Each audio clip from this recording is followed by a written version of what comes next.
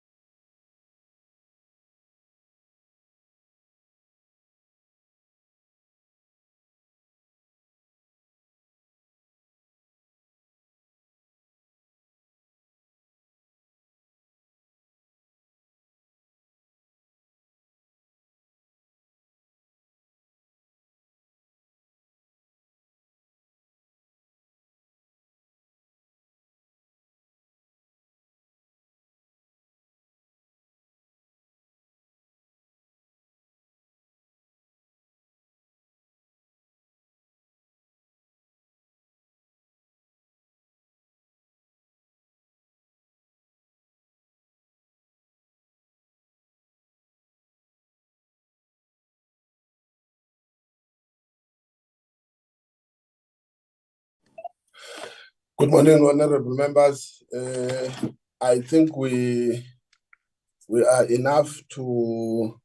You are muted, Chair. Am I muted? No, Still Chair. muted. Huh? We can hear you. I can hear you. Okay. Yes, honorable members, good morning. Good morning, the support staff of the committee and the participants in today's session, as well as everyone who has joined the hearings today. You are all welcomed into this session. Without any further delay, we have got only one item that we'll be dealing with, and then we'll make announcement at the tail end. But I'm sure we all know that we start as this portfolio committee, this meeting on a sad note, where 13 workers were lost in Impala, and yesterday we had a memorial service.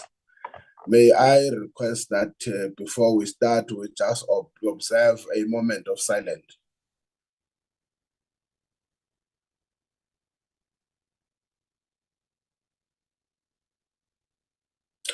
May the departed souls rest in eternal peace. Okay, Ari, we are here today, honorable members and our participants and guests, to deal with the written submissions from those who had made a request to make oral submissions. I hope in terms of the administrative work, Ari and Ayanda, all those issues would have been cleared before this meeting. But before I go to that item, can I check, are there any apologies from honorable members? Morning, Chair. Thank you. Just the following apologies.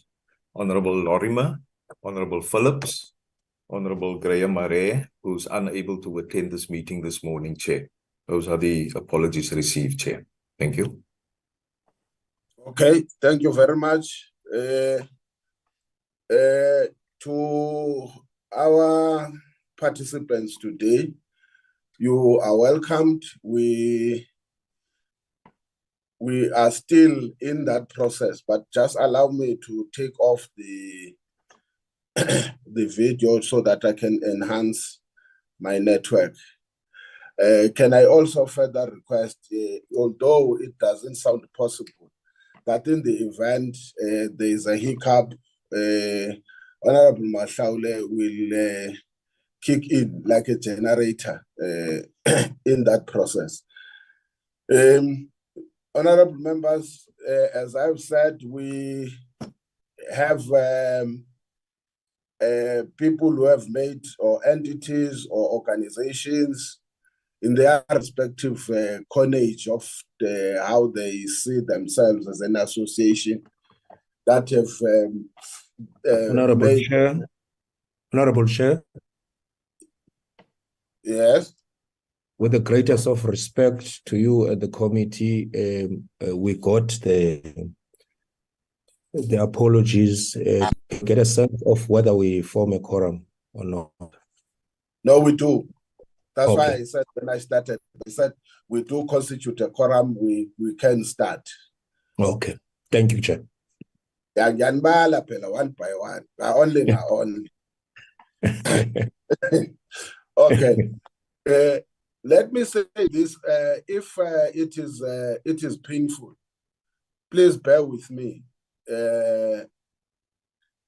We will request members very efficiently on time to just ask within 1 or 2 minutes questions of clarity, pointed straight on clarity, not debating, because people will be expressing their views on what do they think in terms of the proposed amendments, which is the Electricity Regulation Amendment Bill. We will open up that gap for members to ask questions of clarity, not questions of debate. People, they are entitled to hold their views. Recording in progress. And as members of this committee, will get an opportunity to deal with our own views, which ultimately will constitute the final recommendations and outcomes. But having said so, let me say because the understanding that we commonly have, or I commonly have as a chair, is that processes of legislation go via the national executive, in this case, which is cabinet and others. And most of those views that are expressed there are views that accommodate some of the entities of government. And no one is going to be dismissed, but I think it will be important for NERSA, Eskom, I think it's, bring back my agenda, Ari. Bring back my agenda. Don't take it away. I think it's Operation Vulindlela. Let's go up. It's National Treasury. Ne? We don't have to ask this question because I know it's a standing question. Please try and clarify that matter because we don't want to sound like when the executive has finalized these processes and the public is supposed to participate. The executive again wants to have what we'll call a second bite. You may have, if you wish, if you don't, you want to wait for the question to come. Just to clarify that so that we don't have to ask a question of clarity where you're not satisfied with the initial process that led to the outcomes of the final product of proposed amendments, so that we pass that aspect without any further delays. I'm raising this thing because tomorrow I fear if civil society or just the public generally says we are overshadowing a process that initially or generally or normally or by their understanding it's supposed now to be a process of public participation. So if that offends you, my apologies, but I think it's important to even go to those areas without any delay. My last thing is that we will really appreciate that you assist us in terms of whatever the views that you might be having. If there are any views beyond what is proposed as amendments that you are of the view that needs to be considered in the amendment, because all what is contained on the amendments is what other people have thought needs to be done to make such amendments. So we are open to even yourselves giving us your ideas of what is not contained and you think it should be contained in the amendments, if you so feel so. Without any further delays, can we take number one, Ari? NERSA, Chair. Let's take NERSA. It's better if it's the one from home. Stick to the time. At least you know the procedure much better than us. If you exceed your time, I will have to put a hold on you. Can you come in, NERSA? Thank you, Chairperson. Chairperson, this is Tembani Bukula, the Chairperson of NERSA, and I will be assisted by Mr. Gumede in doing the presentation. Mr. Gumede is the regulator member primarily responsible for electricity regulation at NERSA. Chairperson, because we have really no time, I don't even want to start by indicating that we regulate these industries, but I'll go straight to the point where Mr. Gumede will take us through the points. And we have made a submission, a written submission, and in the points that would omit as we are fitting into the time, Mr. Gumede will just indicate that these are in the written submission. Without further ado, Mr. Chairperson, may I ask Mr. Gumede to take over? Thank you, honorable members, and thank you, honorable Chair. So, Mr. Pukula. with, I will give you this time that we'll use. Ari, please, if it is not there, you need to flag the presentation. Yes, we have received it, but I think we need, for the benefit of fast tracking and consumption of information, can I request that you do that, even if it means once they are proceeding with the presentation? Sorry to disturb you, Chairperson. Thank you, Honorable Chairperson. But Mr. Gumede, please take us through. Thank you, Mr. Gumede. Thank you, Mr. Bukula. Good morning, Honorable Chairperson. Good morning to the honorable members. I'll be quick. I'm not sure if Ari can flag the presentation. I was trying to share my screen and I can't. If you can fly that, if you can fly the presentation, otherwise I'll actually just start. I'll actually just start talking to it. I gave you co-hosting rights, Mr. Gumede. Yeah, it still says I can't share. It says okay, host disabled participants screen sharing. No, that's fine. Okay, you'll then share the presentation. Yeah.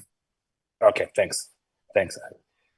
All right, I'll also just skip. I do firstly just to answer the question, the fundamental question asked by the Honorable Chair. Why are we here? Yes, we did get an opportunity to engage with the DMRE during the actual formulation of the bill.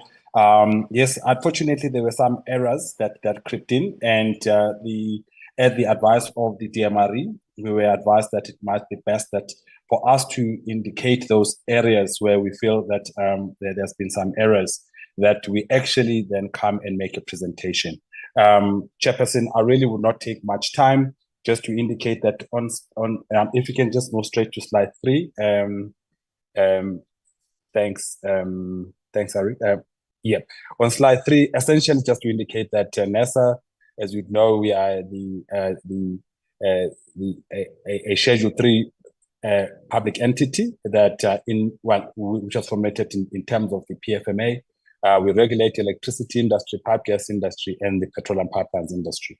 The next slide, please. We thought it important to, sorry, for some reason the slides you have don't quite tell you with mine, but anyway, we actually thought important to indicate some background. The first background being that the Electricity Regulation Act of 2006, which amended which repealed the Electricity Act of 1987, introduced over and above generation, transmission, and distribution, trading, import and export as non-infrastructure activities. But also what then subsequently happened is that the minister amended the Schedule 2 of ERA, which then expanded the scope of non-licensed activities, introduced actually removed the threshold in terms of generators, in terms of their ability to actually invest way beyond what was originally 1 megawatts to now there is no limit in terms of generators, what they could generate. Now that a combination of all of those issues has really just necessitated a shift in the policy, the laws, and the regulatory approach. Next slide, please, Ella. The other part is that over the years, there's always been an issue around reticulation, and up till this stage, there is no settled position on reticulation. Unfortunately, it brings a lot of challenges in terms of the work of the regulator. We are just here to just really request that there needs to be a concise definition of reticulation that needs to be incorporated in the bill. I will talk to that later. Next slide, please, Aaron. And also, if we now go straight to the specific issues or the errors that crept into the bill, Firstly, there was an error in that regulation of electricity has been removed from the bill. It is our recommendation that that be changed, because in essence, regulation of electricity price is central to the work of the regulator. The rationale being that when we're looking at tariffs in essence, they actually tend to refer to the cost of the service of generation, transmission, distribution, or even trading, and that the price itself should actually be a sum total of all of those elements, and it reflects the cost of the consumer, the cost that the consumer's consumption imposes on the service providers. Next slide, please, Aaron. So in essence, what we are then saying is that we are requesting that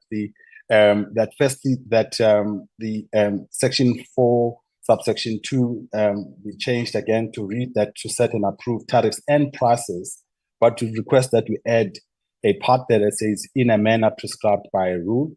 But what we are then suggesting is actually a definition of price, which at this stage in the current act, both price and tariffs are defined the same. But what we are requesting is that price should focus on the end consumer and should look and should be seen to mean a charge for electricity to an end user or a consumer, and may reflect those areas that have been indicated there. Next slide, please, Aaron. We also felt that the bill introduces a new definition for trading, and it means wholesale and retail buying and selling of electricity and trade. The challenge with this is that trading, firstly, it's the way we read it, it's very wide, because in fact, in respect of trading, a generator could apply for a trading license, transmission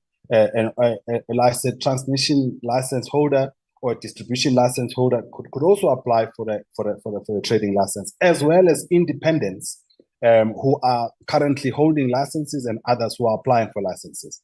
So retailing is broad. Trading is broad. We are therefore requesting that there be a definition of, in fact, both of what wholesale, this particular definition of trading would mean, but also introduction of a definition of retailing. And we are then suggesting that retailing should basically mean the buying and selling of electricity by the or by the end consumer at consumer premises, and retailing to a corresponding meaning.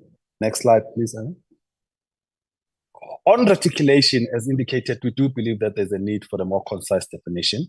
The reason again here is that the Electricity Regulation Act separates out distribution from trading, but reticulation seems to bring the two together again, that we do believe that there needs to be a better definition which separates the two, and we are proposing a definition which is indicated there as red, which is basically as electricity, reticulation of electricity, that it means provision of infrastructure and metering equipment necessary to allow delivery of electricity from the point of connection to a distribution network service provider's assets to the assets of the electricity home. It's just a proposal. If you go to the next slide, please, Harry. The key issue, Chairperson, which was left out also, is the issue of the funds of the regulator. Currently, the funds, the regulator is funded via an old a part of the 1987 Act, Section 5B, which was not repealed. But the problem with that part of the Act is that the levies are only to be collected from energy sent out from licensed generators. Now, with the growth of the generators that are not licensed but which might be registered, and in the future perhaps other versions of it that they might not be licensed, is that this in fact threatens the existence of NERSA. We're therefore requesting that a change. We're proposing that we then have a levies bill, but that the levies should be linked to the total amount of electricity sold in the country, irrespective of the source or the means of generation. Next slide, please.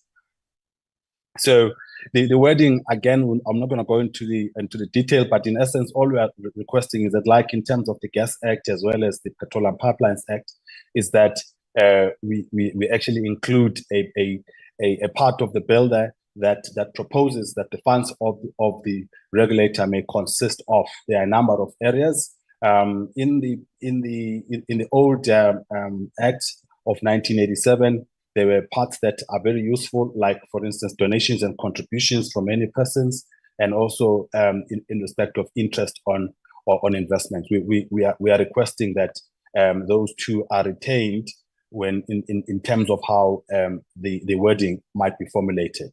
Next slide, please.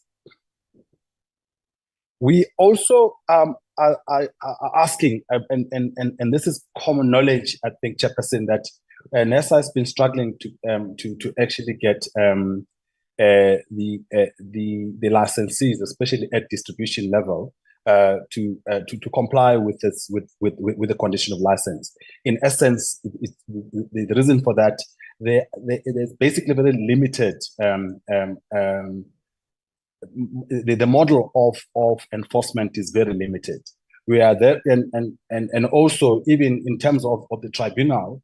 The first one is that only the members of the regulator can actually be part of the tribunal. We are asking that be expanded a little bit so that it can allow, especially if, for instance, 6 members of a regulator were part of the development of a particular outcome. When there is a tribunal sitting and the same members actually sit on the tribunal, it does expose the regulator in terms of impartiality. So we're actually requesting that the tribunal can then be expanded a little bit. We're also saying, unfortunately, in terms of the tribunal, the penalty that can be imposed is very limited. It's limited to just fines. What we are then saying, unfortunately, that especially if the non-complying licensee has got challenges in terms of money, that imposing fines does not, it makes it very difficult. In fact, it puts that particular licensee into further financial distress. We are therefore requesting that the scope of the penalties that can be afforded or that can be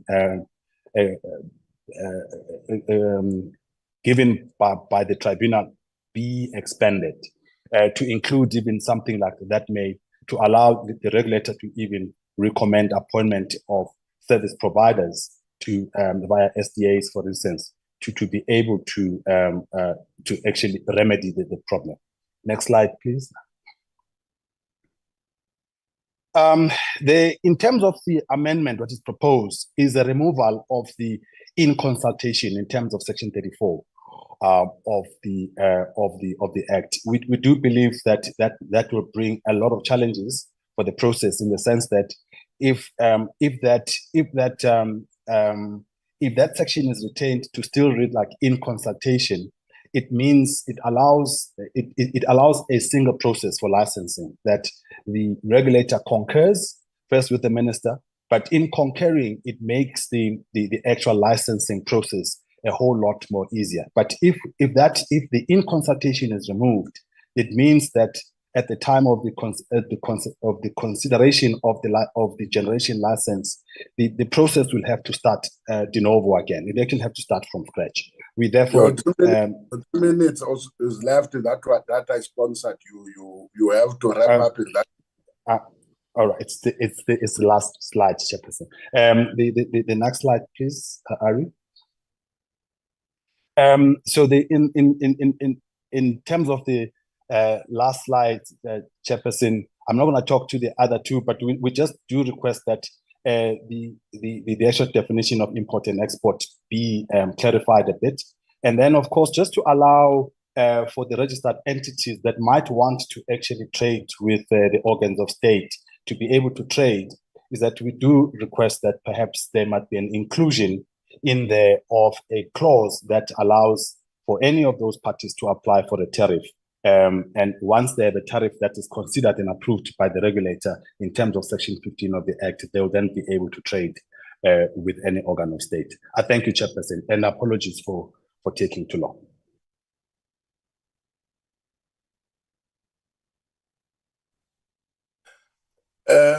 Thank you. You had a minute. I don't know, Chair. Chairperson, we are fine. I think we have covered the most important parts, and we'll be happy to save you a minute. Thank you, Chairperson. Thank you. Honorable members, in your minute and two, any questions of clarity? Clarity. I can't see any hands. Oh, I see the hands of Honorable Milem. Any other hand? I see the hand of Honorable Kaiser. Going 1, 2. Okay. Honorable Milem. Thank you, Chairperson. I'm not going to put on my video if you don't mind. Chairperson, I have two questions. The first is... You look nice in your picture. Thank you, Chair. Chair, I have two questions. The first details with relates to the proposal about the various definitions: trading, reticulation, retailing, and distribution. My concern is that we're conflating a number of issues here, and I'd really ask whether or not it's necessary to bring those into the same kind of space. Specifically, reticulation, in my understanding, is the infrastructure that is necessary to transmit electricity. Distribution is the act of transmitting electricity from the transmitter to the end customer, and trading is the sale and retail thereof. Now, my question is, are we not confusing the issue overly by going the approach that NERSA is recommending? My second question relates to the in consultation clause, and I hear what NERSA is saying, and I understand where they're coming from, because I think they're giving up a little bit of their power and authority by saying after consultation. However, we have seen over the past several years how the challenges, particularly with regard to Section 34 determinations, where there is no concurrence and the matter just hangs in abeyance for years and years and years and years because there is no concurrence. At least this proposal would allow NERSA to make a recommendation, the minister to consult NERSA, and then make a determination, an authoritative determination from the minister. You're not caught up in this concurrence nightmare where everybody has to agree. Could I get NERSA's comments on that, please? Thank you, Chair.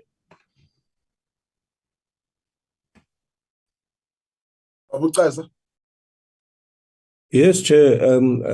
Very honest and straightforward question of clarity. Chair, there is a 15% additional levies and other levies that are inherently from the apartheid system into many of the fuel prices that are currently in place, which directly or indirectly influence the prices of food, and then directly influences the poor in terms of accessing that. And I just wanted to pursue in terms of the Electricity Levies Act what their proposals are in terms of their regulation as the regulation body of South Africa. And because the rest of us, they regulate, and then the rest of us have to follow, even at the municipal level, what they have already regulated in terms of prices. What is the proposal in terms of relieving the public in terms of their method and their criteria of of putting prices together. Thank you, Chair. Nersa, don't behave like in my previous life then, and when you give an answer, you make another presentation. Just straight to the point. Thank you, Chairperson. Mr. Gumede, I think these are questions we had kind of anticipated. Please go ahead and respond. Thank you, Chairperson. The definitions, just to indicate, the definitions are already, for instance, distribution is already defined in the current era. Trading is already defined. It's just that trading is being changed and to include retailing. So we're not adding, we're not introducing. The only one that we're asking is clarity in terms of when the new definition of trading is put forth. It says it's wholesale or retailing now, unfortunately, both those terms are not defined and they could mean anything. So that's the first thing. But in terms of definitions, they already exist. Number two, in consultation, Chair, we're not concerned either way. What we're simply saying is that when NESA goes through a licensing process, it's an elaborate process. But we may find that we already might have gone to some kind of process during the actual determination process. What we're wanting to do, the in consultation allows those two processes to be basically brought into one, because once a determination is made in consultation with NESA, NESA is bound by the decision of the minister. But the minute you remove that, then it means we need to then start another process. In terms of levies, just to indicate to the honorable member, is that NESA is already funded by levies. In fact, in terms to ensure the independence of the regulator, funding of regulators by levies is what is globally accepted.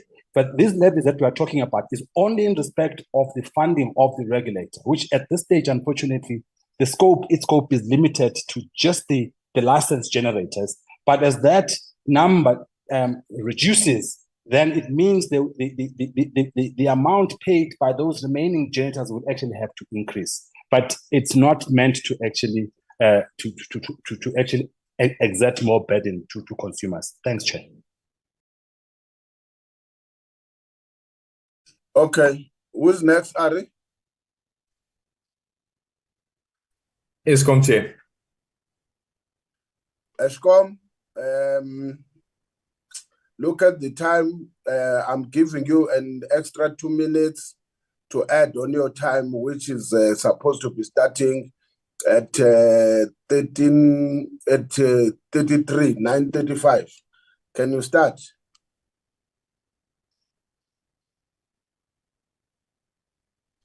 Good morning, Chair, and good morning to the members. Thank you for this opportunity to present. Just by way of introduction, my name is Keith Bowen. I am the Senior Manager for the Market Operator in the Eskom Transmission Division.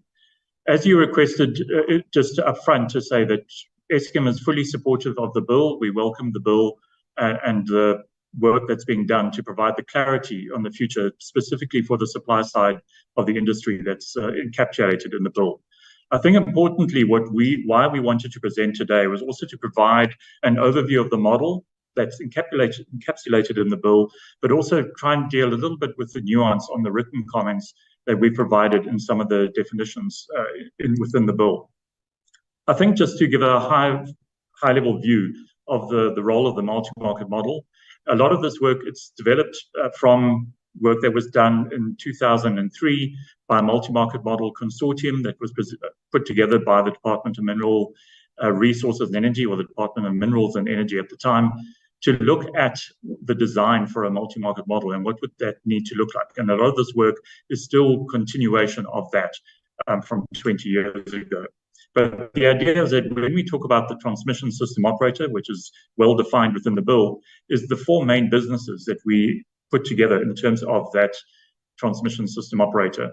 We have the network operator, which is the grid. It's around the planning, the expansion, the maintenance, refurbishment, and operating of the grid, which continues the main focus of the transmission company as it is now. The idea then is that we also have the system operator, which is the current system operator within the Eskom Transmission Division, looking at the balancing of the system across all participants in the market, ensuring that the system from minute to minute, second to second is in balance, and that we have security of supply and stability on the grid throughout the period. The two new functions that the bill introduces are the market operator and the central purchasing agency. The market operator is very much like the Johannesburg Stock Exchange in the way in that it provides platforms for trading.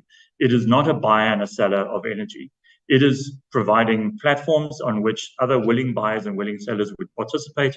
And then, of course, the balancing mechanism, which is where we try and bring everybody together, all the people who are trading either on the day-ahead market, physical bilaterals, they then come together under the balancing mechanism, which provides the system operator the financial capability to keep the system in balance and then deal with the accounting of the flow of money at the end of after the real-time process.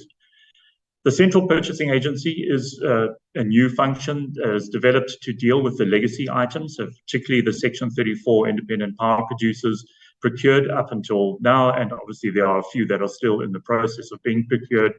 The central purchasing agency will be the off-taker or the buyer under those contracts and has to then sell that energy into the market and deal with the differential between the cost of purchases versus what the market price is that it's able to get for that energy. And that then brings us to the legacy charge, which the central purchasing agency would have to recover for that difference from all consumers. There's also the role that it plays in the transition.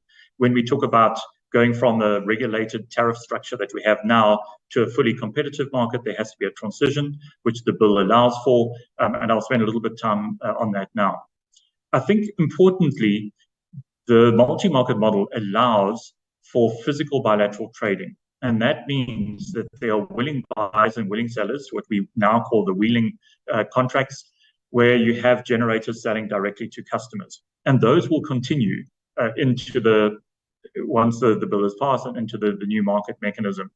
Because it's allowing for long-term physical certainty for buyers and sellers, obviously it comes with a certain risks associated with the network and whether the network is available at any particular point in time, but it's still a mechanism that is allowed under the multi-market model. I think one of the things that we propose, at least in terms of the definition of the physical bilateral transaction in the bill, is that right now it says that those transactions go through the central purchasing agency. We're suggesting that that is excluded. It's just a willing buyer, willing seller transaction. The central purchasing agency plays no part in the physical bilateral between a consumer and a generator.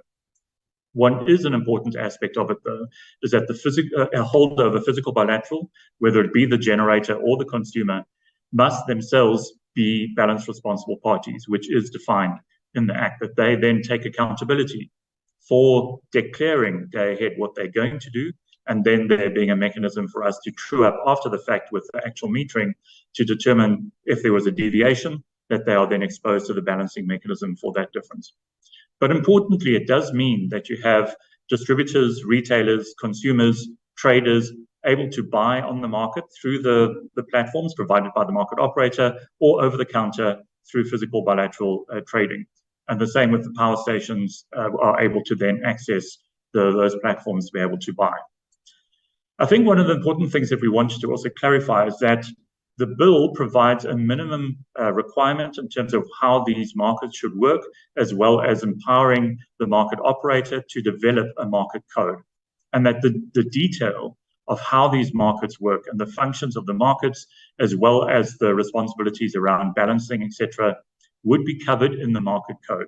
So alongside the bill, hopefully when the bill is processed, we would then also have started working and concluding an industry acceptable market code, which we can then present to the regulator for approval. And that market code then goes into the products that are available in terms of the platforms, be it the day-ahead market for energy, a day-ahead market for reserves, an intraday market for people between the day-ahead and the real-time, the capacity market, a potential to develop how we can incentivize capacity into the future, as well as some of the ancillary services markets that might be in play in terms of this multi-market model. So we're saying that, absolutely the bill provides for that mechanism. We're then suggesting that that's a process that the market operator would go through with industry and the regulator to ensure that we develop those market codes to have ready by the time the bill becomes an act, and we can then start with the market. I think importantly, one of the issues is around the transition.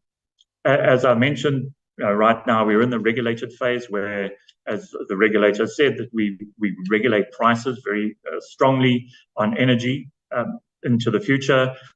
We expect that would start changing. The moment the market opens, there then has to be a transition towards where the prices are being set completely in the market.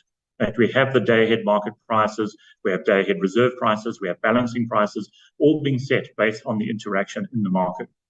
But there has to be a transition from between those two phases because of the risks associated with just going on a big bang approach. And so we're proposing that as part of the market code, you develop the structure which the bill allows for, which we call the vesting contracts. And the vesting contracts then provide for sort of back-to-back agreements through the Central Purchasing Agency, buying energy from Eskom generators and other generators that might want vesting contracts, and through to customers, retailers, specifically Eskom distribution, but it may also imply that other retailers might be able to also get vesting contracts, so that we manage that process.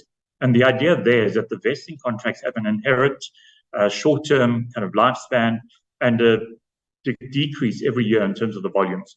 So we would start potentially with 100% of the volumes for the distributors being hedged through the vesting contracts, and that every year we reduce by potentially 20%, so that by the end of the period, everybody is exposed 100% to the market prices. But that doesn't mean that as the vesting contracts are worked out of the system, that everybody now stays exposed to market prices 100%. The theory is still then that they would engage in hedging arrangements, contracts for differences, over-the-counter trading, to be able to get themselves back to sort of a risk-managed pricing environment going into the future. So even though we would remove the Central Purchasing Agency vesting contracts from the process, we allow them that there would be over-the-counter trades or potentially even an exchange-traded process for people to hedge risk going into the future. I think one of the things also in terms of the definition around the vesting contracts is at the moment it's defined very clearly for Eskom generators and distributors, but the idea is to maybe allow that to be opened up so that the market code can define who would be allowed to have vesting contracts to manage that process into the future, especially if the regulator allows for qualifying customers to include other retailers or other customers, that maybe they should also have vesting contracts, at least initially, to ensure that there's a smoother transition to the market. So that's really the overview of what we wanted, the inputs we wanted to give. Overall, we completely support where the bill is going and the provisions of the bill. It was just to provide some clarity around the nuance for those definitions. Thank you, Chair.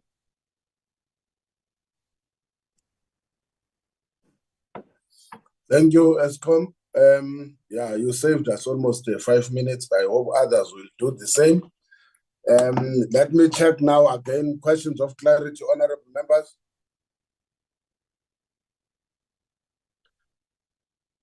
Going one, I see Mr. Ceza. Any other hand? 1, 2. Okay. Honorable Ceza. Thank you very much, Chair. I'm in the committee, and you would understand my curiosity on concepts and that are arising from Eskom and other entities of the department. But please bear with me, Mr. Keith Bowen. Am I correct? That is, I just wanted to check because clause 28 of the proposes the insertion of 3.4b and 3.4b in the bill, and then it says that the white paper provides that to ensure the success of the electricity supply, and then various development will have to be considered by government over time. Namely giving customers the right to choose their electricity supplier, introducing competition in the industry, especially the generation sector, permitting open, non-discriminatory access to transmission systems and encouraging private sector participation in the industry. Look, I know that there are concerns about environment and all those things. And my concern is about the intermittent nature of the renewables. Can you give clarity on those? And then secondly, what is the relationship between the unbundling of Eskom as proposed by the roadmap to Eskom within the Department of Public Enterprises as proposed between that, between the unbundling and the roadmap to Eskom? I think that's my clarity. And then you clarify the last one, Chair, the willing buyer, willing seller. It just passed me while I was going through concepts of your presentation. Thank you.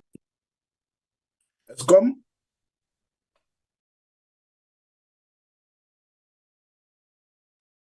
May I answer, Chair? Yes. Great, thank you.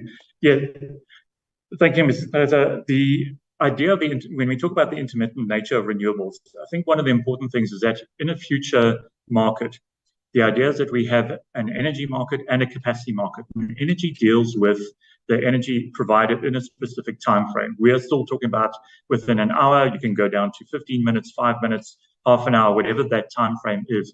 And any generator that produces in that hour gets the market price, whether it be a wind generator, solar, nuclear, coal. They all earn the same revenue in that hour.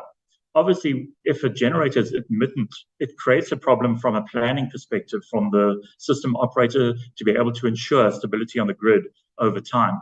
So that's why we propose that there's a capacity market. Either it's done through the Central Purchasing Agency or even a Section 34 determination by the Minister to go out and procure the backup that the system may require for the renewable energy.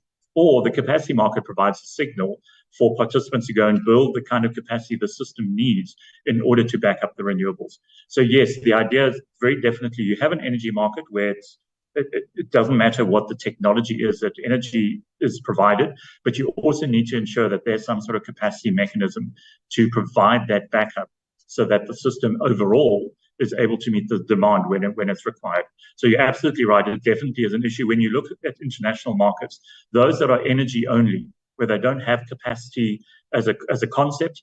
Often there are issues where one, they underprice the value of renewables because they don't deal with the need for renewables over time.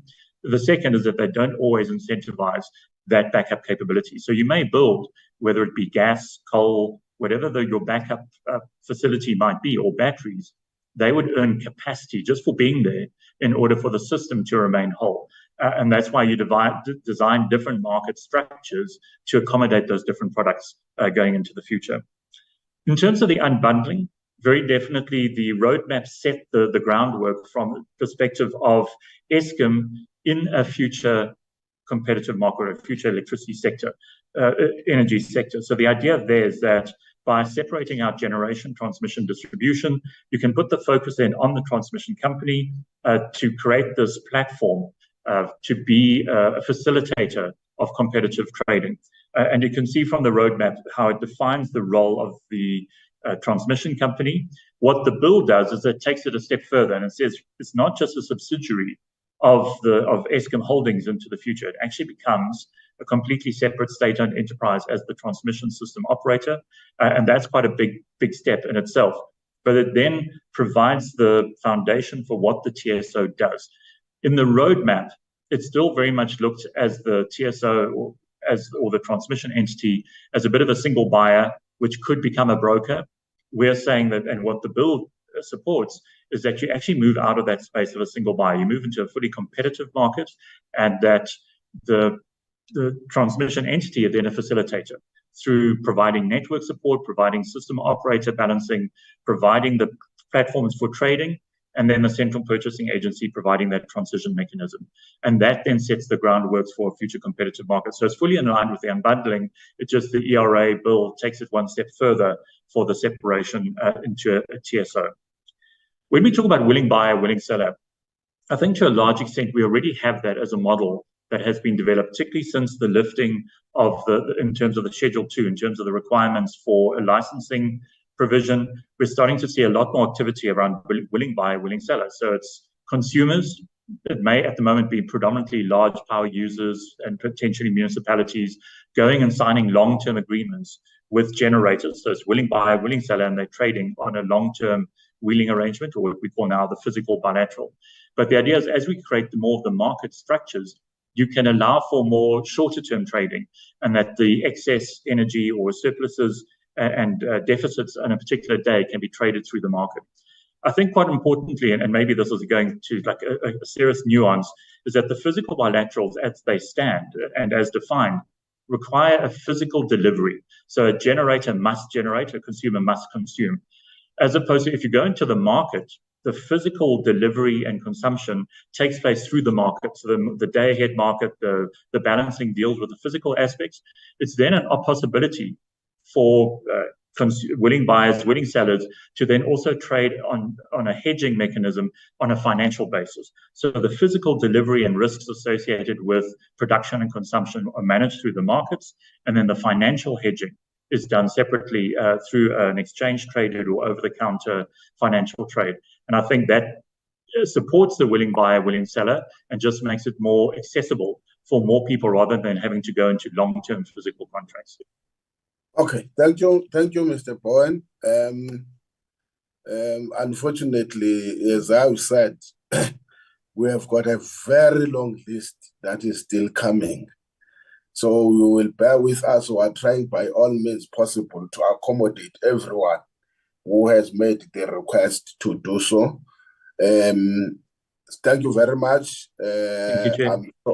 We don't use this exercise, as I've said, to agree or disagree. We use this exercise so that members are empowered in their deliberations with regards to the proposed amendments. Can I take the next one? Is it Rural Action for RACR? Hi, yes, thank you, and good morning, everyone. Thank you for the opportunity to present. My Wi-Fi connection might not be the greatest, so I'm going to keep my video off if that is okay. And maybe you can just confirm that you can see my PowerPoint presentation. No, it's Tara. It's okay. Sometimes, though, it's nice to see just the face and then a person switches off, but it's up to you how you want to do it. Okay. This is me. I just so that you can see my face, and then I'm going to turn off now, just to save the bandwidth. Okay, so I am Tara Neer van Reineveld. I am presenting this oral submission on behalf of the Rural Action for Climate Resilience project, which is based, we work with 36 different community-based organizations in the Northern Cape, Eastern Cape, and Western Cape, and they are a combination of rurally located community-based legal advice offices and faith-based institutions. And yeah, so this submission is a compilation of various different inputs that have been put together. So I first want to recognize that this amendment bill opens up certain opportunities. It firstly opens up the possibility for widespread renewable energy generation, which is crucial to both address our energy crisis of load shedding and transition away from coal. And it also opens up the possibility of community-owned and socially owned and community-run renewable energy cooperatives and projects. And I think this is a really interesting point and avenue that is relevant to the community-based organizations that we work with. But there are a number of different concerns depending on how the amendment bill goes forward in the future, and some uncertainties. So I think the first thing that there was uncertainty about amongst the people that we were collaborating with was what the impacts are going to be on electricity costs. So the current amendment bills assume that there is going to be this competitive energy generation market that will inadvertently lead to cheaper electricity. I think that's a sort of implicit assumption, but it's not really guaranteed, as competitors are potentially still entitled, or are entitled to pass on the costs to customers. So we are interested in there being some kind of protection against windfall profits and the requirements to take into account these costs electricity generation options. We are urging the inclusion of more active regulatory mechanisms for the protection of the poor and vulnerable against potential increased costs of electricity, given that NERSA will no longer be regulating these. Another point is that although in theory this competitive energy generation market could open up for community-owned and run renewable energy projects to participate in electricity generation, there is a lack of an explicitly supportive regulatory environment for small-scale community-owned renewable energy projects. And this is a barrier for the survival of such projects given their limited access to resources. So the current regulatory environment is much more conducive to larger private and well-resourced power producers. And then there's also an additional uncertainty regarding how the variability in electricity prices as a result of marketization of electricity generation will impact how National Treasury calculates the equitable share and the FBE allocations, and also municipal revenues generated from selling electricity. Another concern that we have is the impact on public participation. I just want to note here that many of our constituencies attempted to attend public provincial hearings that were currently being that were recently concluded, and due to the change of the initial set of dates, they were not able to attend some of them, and that's the additional burden of, if you are rurally located, you have to travel much further to attend one of these public provincial hearings. So that's just to note that there are additional burdens placed on you if you are rurally located. And now, given the change in the bill in terms of the exemption for the Minister of Electricity in certain cases to get concurrence from NERSA for any new decisions regarding the need for new electricity, I think, there's concern that this will be exploited and result in the bringing on of electricity generation that is not that doesn't impact, that has a negative impact on electricity prices and potentially doesn't have sufficient input from the public. This leads on to the next point, which is on the potential for risky new infrastructure builds as a result of these amendments. There aren't any protections against risky new infrastructure builds that could impact electricity prices or cause environmental concerns, such as contributing to national carbon emissions. And then I think this next point on NERSA's capabilities is also supported by NERSA's submission earlier around their fears around their financial their financial sustainability, given the changes in licensing requirements.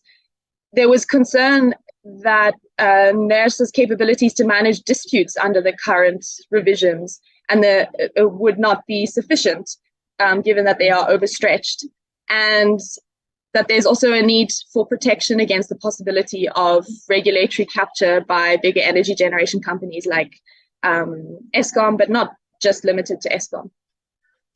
The other question that is not really answered but yeah, maybe someone in the audience can answer, is what this means for Eskom debt and Eskom generation. So the bill doesn't address how Eskom's debt is going to be managed.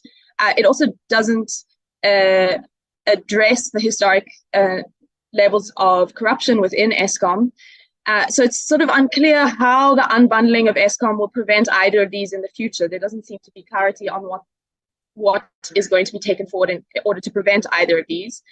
And so, yeah, there's additional concern that Eskom generation will be rendered completely dysfunctional if it is to take on the current Eskom debt. And as I say, it's not clear where the Eskom debt is, so maybe it's not going to Eskom generation. But yeah, if Eskom debt was to take on all of the Eskom debt, then there is the possibility that Eskom generation will be rendered dysfunctional and unable to meet the generation requirements that we will need before sufficient energy, alternative energy, comes onto the grid. And this is also bearing in mind the fact that Eskom is currently in a situation where it's unable to build any new generation capacity for the next 3 years. And then finally, the bill also creates uncertainty for energy planning, given the removal of Section 32A in the bill, which is regarding the minister's responsibility to develop and revise an IRP, and on the process to be undertaken in doing so. And this is in the context of an additional uncertainty, given the fact that we also don't yet have our finalized integrated energy plan. So I guess my question to all of you in this room is, what is the vision of our regulatory environment? What does it encourage? What does it enable? And what does it prioritize?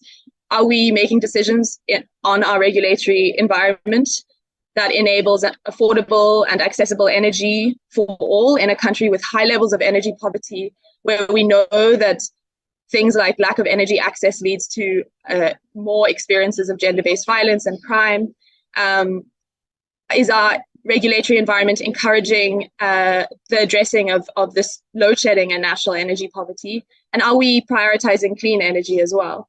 Or is our regulatory environment encouraging private profits and other vested interests?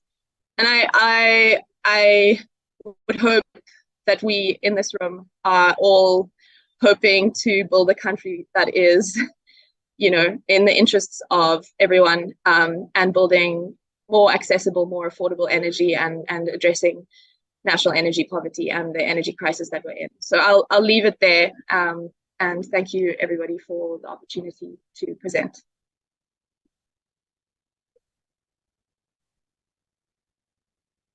Thank you, Tara. You are exactly on time. Thank you very much for that. I see there are two hands. The hand of Honorable Mailem, and then Honorable Malinga, and then Honorable Treza. In your 1 minute. Honorable Mailem. Thank you, Chairperson. Chairperson, I just have a simple question, and it relates to the second last slide that Ms. Van Rooyen put up. I might be being stupid here, but can she please point me to Section 32 capital A in the main act and the removal thereof? Because I can't find that in the amendment bill at all, and I certainly don't know of such a section in the Electricity Regulation Act. Thank you, Chair. Okay, Honorable Malinga. Thank you very much, Chairperson. Greetings to yourself, members of the portfolio, our staff, and our guests. Chairperson, let me welcome the presentation. Honorable Mailem has already taken my first question, Chairperson. But I think the person who has just given us the presentation is going to respond to that one. Chairperson, I just want to check with them. Why the thought that moving away from coal will stop load shedding? Because that's what the first slide says. What gives them that assurance that moving away from coal to renewables will stop load shedding? Chairperson, also the issue on Eskom, the issue of your distribution, where it features. I think she should just familiarize herself with the unbundling roadmap of Eskom, what each entity is designed to do.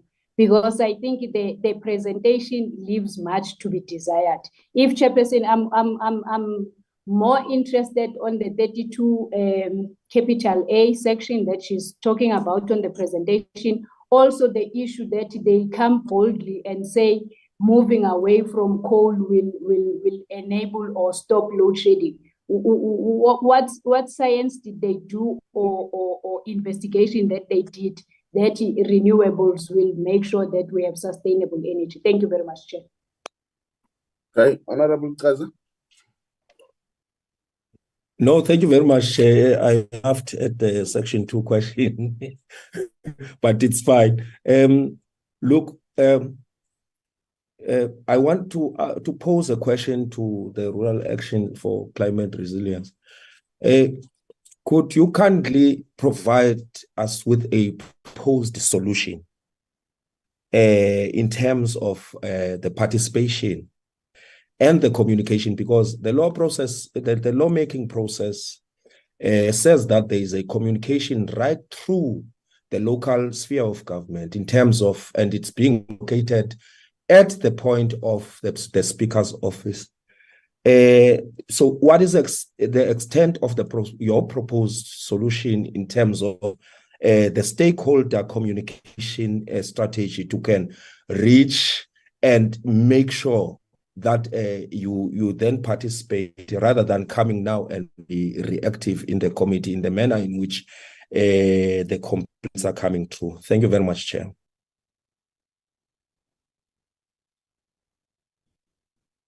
Madam van Rensburg. Yes, thank you for the questions. Regarding why you're not finding Section 32A in the amendment bill, as you would have noted, my slide said it was the removal of Section 32A. So of course, because it's the removal of Section 32A in the amendment bill, it does not exist in the amendment bill. That is what we are critiquing. So I hope that clarifies. If you look at previous versions of the bill in the many iterations that it has had since its original release, you will find Section 32A. And this is also to note that our legislation is quite complicated and there are many different iterations. So I myself struggled to track all of the different amendments. And so I totally relate to your inability to find Section 32A. Because it isn't in the amendment bill, it was in a previous bill. Our comment is relating to the fact that it isn't there anymore. Regarding the concern around why I think that moving away from coal, or not just me, a large number of people think that moving away from coal would end load shedding. Well, we don't know, right? We don't know if moving away from coal will end load shedding. But what we do know is that we have load shedding with a predominantly coal-based energy infrastructure. So why continuing with coal would solve load shedding is also, to me, a mystery. And so I think what we should be asking ourselves is who is managing and how that energy system is being managed. And this information is very much in the public domain, so I don't think I need to be going into significant detail. Yes, so, and then there was a final question around what to do about public participation in rural areas. I mean, I think I am in my 20s. I am much less experienced than any of you, and I'm sure all of you have much more experience in terms of, enabling public participation. I think communication is, of course, the first step. Many of these community-based organizations are working with people who don't read, who maybe they get access to the notifications, but they don't have sufficient funds to travel. So, I mean, there are a diversity of approaches in terms of enabling public participation. And I'm not saying that people didn't try, because I know that there were efforts. And I'm just saying that there were some people who felt that their voices were not included. Yeah, I can't not acknowledge that. Yeah. Chair, I still can't get the solution. Bear with me. No, Honorable Teza. The answer that is giving is a clarity what informs or what is her thought or that. It is up to us when we deliberate as committees. Let me just make for an example. If the concerns is about improving on the issue of communication, on the basis that people may not have participated, it is up to us to say, are there any improvements that we want to see? Yes, I understand you said, what is it that she thinks can be done? And she's saying at this stage does not have those answers. That's why we say it's questions of clarity. Whether then that person is able to back up that, for an example, even again, we'll have to deliberate on that. If when you say the movement away from coal will lead to the end to load shedding, the answer was there is no scientific proof that it will end load shedding. But it is up to us to then deliberate whether in terms of the amendments and what informs them, they will be able to address the crisis that we're having, which amongst others lead to load shedding. So that part, can we pack it and note what the issues that are being raised? Only when we deliberate, we'll engage on them. Chair? Yes, Honorable Milam. My hand is also up, Chair, or maybe you want me to also just scream. Honorable Milam. Thank you, Chair. Chairperson, I note Ms. van Reineveld's answer. However, I want clarity specifically on where in the amendment bill Section 32, capital A is removed, because I can't find that. I've looked at the various amendment clauses and there's no removal of Section 32A proposed in the amendment bill. And secondly, where Section 32A in the Act is actually where that is, because I don't see that either. Honorable, I might be being okay. Oh, I thought you were done. Sorry. Yes, Honorable Madam. No, finish, Chair. Okay, Honorable Malin. No, Chairperson. Actually, I think I am more confused on the presentation that we just received. I thought the people that are coming before the portfolio today are the people who are going to speak on what they have written to the portfolio committee. By the time written submissions were sourced to the public, we did not conduct public hearings. So I am a bit lost on this presentation, Chairperson. I might be a dome cop, I don't know. But in the chair, it's fine.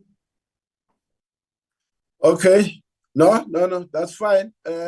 Let me just try and check the three issues, Honorable Teza, in terms of the clarity. In fact, all three questions that were asked. I'll give you just 2 minutes, Tara. Thank you for the questions. To clarify, there have been multiple iterations of this bill, and the numbering changes, which is why 32, you can't find 32A. I am trying to find the original version of this bill. We don't have Apologies? time to find it now. I'm saying we don't have time to find it. There are other presentations. Okay, fine. But it does exist, and I think you will hear it in later submissions as well, because I'm not the only one to make this point. As per the comment around public provincial hearings, yes, they concluded our submission was submitted in writing. We did submit a submission in writing, so you can refer to all of the submission points that I made in writing. And that was why I was given the opportunity to present to all of you today. And regarding the suggestion for what we can do to, if you want a tangible suggestion, maybe think about doing a transport fund that enables people who don't have access to financial, free financial, capital to be able to just pay for a transport for an hour away, to get an hour away when they barely are making ends meet on their SASSA grant. So maybe we can think about providing more funds for people to participate actively and to be transported to public participation hearings. That is maybe one option in terms of a tangible suggestion. I hope that covers all of the requests. No, Chair, Chair. Wait, Honorable Treza, no, wait. I'm from rural areas myself, even yourself. Wait, Honorable Treza, wait. Let's not make a dialogue where it's not necessary. We are asking questions, it's clear. Let me, for instance, try and assist here. Just to, Tara, one thing that is a fact, I think we must clear that thing. There is no payment that is made by individuals for public hearings. Public transport is provided to and paid for by Parliament. Whether that transport is sufficient or not, that's another matter. Let's just state the facts. Secondly, the question of the transport layout is done by the local municipalities. There is no way Parliament will know where I stay in Peti, for instance, or in Duzuma, in KZN, or in other parts of the country. But I think let's state the fact, public transport is provided. It may not be sufficient. I think the second issue, let's take the point that you are raising, and it's up to us again as members when we deliberate, that what you are raising is not necessarily what is contained in the current bill. What you talk to is what is contained in the Act, which unfortunately at this stage, sitting here, none of us can account for it. What is in the Act that is not now placed on the proposed amendments. The third point, which I think it's a matter that we must ponder and engage on, but I think generally there is agreement that it is not automatic that bringing in renewables, as you said, renewables will address load shedding, but equally you do have load shedding when your majority of electricity generation is through coal. It is up to these members to then deliberate on those kinds of submissions and be able to defend and state by that position. Can we then take now the next presentation? I must say, honorable members, from the onset, not every thing that somebody is presenting in this committee is going to be accurate. So it is precisely for that reason, in our deliberation, we must state that this is not correct. Under normal circumstances, we are supposed to be following the procedure we're using in the provincial public hearings, but we do allow latitude for somebody to clarify in the provincial public hearings.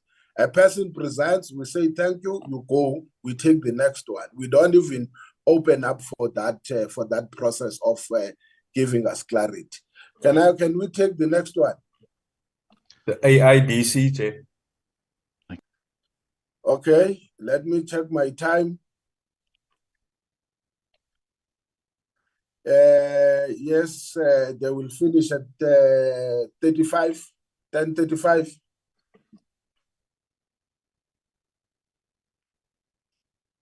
Thank you, Chair and honorable members and all of those in attendance. I'm Dominic Brown, representing the Alternative Information and Development Center. We are a NGO based in Cape Town. The submission has been endorsed by a range of organizations, unemployed organizations, rural organizations, mining affected communities, as well as the National Labour and Economic Development Institute 350 Africa, Institute for Economic Justice and the Socioeconomic Rights Institute. Chair and honorable members, our interest is on the proposed amendments, primarily in relation to the creation of a competitive energy market and in relation to the establishment of an independent transmission system operator.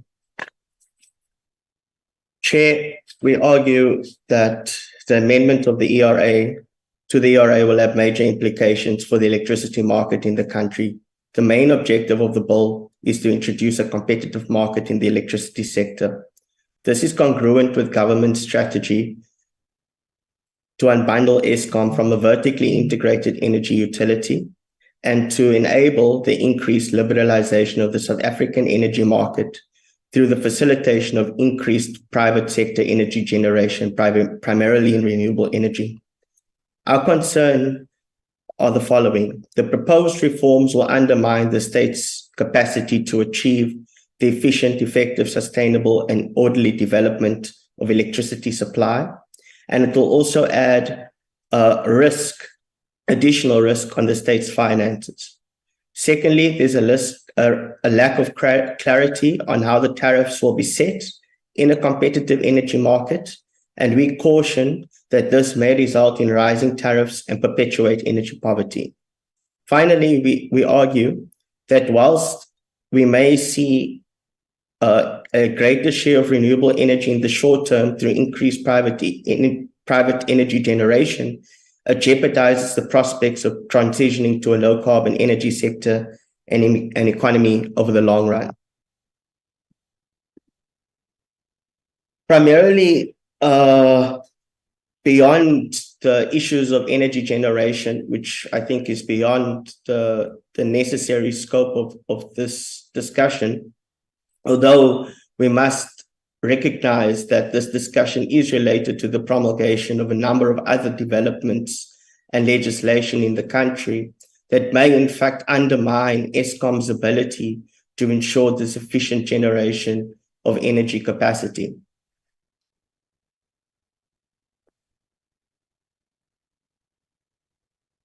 So, as per amendment of Section 21 of Act 4 of 2006, which is renumbered 16 of Act 28 of 2007, the National Transmission Company of South Africa will provide non-discriminatory access to the transmission power system to third parties through the establishment of the transmission system operator. This will allow for the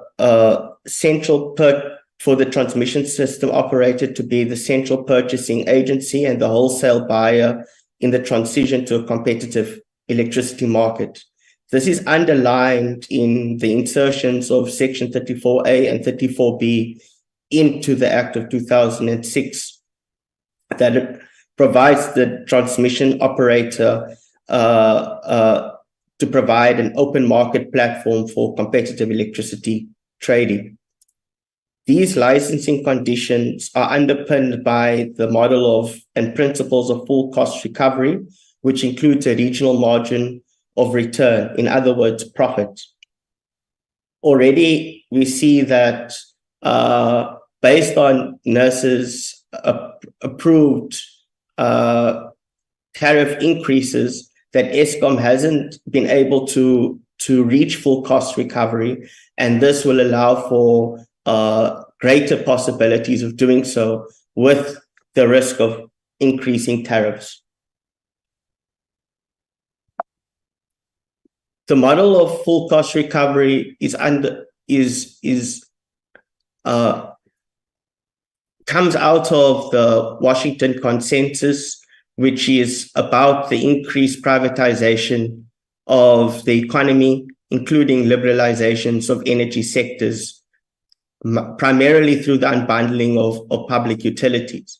Already the white paper on energy adopted in 1998 comes out of this very framework, which effectively leads to an unsustainable financing model for Eskom, which invariably leads to a lack of resources for maintenance and investments in new generative capacity. critically, the development of the National Transmission Company will not necessarily enable the ability to attract the necessary resources to invest in the development of a smart grid. Instead, what it does is it shifts the burden of risk onto the state, of private sector investment risk onto the state as a guarantor in instances where, for instance, there's insufficient local demand. When you have the increased proliferation of variable generation and intermittent energy, particularly through solar PV and onshore and offshore wind, there will be increased system costs that will be borne by the transmission operator. And based on the pricing policy reforms in the bill, these costs will probably be passed through to end users based on tariff charge and increasing tariff charges, further increasing energy poverty. Of course, without effective cross-subsidization measures, this will have detrimental implications, not only for people's lives, but also in terms of development. The issue of the de-risking state is very important to understand the unfolding of the South African economy within the global economy, which has a range of negative implications. This proposed amendments to the ERA, along with the unbundling of Eskom and the reduction in, or the increase in allowance of the threshold for private embedded generation, is all part of the shift from Washington consensus to the Wall Street consensus, which is increasingly looking towards the commodification of essential services, primarily water, energy, transport, education, and so on, but including through the proliferation of public-private partnerships. Ultimately, these proposals would, as we argue, deepen the crisis of energy poverty in the country, which has negative impacts for socio-economic development. Furthermore, the unbundling of Eskom and the establishment of an independent transmission company would be inimical to ensuring that we are able to meet our generative capacity needs in the short to medium term. It is for this reasons that we are suggesting that, in fact, we need to properly assess the risks related to the proposed amendments to the ERA in the context of the other policy proposals that's unfolding, and identify on who that risks will be placed and what the potential implications of that will be in terms of energy poverty, in terms of dealing and ensuring that we have sufficient and sustainable energy supply, and in the context of needing to transition to a low carbon economy. Underlying this, we are also arguing that we need to review the assumptions on which these policies are being developed, including whether or not the full cost recovery model and full cost recovery tariffs are in fact adequate and congruent with the needs that South Africa has and in our developmental context. I'll stop there, Chair. Thank you. Thank you very much. Precisely on time. Any clarity, honorable members? 1, 2. Chairperson. Honorable Malin. Thank you very much, Chairperson. I think this is seriously depressing, Chairperson. I'm not trying to be smart or anything, but I really maybe want to understand the exercise that we are doing. According to my understanding, is that the people who have written to us on the amendments when the committee called for written submissions, are going to put substantive motions on to say that the amendments lack 1, 2, 3, 4. Chairperson, I don't remember any Washington consensus or Wall Street consensus on the amendments. So I find it odd that you compare a process of a developmental state to a process of a developed state. Maybe it's because I'm not a scientist or an electrical engineer. Maybe that is why I wouldn't understand some of this thing. But I implore Chairperson that whoever comes through, can they speak to what is out there for people to comment on? Thank you very much, Chair. Okay. There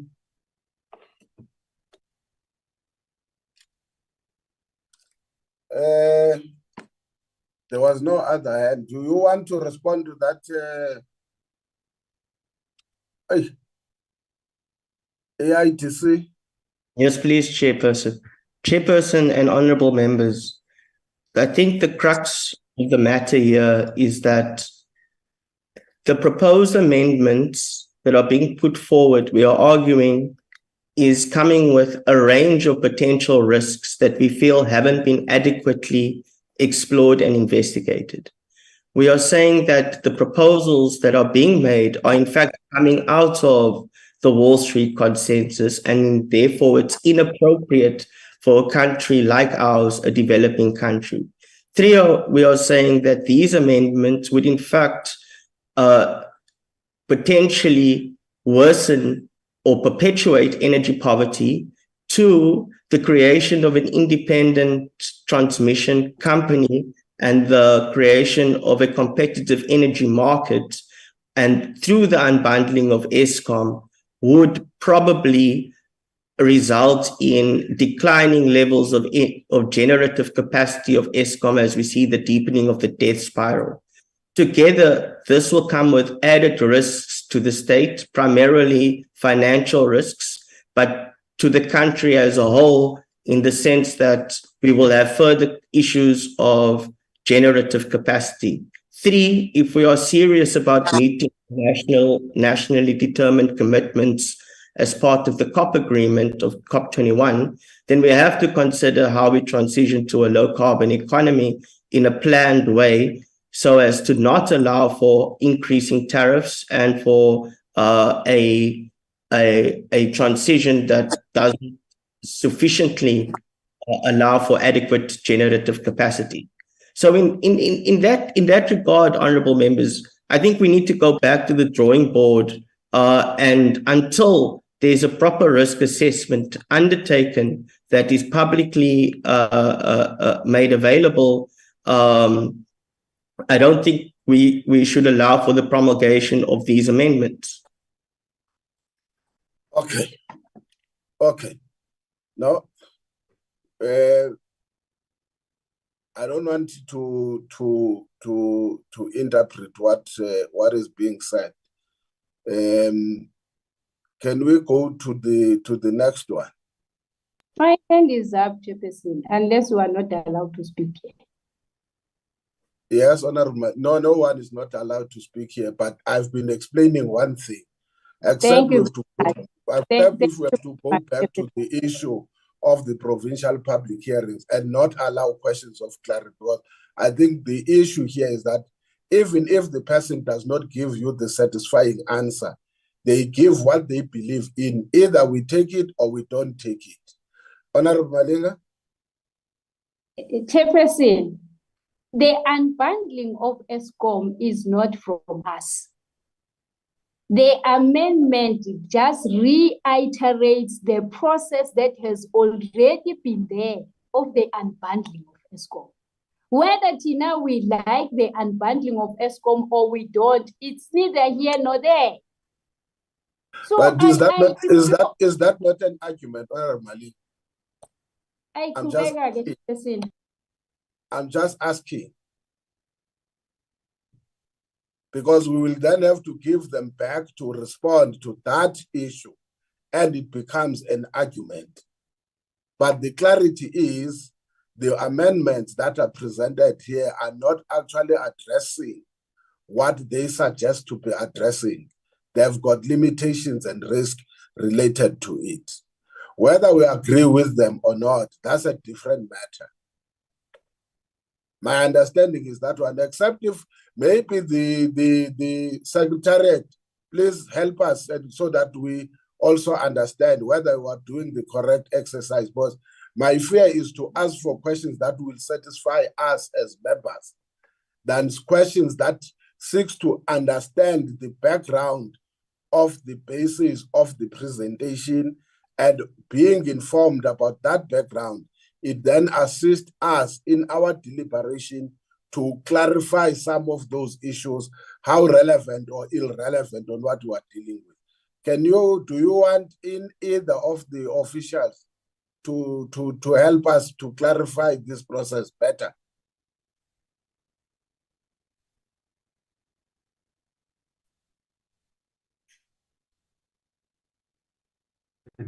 Chairperson is Frank Jenkins here, legal advisor. Yes, yes. If I may, Chair, the process of public participation, as it was discussed in numerous constitutional court cases, has indicated that public participation is really to improve the quality of legislation. And in that process, Parliament must provide a meaningful opportunity for the public to participate, which is judged by a standard of reasonableness. And when the court in various cases discussed that, it said that members that attend public hearings do so with an open mind, so you are convincible. So, Chair, if I must bring that back into the discussion and the question you've just asked, Chair, if I may, I think clarity-seeking questions is of course part of it, and discussion and debate in the committee about what is necessary for the legislation is of course part of the whole process. But I would suggest, Chair, much like it happens in the House with questions to the executive, the answer that the public will give is what the answer gives. Of course, Parliament can't force the public to come up with a certain set or to only deal with something. That being said, public hearings, Chair, is about the bill before the committee. The committee is in charge of its time. It is no point in the committee listening to submissions that has got nothing to do with the legislation. But, Chair, where members of the public make submissions about the bill and it's relevant, certainly, Chair, I would agree with your sentiment to say that the committee is a receiver of the information and you cannot filter it at that stage. So that can be done later when there's a policy debate about the main themes of the legislation, Chair. So yeah, I hope I've been of some assistance. Thank you, Chair. Okay, who's next, Ari?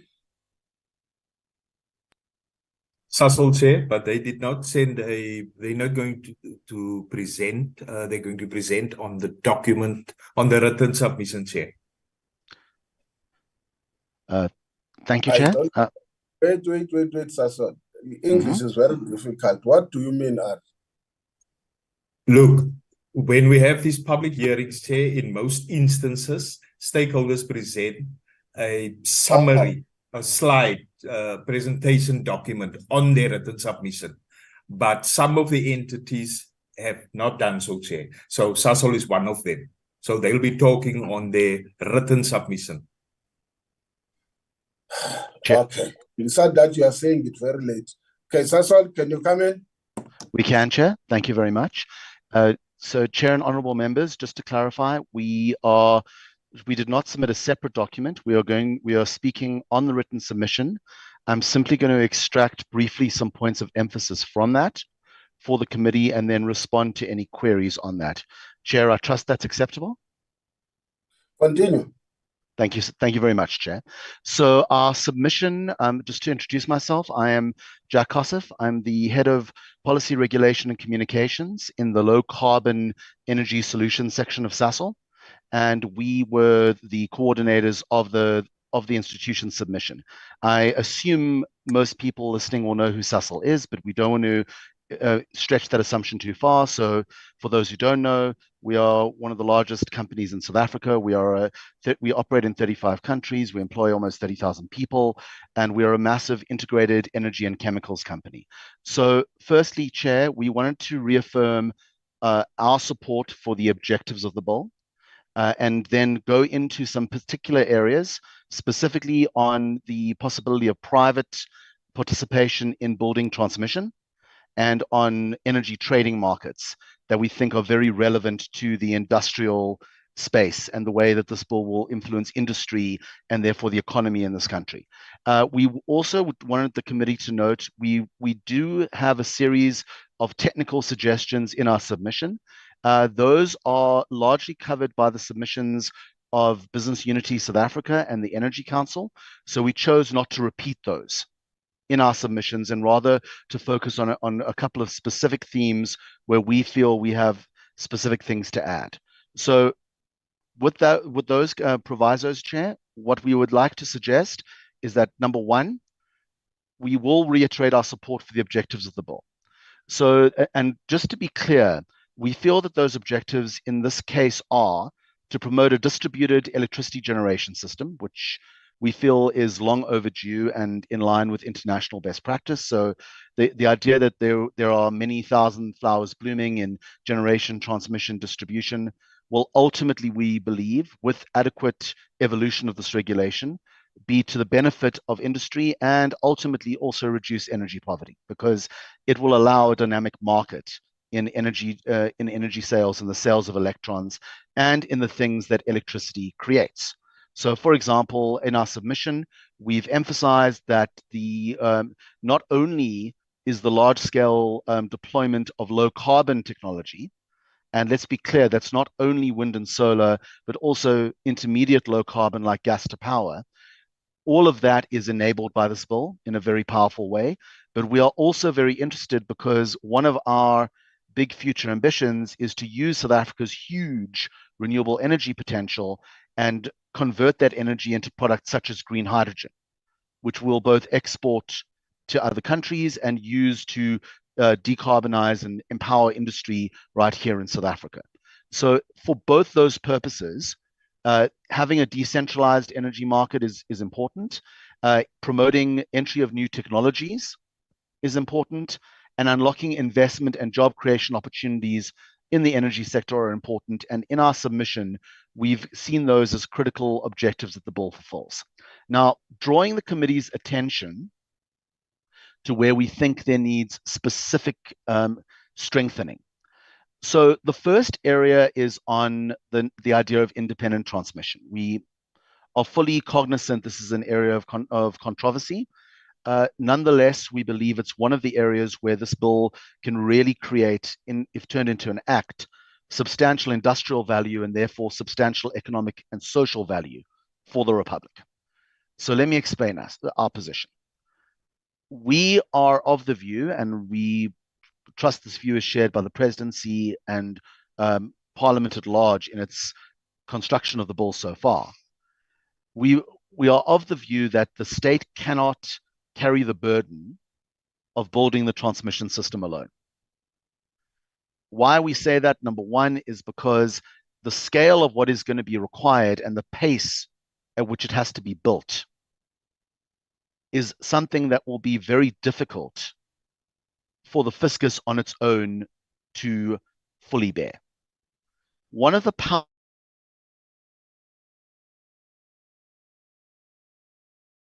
powerful thing in not only an independent transmission company, but independent transmission licensees.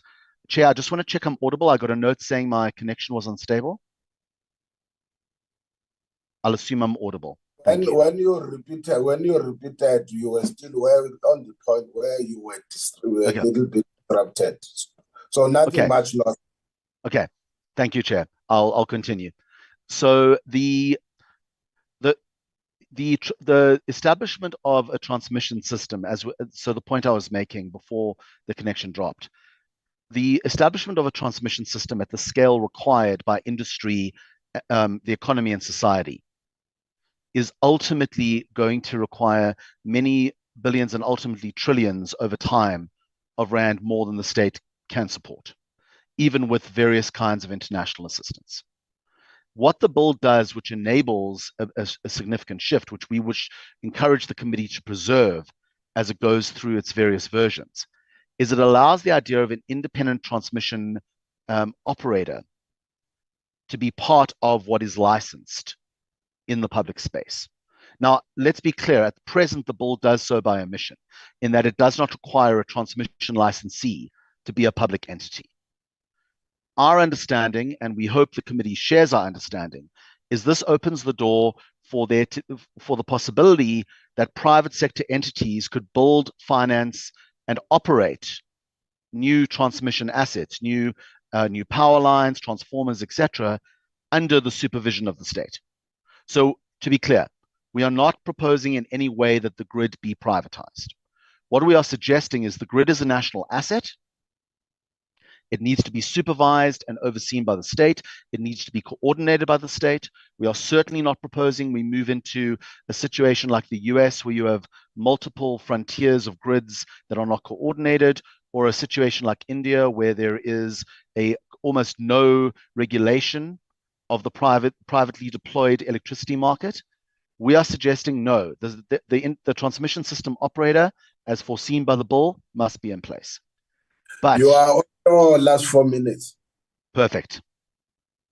The transmission system operator, however, can allow independent transmission operators to build, finance, and operate key parts of the system and recover their costs for it in a way that makes the whole thing sustainable. That is our contention. And we believe that that will then allow for the injection of investment into the grid that is required for the level of industrial energy to be drawn from these new low carbon sources, which we need for our industry to avoid carbon tax as it exports, but also in order to take full advantage of the assets we have in the country. For the committee's information, the Northern Cape alone, if you look at the potential of solar power in that province, could produce over 11,600 gigawatts of energy. This is more than South Africa could ever use by itself. And we and various others can turn that into exportable energy in the form of green hydrogen, but it needs grid. Chair, in my last couple of minutes, the last thing we would like to emphasize is that the other key enabler that we've emphasized in the submission is the idea of a trading market. So obviously this opens up a competitive market for electricity. There was in the 2022 version of the bill, and I do not expect the committee to have the 2022 public release in front of them. We only reference it because it was a part of the public discourse on the bill. The 2022 version, and if that is ignored, that's fair enough, but it stated the idea of a day-ahead market. We believe that the bill could be strengthened, or at least set the scaffolding for regulations that allow for not only a day-ahead market, but multiple kinds of time-ahead market, month-ahead, year-ahead, etc., so that different providers can match themselves to different market users. And then the last point I wanted to make, Chair, is that we would encourage the committee to ensure that we do not lose the idea of administrative efficiency in the allocation of licensing for generation. So there are some suggestions, as we've outlined in our written submission, that there could be a return to having to demonstrate compliance with the IRP. There is a concern that the imposition of new kinds of technical standards, which we respect, could be utilized in a way that hampers the rapid deployment of new generation, be that renewables or be that gas to power. And we would just encourage the committee in the way that it frames what will ultimately be the grounding for regulations to ensure that administrative efficiency in rolling out new generation across the economy be preeminent. Chair, those are our only comments for now. We are obviously available to discuss anything else that was raised in the written submission. Thank you.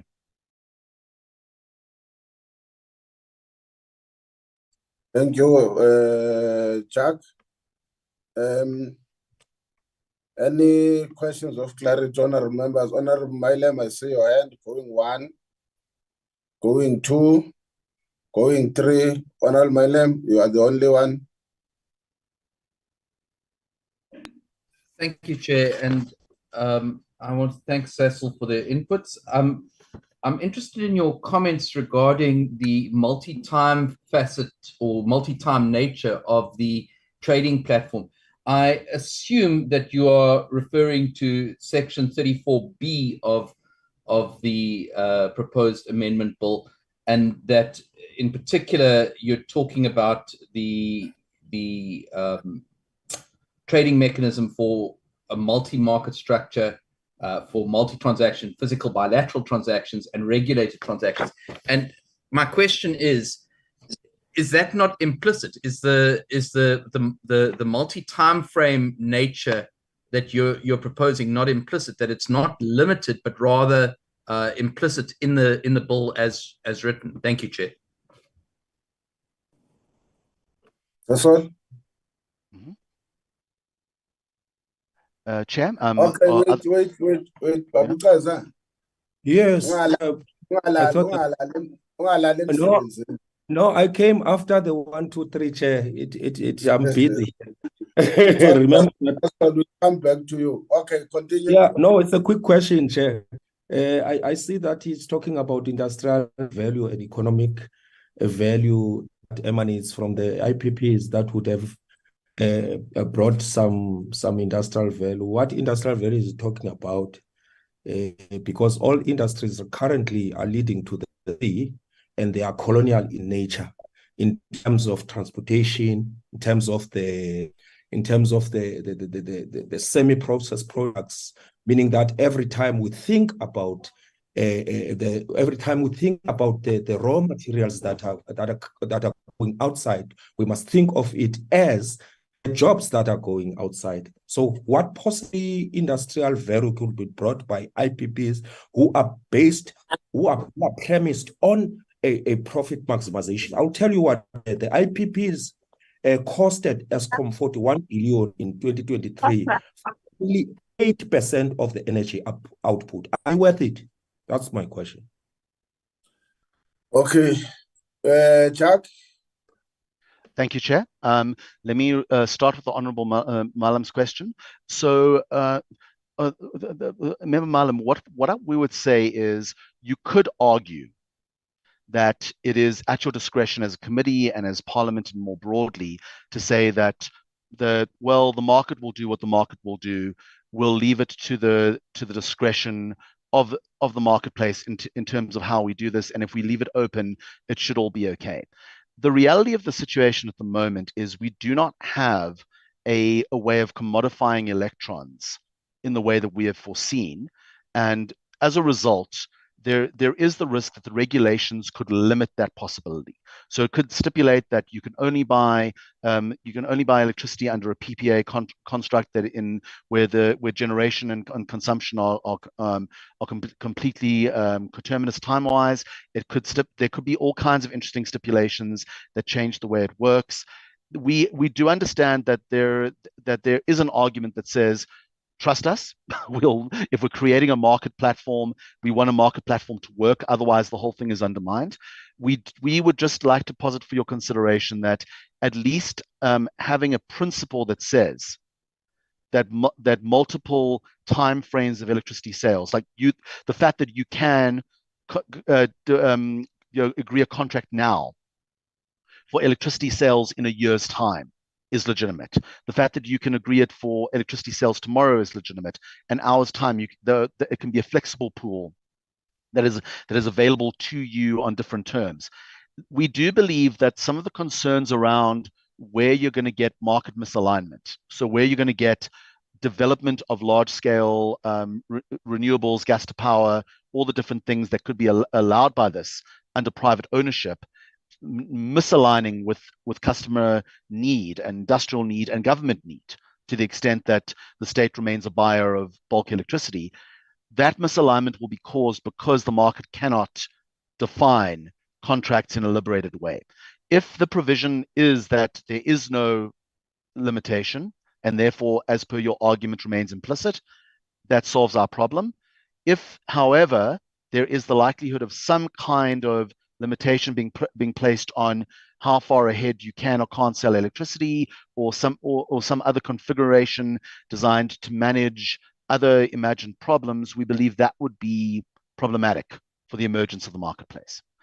In terms of the Honorable Cesar's input, we definitely would recognize that converting our renewable resources into export industry carries the understandable concern from the wider public that we could be exploited in the process. And in fact, there is a variety of papers being written by the likes of the European Union saying they wish to avoid energy colonialism.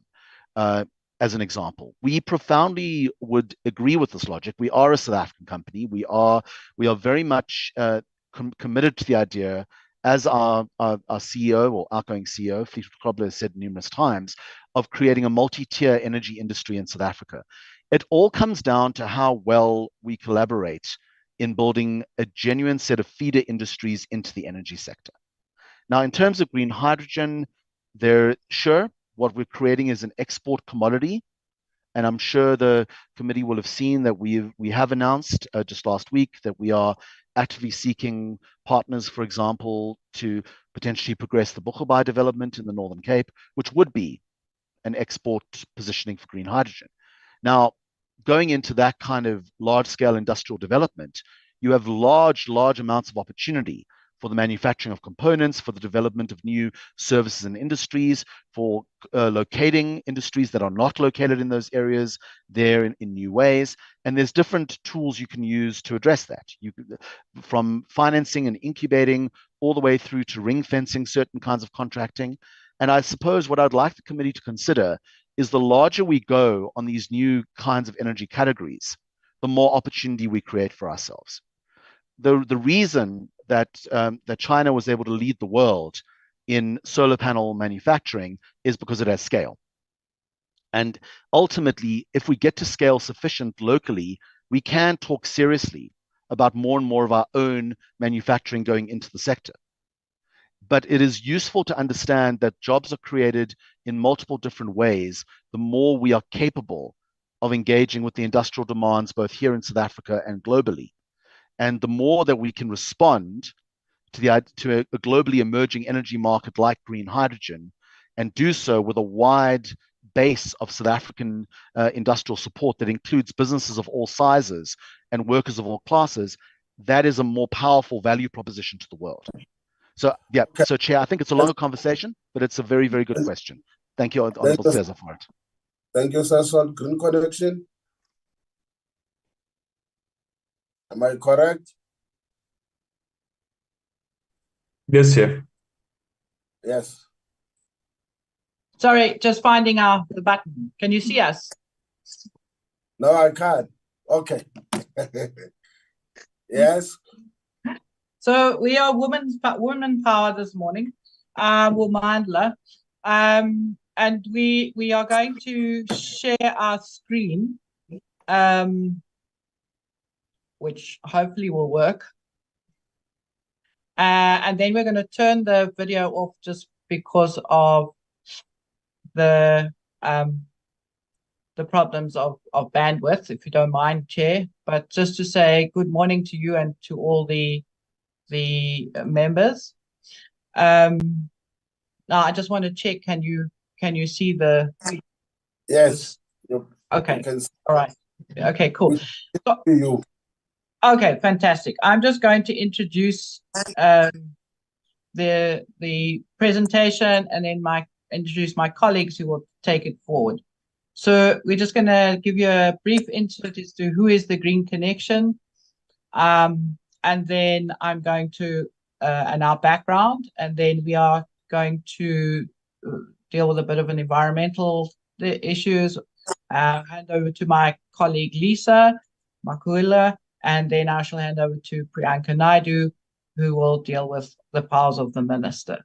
So let me just, with no further ado, so we are an NGO. We're focused on eco-justice, and we have been working with voices of communities to bring awareness around some of the developments which are happening We obviously, because of the climate crisis and being an eco-justice organization, our focus is ensuring that the impacts of the climate crisis do not result in those who are poor and vulnerable and who are already impacted by developments in the country get further impacted. So we are pushing for equitable and sustainable development.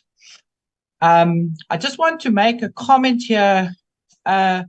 So this bill, there was a regulation amendment bill which came out in February 2022. We then commented on that in March 2022. Then that bill disappeared and came back. And then we commented on in 2023. And then we sort of put those comments together for this. So where there was a previous presenter who got muddled up with the numbers, it's actually because of these various versions of the bill. And I just want to make a plea, Comrade Chair, is when we get these bills, it would be much easier from a public participation view if we could get the whole bill and then just have the bits that are changed to be highlighted or bracketed, because that's how they used to do it in the first parliament, first democratic parliament. And when you only get half the bits that have changed, it's actually quite difficult to understand the context. So with that, let me hand over to Lisa Makuala, and I'm going to switch the video off because of bandwidth.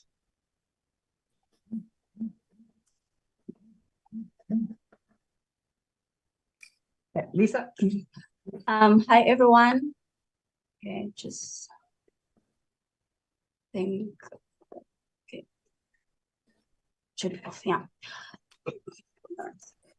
Hi everyone. Liz has already introduced me. I'm Lisa Makaula, and the new advocacy officer for the Green Connection. So I will be looking at failure of the bill to take climate change into consideration. So the first point basically is that South Africa's energy sector is estimated to contribute 84% to our greenhouse gas emissions, and 60% of those are attributed particularly in the electricity sector. Can everyone hear me? Yeah. All right, and then I'm going to speak about removal of Section 32A, which was an issue to the previous speaker, that it fails to specify an IRP methodology and take into account relevant considerations such as the least cost of electricity, value for money, and environmental considerations. So that is noted in our comments that we submitted on the 12th of March, 2022. And it appears on page 4, which refers to the previous version of the bill, if you'd like to quickly have a look into it. And we'll definitely send it to you if you'd like to have it as well. So another point is that the bill falls short of the constitutional imperative to protect the environment from effects of climate change, especially now that we're in a climate crisis. It's very much important to make sure that climate change is taken into consideration, especially since we have seen effects of it in many parts of the country. Okay, next slide.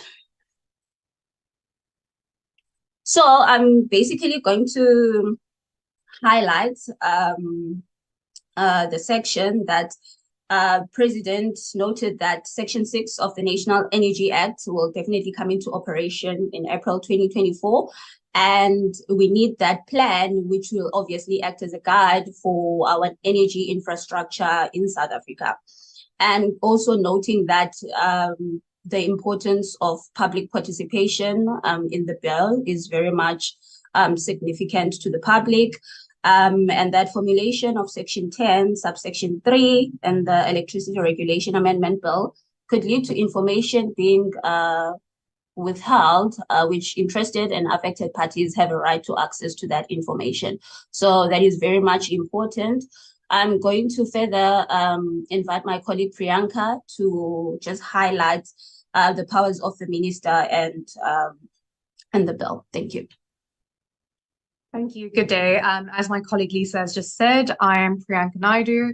I am the legal and outreach advisor to the Green Connection, and my submission will be based on public participation, the powers of the minister, and the need for an appeal mechanism.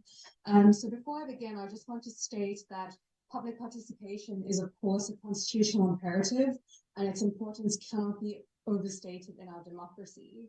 We've highlighted in our submission that the inclusion of subsection 33(4) appears to undermine... Chairperson, I think the presenters must address the denouement of the voice from the third now presenter. Maybe she must come in front of the laptop. Now we're losing. Honorable Kaza? No, I was saying, Chairperson, maybe the third presenter should then address the denouement of the voice, of her voice, because we are fast Must losing. raise her voice. Okay, you must shout. No, just stand in front of the microphone of the PC, meaning that because there are three, she's on the side. Then we are going to lose her in terms of volume. It's going down. There's denouement in the voice. Okay, No, fine, it's not that, Honorable Geza. It's because all three of them are talking and we don't know who to listen to. It can't be like that, Pearl. It can't Okay, be. can You know you... what logic behind that. Sorry, Can Chair, you am I continue? audible now? Yeah. Yes, Okay, may I continue? yes. Okay, my apologies for that. As I was saying, as highlighted in our submission, the inclusion of subsection 33(4) appears to undermine public participation, and previous iterations of the bill also proposed significant amendments to the regulatory framework, which concentrated power in the Minister of Mineral Resources and Energy, and inclusions such as these inevitably weaken public participation in key decision-making processes. I raise this as it was previously highlighted as an issue, but appears to not have been taken into consideration in the current bill.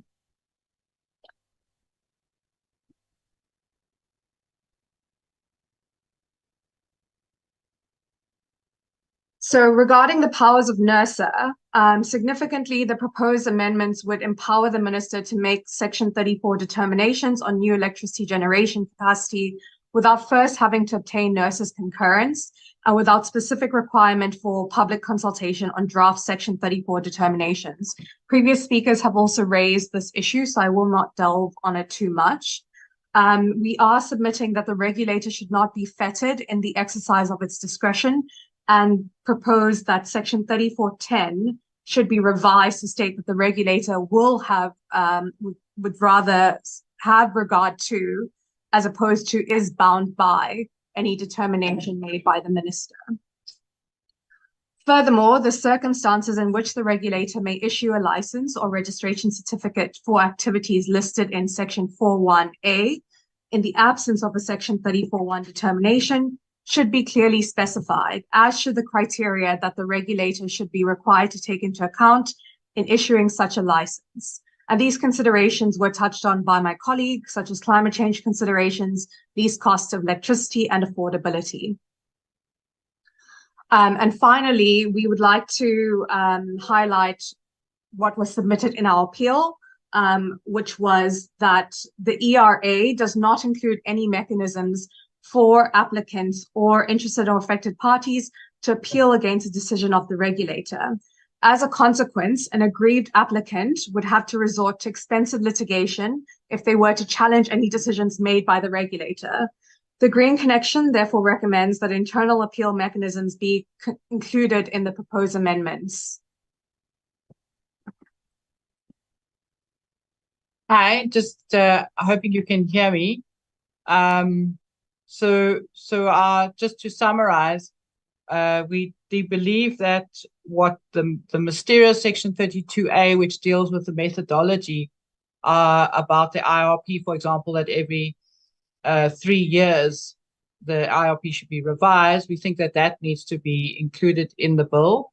And then, as Priyanka said, ensuring that the sort of environmental considerations, least cost of supply, the value for money kind of limitations and consideration should be in there because we do need to address climate change.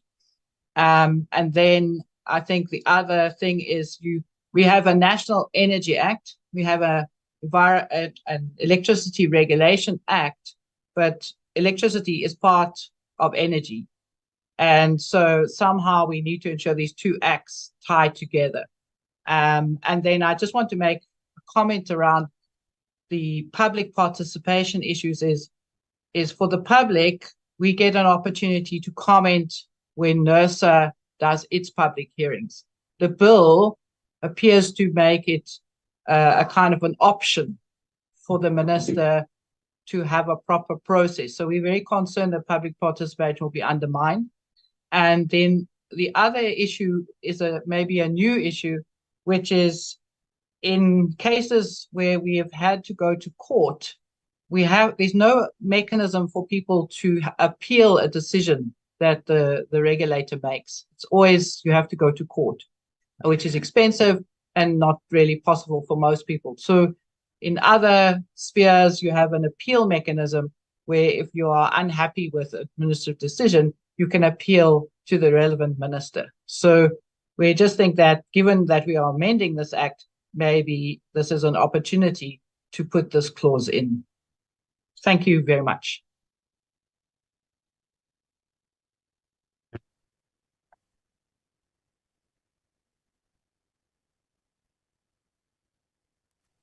Sorry, I'm talking to a muted mic.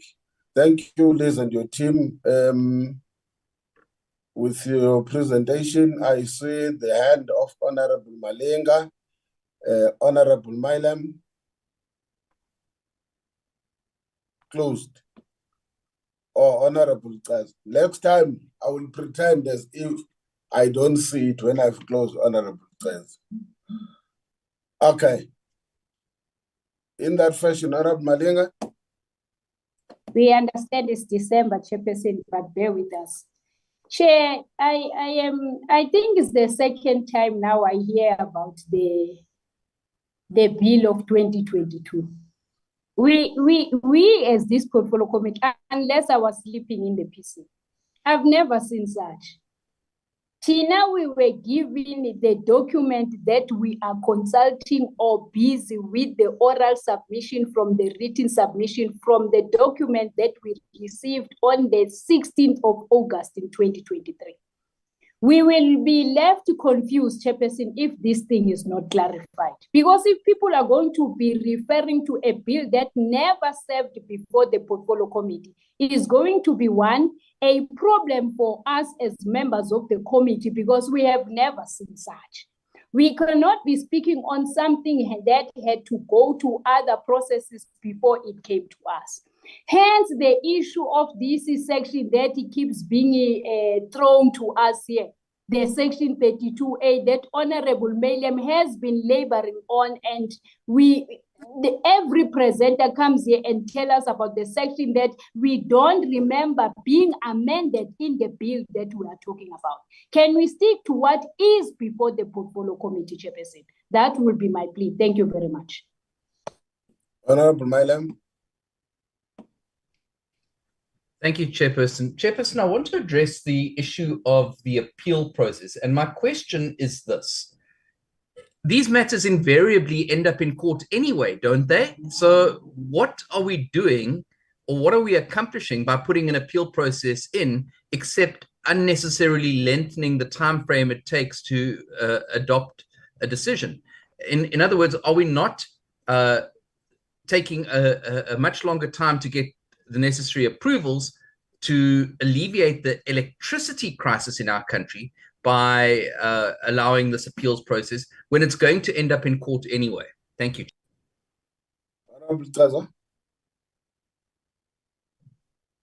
Yes, Judge, I wanted to speak to the issue of the appeals process as well.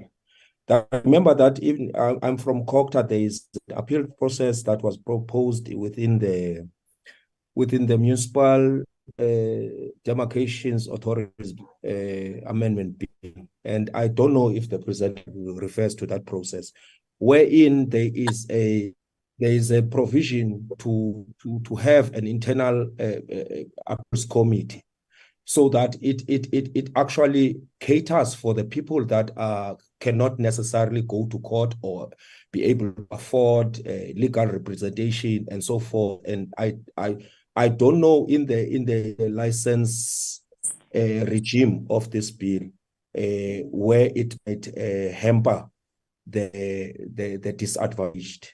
And I tried to look for the amendment of section 32A. I was looking here. I'm busy here. I couldn't see it. Maybe they are talking to something else that we are not carrying here. I'm carrying a bill right here, you know, and I'm looking for this section that they're saying that they're referring to currently. Thanks, Chair. Okay. Green connection. Maybe let me put this probably even to yourself so that you assist us as a committee. One, are you referring on this section 32A? Are you referring to the process of the departmental consultation with stakeholders? If so, are you saying in this current bill submitted to this committee or to Parliament, to the National Assembly, there is a clause, a section that was there that has been removed? What is going to make it difficult for the committee is to deal with that area as a section, not the content. Because if the content should say, in the when the department consulted on this bill, there was a section which was section 32 that was saying 1, 2, 3. And we think that that element has to be considered or to be factored in on the amendments. What section it could be, it's another matter, because probably section 32 now is something else. So I'm just want to get clarity so that you help us mostly with the content of that section, which you believe was taken. Remember, the department does this consultation. I think that's the first thing. If you can help us to clarify this section 32. I think we take the notes. Do I get you correctly that you say, rather than to be given extracts of what is being amended, let the public be given the totality of the bill with the areas marked that are amending, so that there can be an understanding of the original clauses that are there that are being amended. If that's what you are saying, clarify me. I think you have addressed the issue which I was worried about, which was saying, I think in section 33 undermines public participation. But my last issue, probably all of you will have to reflect on, because that's where now the problem happens again. One of the things that we have met in the provincial public hearings is the fact that there is a difference, I assume, between public consultation and public participation. Public participation can happen even during the period of implementation or of operation of the law.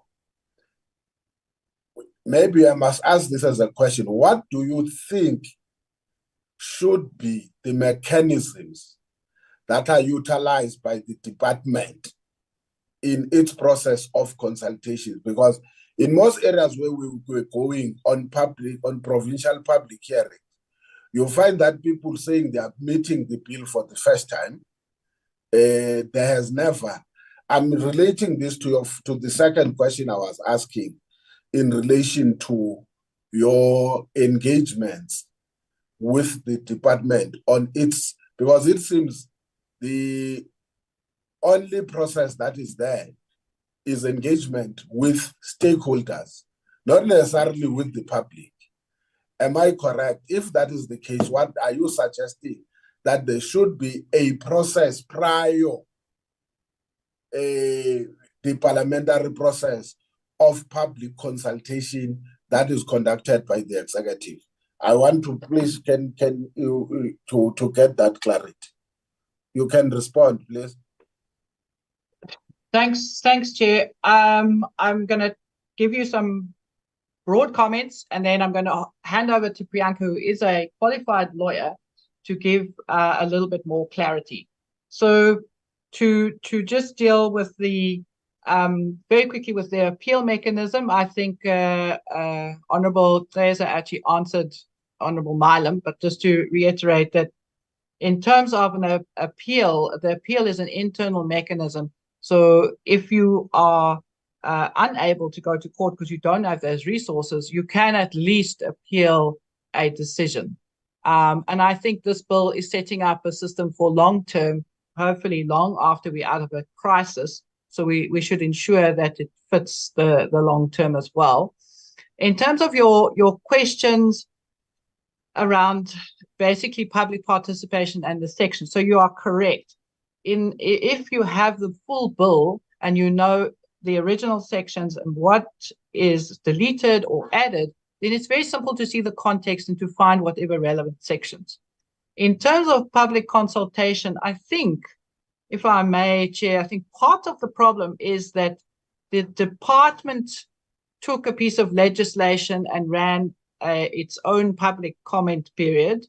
And sometimes that just is a notice in the Gazette, and I, maybe you as a member do, but as I get up in the morning, I don't read the Gazette. So many people don't know about these things. So ensuring that people have the opportunity is more than that.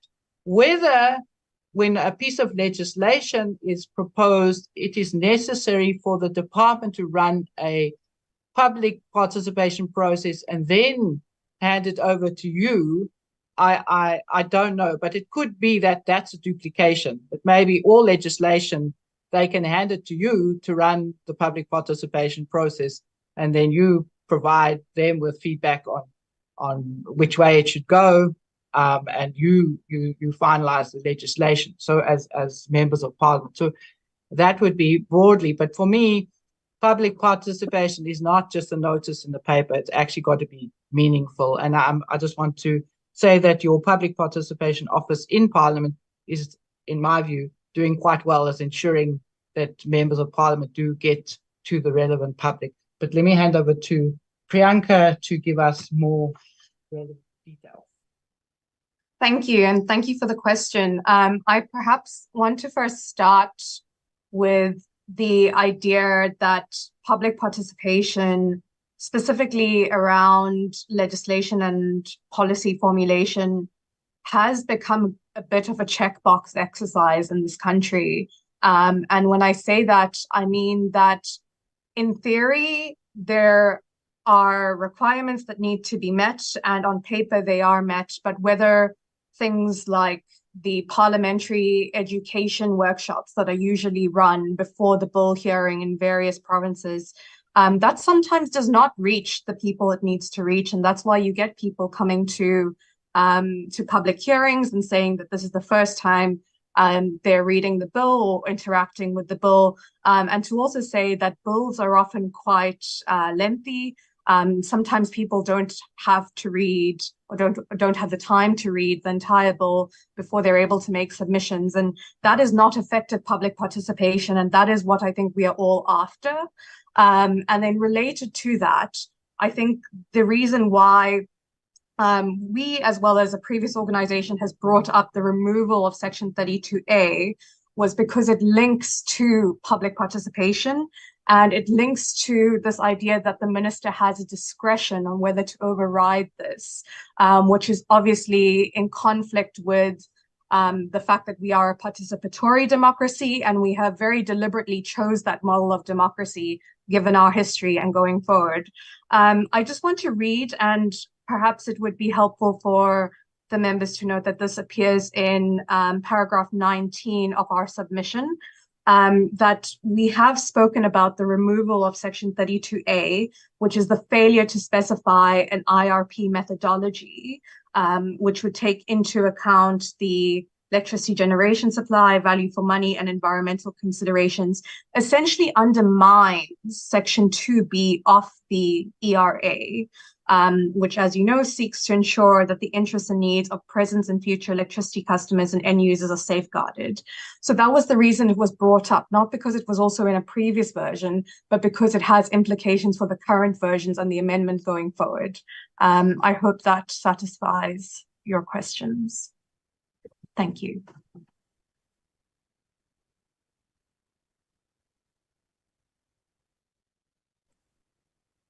Okay. Now, whether from my side I'm satisfied or not, I will argue when the time arises. If we have to request that information, I'm sure as a committee we will do so. Who is next? UCT Chair, Professor Eberhard and Dr. Kruger. Because we are on virtual, the tea break is denied. You can just stand up, grab a cup of tea, come back and listen, but we will break at the appropriate time for members and everyone to go for lunch. Good morning, Chair, and good morning to honourable members. My name's Anton Eberhard. I'm a professor at the Power Futures Lab at the University of Cape Town, and I'm making this presentation in collaboration with my colleague, the new director of the Power Futures Lab, Dr. Vikas Kruger. So our comments are going to focus only on what we regard as the most important and profound effect of the bill, i.e. the restructuring of Eskom to create this transmission system operator. And it'll become clear through our presentation that this section in the bill, the amendment, Section 34A, is strongly supported by us. So I'll explain why this is important, what it will accomplish, and why we need to pass this bill very urgently. There are a number of other detailed changes, I think, which still need to be made to the current version of the bill. And we've seen very important submissions by some of the other stakeholders, which will assist the committee when they go clause by clause through the bill. So I think we would all agree that the current situation in electricity is completely unsustainable. We have an inadequate and unreliable electricity supply, and this has been the case now for 15 years. We had load shedding first in 2007 and 8, again in 14 and 15, and we've had it every year since 2018, and it gets worse every year. The cost to the economy runs into hundreds of billions of rand. Growth is constrained, employment is constrained. And the failure of Eskom is arguably South Africa's biggest and most impactful immediate challenge. The tariffs are also becoming unaffordable. Electricity tariffs, you can see in that bottom right graph there, have increased over 600% since 2007.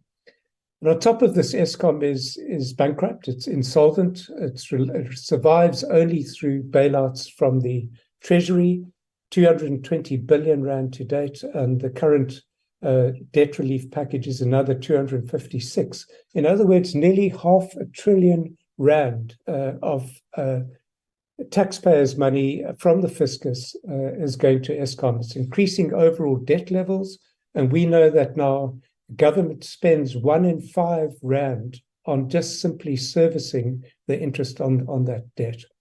And then finally, Eskom is completely environmentally unsustainable. None of its power stations are fully compliant with the national air quality standards, resulting in poor health and hundreds of deaths in Mpumalanga.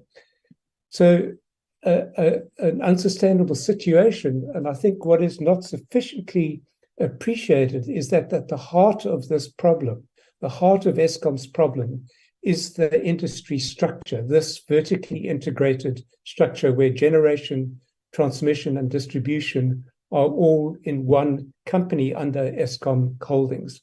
And this structure is effectively outdated. This was a structure that developed in the previous century.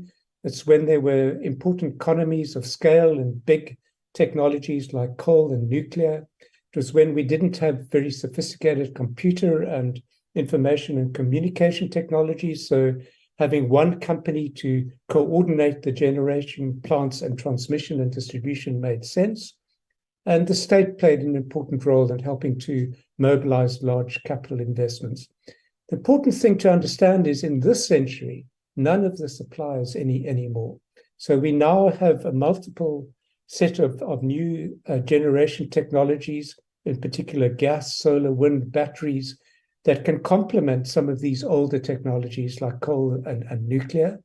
But the key thing about the characteristics of these technologies is that they're small, they're incremental, and so they widen the opportunity for participation in the sector by many more people and competition as possible. ICT innovations now help us to coordinate the system in a different way, and we see huge growth in private capital markets. So the importance of understanding this shift on where we are and why this ERA amendment bill is so important is that generation it's possible to have competition, and that's very different from transmission, which tends to be a natural monopoly where you need to have common non-discriminatory access to deliver that energy to people. So let's just remind ourselves then in detail why this unbundling of Eskom and the creation of this TSO is important. Firstly, operational benefits. So generation, transmission, distribution are very, very different businesses. Distribution is effectively customer facing. It's around service. Generation is effectively, in Eskom's case, mainly around fixing old coal machines. So if you separate out these businesses, you will have improved management and operational focus. There will be much improved cost transparency. We'll be able to see what each of these elements in the system are costing and where the inefficiencies are. We'll be able to ring fence the financial contagion, which is mainly in generation, and save and protect the heart of the system, which is transmission, which is to get that electricity around the country. And if we separate out transmission, it can return over time to investment grade because it will have a predictable revenue, and it will be able to access competitive capital markets and be able to fund the very important expansions and strengthening of the grid that we need to connect new power. And then fundamentally, taking transmission out of Eskom, creating this transmission system operator completely transforms the market. Right? We move from this vertically integrated into this unbundled system. And when we have an independent transmission, we remove that conflict of interest that Eskom currently faces. It's a generator. It's buying power from IPPs. All of that power needs to go through its own transmission system at the moment.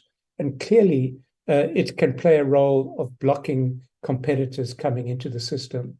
And when we are so short of power as we are now, where Eskom is insolvent, we desperately need that new investment to come on the system. And we need an independent transmission system operator to guarantee non-discriminatory access. This sets the industry on a completely new path for the future, a sustainable path. And I can't emphasize enough how fundamental this reform is. Eskom's generation business obviously will survive. It will continue to generate as well, but alongside other generators, and it will develop a new generation business model over time. So I want to stress something here because I'm sure some of the people making representations today are going to argue that unbundling is not important, it's not done by many countries, etc. Well, the truth is 110 countries around the world have gone this path, including most of the advanced economies, most of the OECD countries, and critically, all the other BRICS countries, right? So China, India, Russia, Brazil, all have unbundled their electricity systems for good reason. And of course, this is long been government policy, long been ANC policy for 25 years now. This is the phrase from the Energy Policy White Paper. It's become necessary for Eskom to be structured as a preparatory step for competition in the electricity supply industry. In the long term, Eskom will have to be restructured into separate generation and transmission companies. So finally, after 25 years, we are now implementing this step. And then at your own leisure, you can look at this quote from President Ramaphosa in Parliament in 2019, where effectively he lays out this policy path now that has gone through the ANC, that has gone through Cabinet, which is effectively separating Eskom into these separate businesses. So here it's represented diagrammatically. On the left-hand side is what we've got now, Eskom Holdings Company, with the generation, transmission, and distribution all under that single company, and with IPPs coming in and being bought by the single buyer office in Eskom. We are now rapidly moving to that middle diagram, where a national transmission company has been set up. That company has been registered. Eskom has started the process of transferring people and systems and assets into that company. The license has been issued. The final lender permissions have to be achieved now, and the board appointed, and then we will have this separate national transmission company, but still under Eskom Holdings for the present. And then the final step, as envisaged in this legislation, is that national transmission company will be converted within 5-year period into a transmission system operator, which will come out completely separate from Eskom. So as was explained very eloquently by Keith Bowen from Eskom, effectively we're creating now a multi-market, and this TSO, this transmission system market operator, will be the heart. In your minutes, Prof. Okay, let me then just briefly go to say these are the 4 areas that are being envisaged by the TSO: the transmitter, the system operator, the market operator, the central purchasing agency. I just very briefly want to deal with this and then I'll end. You'll hear 2 arguments against going this route. The first is that they say that unbundling is a privatization, and we need to state very clearly that it's not. This TSO will be state-owned. We're not talking about privatization in any respect. The other point that I think has come through your hearings repeatedly is that this will have an adverse effect on the poor. Again, this is a separate issue. Captive customers, poor households will still have regulated tariffs and will not be impacted by the changes that are affected in this bill. So I think that time for action is now. All our energy eggs are in Eskom's basket. If they fall, the economy breaks. We need to distribute risks. We need to allow more players, more competition, to have security of supply, to get rid of load shedding. This bill separates out national transmission from generation, and it helps us achieve these objectives. And so we very strongly support this bill, Chair. Thank you.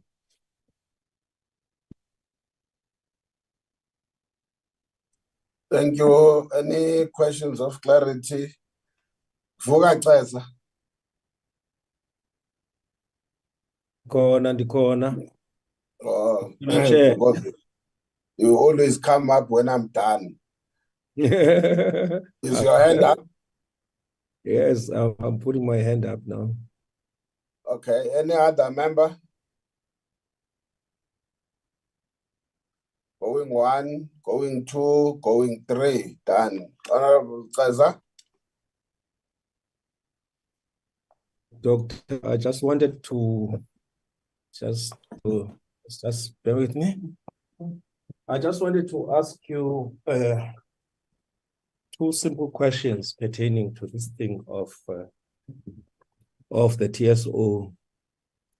Why the new TSO? Why not have amended the Eskom Act perhaps to then look at the challenges of Eskom? That's just one simple question. The other one how will municipalities generate revenue in the context of the IPPs, taking into account the further blow to an already struggling municipal conference in the context where revenue from the electricity is further decreased? You know that municipalities receive the monies that are raised nationally through equity shares, and the manner in which those municipalities are receiving is still questionable in terms of the division of revenue formulae, which assumes that they will be able to raise their own revenue. The third question would be, which is the last one, Chair, how the variability in the prices of electricity due to marketization will impact national treasury and equitable shares and in municipal revenue collection. Those are my questions of clarity, Chair. Thank you very much. Honourable Sir, thanks very much for those questions. In the first instance, you're saying why not just amend the Eskom Act, fix Eskom, rather than create this whole separate transmission and system operator? Well, frankly, there've been sustained efforts now, very concentrated efforts to try and fix Eskom for more than a decade, right? Dedicated management, dedicated support, dedicated funds, also from Treasury. And I'm afraid when we look at the performance data, the trend continues to be down. And I mentioned earlier that Eskom is effectively insolvent at the moment. It is unable to fund any new power generation other than completing the Medupi and Kusile units, which it's currently doing. So what do we do as a country when we are facing the load shedding as we do, and where we 6,000 to 8,000 megawatts short? That needs to come from other players. And what this reform does is create the platform, the fair and transparent platform in the TSO, to be able to contract and to bring into the system and to transmit to people additional generators. So I can't stress how absolutely fundamental this is to the industry. If we had done this in 1998, when we said we would in the white paper, we would not be having load shedding today.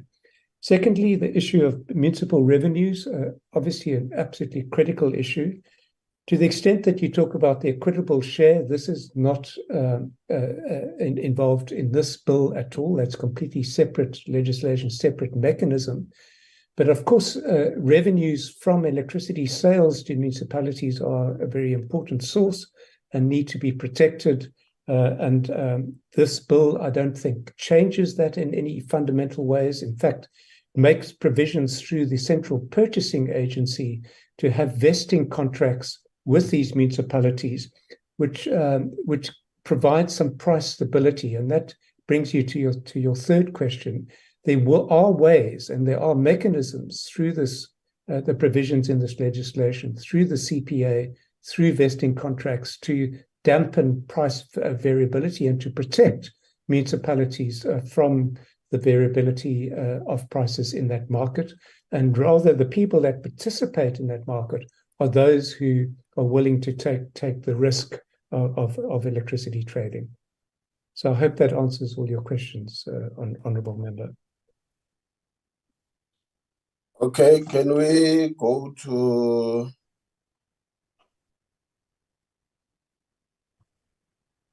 Center for Environmental CR and Natural Justice? You see Thank you, the Chair. time? Yes, thank you so much. Just to introduce myself firstly, so thank you to the Portfolio Committee and thank you, Chair, for allowing and making available this opportunity to present our submission. And thank you to Mr. Kotze for coordinating the session. I'm going to switch my video off now and share my screen.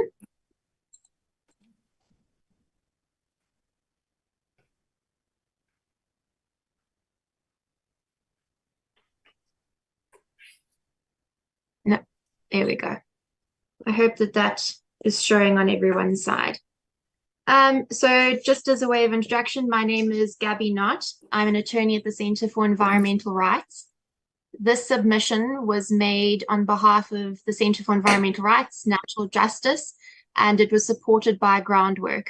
And those submissions were quite comprehensive submissions. So the presentation that I'm providing today is really a snapshot and pulling out the points that we would like to emphasize in that written submission, which we're very happy to share with any of the participants today if they would like to read further.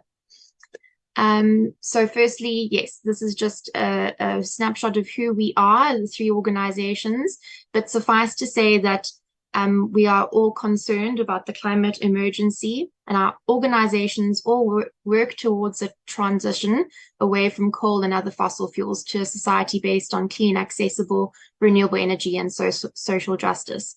So what we do is we call for a sustainable and just energy system that promotes sufficient affordable electricity and services for everyone. And it is with that basis that we represent our emphasized points today. I'm going to start with our general comments, although I'm going to skip through them quite quickly because it is the specific comments that we want to spend time on this morning.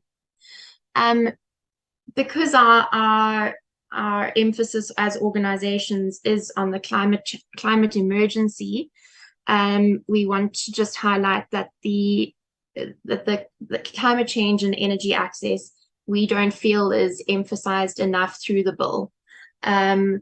While it is not disputed around the world and in South Africa that we require urgent greenhouse gas emission reduction, we don't feel that that is emphasized enough. The bill itself regulates the types, the kinds, and the operation of the electricity sector. And so it's vital that the bill does reflect the current need for decarbonization while still recognizing that need for energy security. We don't believe that decarbonization and energy security are competing desires at this point. We think that in the bill's current form, it's a missed opportunity to not have these objectives of climate change emphasized.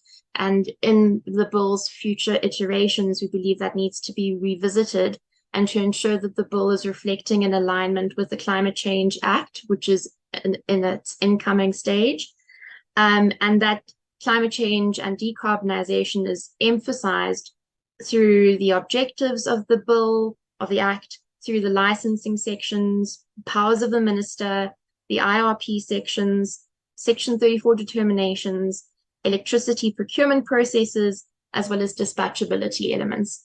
So there's quite a few opportunities in the bill to highlight climate change and the need for decarbonization.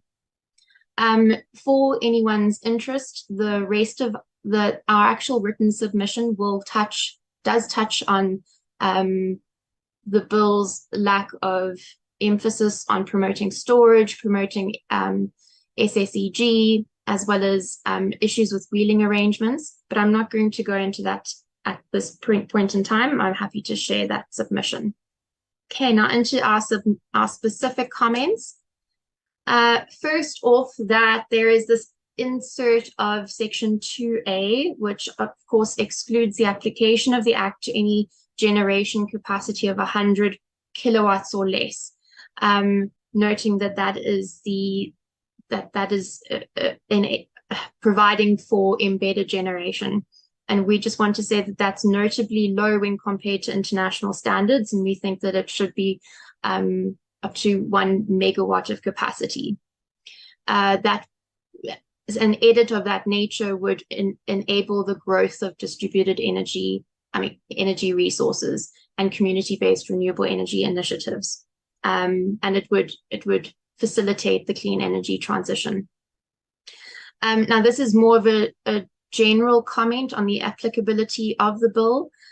We see a few references to need to adhere to the ERA, or otherwise in other places there is a need for compliance with technical codes that may be applicable from time to time, and regulatory requirements, which I put in inverted commas there.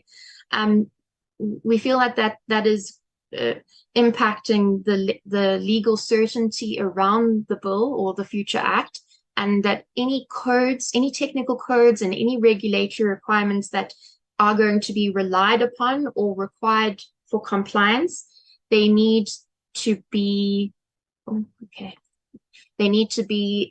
published and made available for comment at the same time as the bill, so that our comments on the bill are thorough and we have the proper opportunity to engage with what the actual impact of the bill will be for us.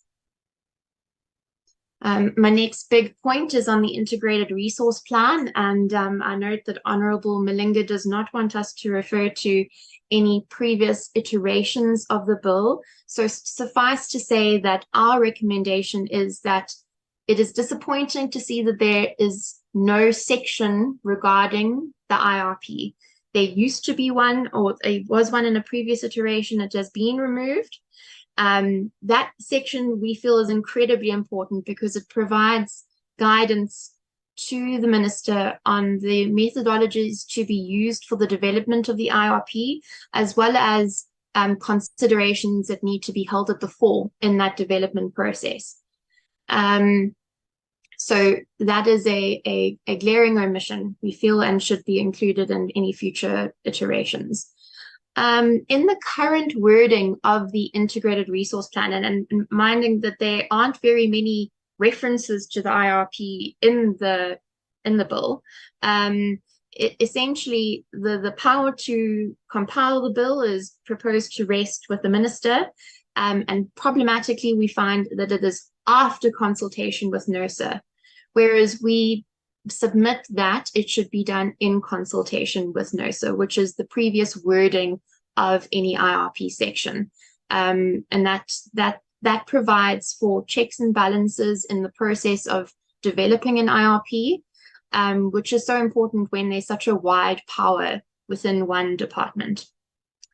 So we've just proposed a change in wording there, and we say that the amendment should specify what should be included in the IRP. So that section 32A that we would like to see, that we're just proposing that be included for transparency and hard requirements. Okay, so our in addition to what I've already said, we would like to see that the IRP is informed by independent and appropriately qualified experts, and that those experts and the reports that they come up with and the modeling that they come up with and the methodology that they are choosing to use, the assumptions they're relying upon, that all of those elements are made accessible and transparent to the public. That is so important in the process of developing an IRP. Next, that any IRP, it is our submission, it needs to be informed by an IEP, the Integrated Energy Plan, which of course we do not have in effect at the moment, but as of 1 April next year, that the obligation on the minister to develop an IEP comes into effect. So what we would like to see is that IEP is developed in line with sectoral emission targets that are also in the process of being developed in line with the Climate Change Act. Those elements need to be finalized first, and that then determines the sectoral emission target for the electricity sector, and only then would an IRP be able to be developed. And we think that process should be reflected in the bill, because it is all part and parcel of the same process. Okay, so I have just listed here a few elements that we would like to see as considerations that must be used in developing the IRP, and everyone can see it on the screen. So I'm not going to run through them, but they are in our written submission, and they are actually, many of them are contained in section 32A of the last iteration, so that is probably sufficient. Okay, my next section is on section 34, determinations and procurement of electricity. So this is section 34.1 that I'm looking at now, and it is at the top of your screen. The big submission that we have to make here is that the minister is essentially, through the section, being given final and exclusive say over a determination, not just in section 34.1, but also in section 34.5 all the way to section 34.15. There are big amendments that are being proposed to section 34 that are hugely problematic in our opinion.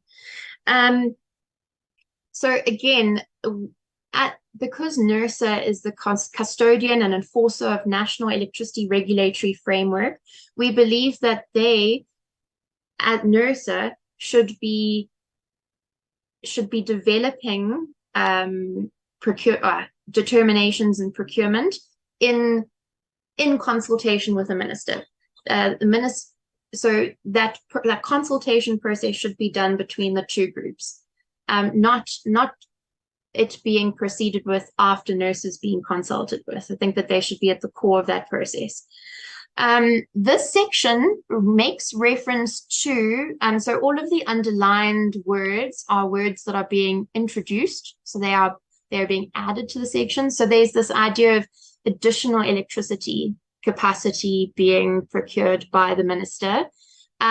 We just need that process to require transparency and public access to any modeling and assumptions that may be used in determining any additional capacity, because it does seem that additional capacity is over and above what is determined what is modeled in the IRP.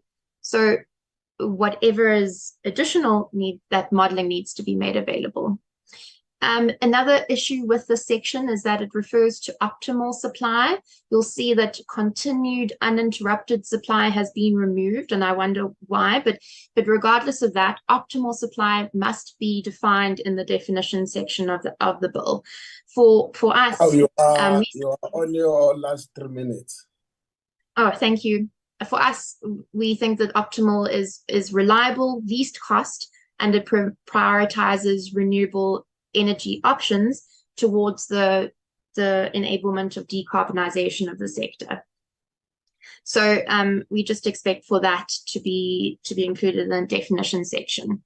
I'm going to run through tendering. It's just part of section 34, and just to highlight that it needs to be fair, equitable, transparent, competitive, and cost effective, and that needs to be included as wording in the section that cannot be removed. We recommend that we retain the wording of the previous section and that the requirement follows international good practice. And finally, with regard to section 34, we believe that section 6B needs to be removed in its entirety because it is open to abuse. Essentially, that is allowing the minister to deviate from the IRP without, well, firstly, be able to deviate in the national interest, and that any deviation doesn't necessarily have to go through a public participation process if it is reasonable. Now, all of these are open to abuse and are not defined. For example, the idea of national interest is not defined, whereas public interest is defined in law. So we wonder why the word national interest is being used over and above the already used term of public interest. And we submit that there should be no provision in any bill, in any act, for the minister to dispense with the requirement for public participation and consultation. So there is no reasonable circumstance that can be done away with. Finally, there is an addition of section 10 and section 33 into the bill. Both have relation to confidential information, and we believe that we submit that it unfairly curtails the public's right to fair administrative action. So it's open to abuse. It gives very wide powers to NERSA to redact information that is made available to the public. One big issue is that there are no definitions of the words that are used in those sections. For example, commercially sensitive information, confidential information, non-generic information, all of those elements need to be defined. And the process for deciding what can be redacted and kept confidential, that also needs to be iterated in the bill so that it is properly followed by NERSA. An issue that we come across regularly is that documents are heavily redacted and the public doesn't actually have an opportunity to make representations on those documents as is required and allowed by PAJA. So we would like to submit to the Portfolio Committee that PAIA actually already dictates when mandatory protection of commercial information is allowed. And so we shouldn't deviate from what is already dictated by an existing act. We cannot extend the allowance of all types of information to be redacted and held from the public, because that does impact our rights. Thank you. Okay. And if anybody would like to read further, I will provide my presentation. Thank you very much. Thank you. I know that especially the latter part for some of us, it's quite interesting. Members, any take? Going one, I say Honorable Mylem. Going one. Going two, I say Honorable Treza. Going one.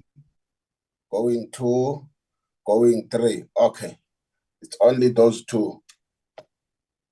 Chair, sorry, I just also would like to say that my colleague, Brandon Abdenor, is in the room and will assist with the answering of any questions that come up now. Thank you. Okay. You because you are a lady, you must just, if they ask you that question, it's 16 days of activism against women abuse. So they, okay, it's just a joke. Honorable Mylem. Thank you, Chair. Chair, again, I'm a little bit confused, and it might be because we've had various iterations of the draft bill that we're talking about here. But I'm confused in terms of the public participation, the complaint or the allegation that the bill does away with public participation when it comes to ministerial determinations in terms of Section 34. And the reason I'm confused is the bill currently says at paragraph, it's clause 27 of the bill, which amends Section 34, 27G, by the addition of after subsection 4 of the following subsections, and then it says subsection 7, prior to deviating from the integrated resource plan or transmission development plan as envisaged in subsection 6B, the minister must publish a notice in the Gazette inviting public comment on the proposed deviation. And then in paragraph 8, if it is reasonable and justifiable in the circumstances, the minister may depart from the provisions of section 7. So I mean, those are all pretty tight legal terms, and I'm confused as to why there is this impression that there is no public participation in that. That was my first question. Chair, the other one related to, sorry, my iPad's just closed down here.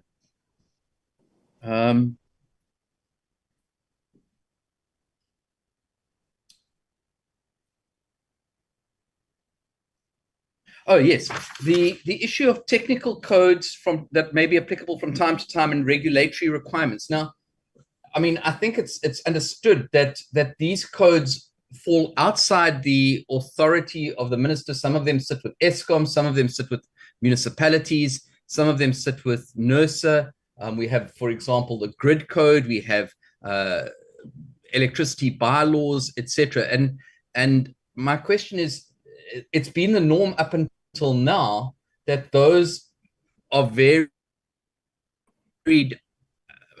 on an ongoing basis. They're updated, etc. So why would we assume that we are going to make them available at the time that the bill is published, and then not allow further updating or amendment down the line?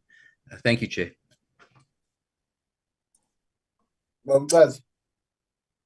No, that's covered, Chair. I was going to ask a question on Section 34 too. Thank you.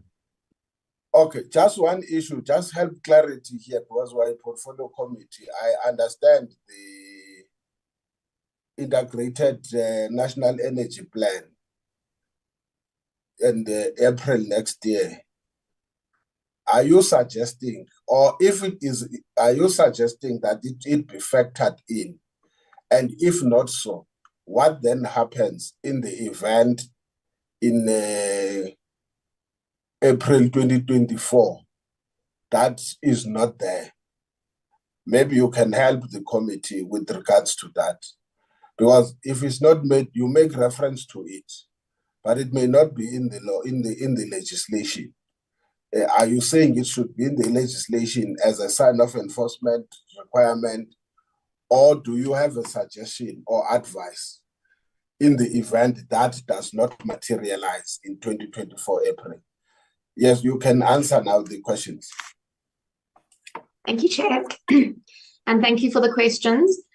So first, I will just address that public participation element. I don't want anyone to think that I'm saying that the bill does not provide for public participation. It is just an issue that we take with that subsection that you raised, Mr. Mellaham.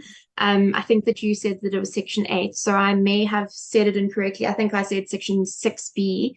But what I was referring to particularly was the ability to dispense with public participation when it is reasonable and justifiable. Those elements can be so broadly interpreted and also motivated in, for example, cases of national interest or emergency, both of which are not defined either. So it just creates a loophole which we think that should not be available at all. There should never be a reasonable, justifiable instance for there to be deviation from a policy that there's been public participation on. And that is our submission. But I'm not saying that there isn't public participation provided for in the bill at all. Next, the question was regarding the technical codes. It is just in so far that a technical code may impact the way that we read the bill and the way that the public is impacted. We believe that those technical bills, we should know the content of them in order to comment appropriately on the bill itself. But sir, if the suggestion is that any technical code that is developed after the fact is made available for public comment and perhaps that could result in an amendment to the bill, maybe that would satisfy the issues that have been raised. But yeah, that was just our submission. And then the next question from the chair was regarding the integrated energy plan. Our submission is yes, that it be referred to in the bill, so that when an IRP section is introduced into the bill, like section 32A was, that it make reference to the IEP as well as those sectoral emission targets. Those two elements should be guiding documents for the IRP, and we would like that to be reflected in the bill. What is the effect if they do not come into being? Well, then all the more reason for that obligation on the minister to be challenged or emphasized, I think. Yeah. There can always be wording in the section that allows the progression of the IRP, perhaps, but there will just be that much more pressure, I think, on the department to develop one set of documents before the next set of documents is created. That is our submission today. And I do, before I move on to the next, before the next speaker comes on, can I just open up for my colleague to supplement my answers? Thanks, Gabby. Yeah, I think just on that last point, just to highlight that we really need to look at addressing the kind of fragmentation that we're seeing at the moment, and we don't want to see an IRP that gets formulated without reference to an overall energy plan and more recently the sectoral emissions targets. Thanks. Thank you, Chair. Okay, who's next, Ari? Julie Raphael and Penny Herbst, Chair. Their presentation is already on the screen. They must come in. Good afternoon. I can quickly put on my screen just so that my video, So just by way of introduction, my name is Judy Raphael, and I will presenting with Penny Herbst. We presenting as in our personal capacities, probably as members of public. She'll introduce herself when she does her slides, so we will try and co-share. We're aware that there's a time restriction, so we'll try and optimize on time when we do that. I hope my presentation can be seen. It's Gabriela's one. I'll just switch off my video for Ben.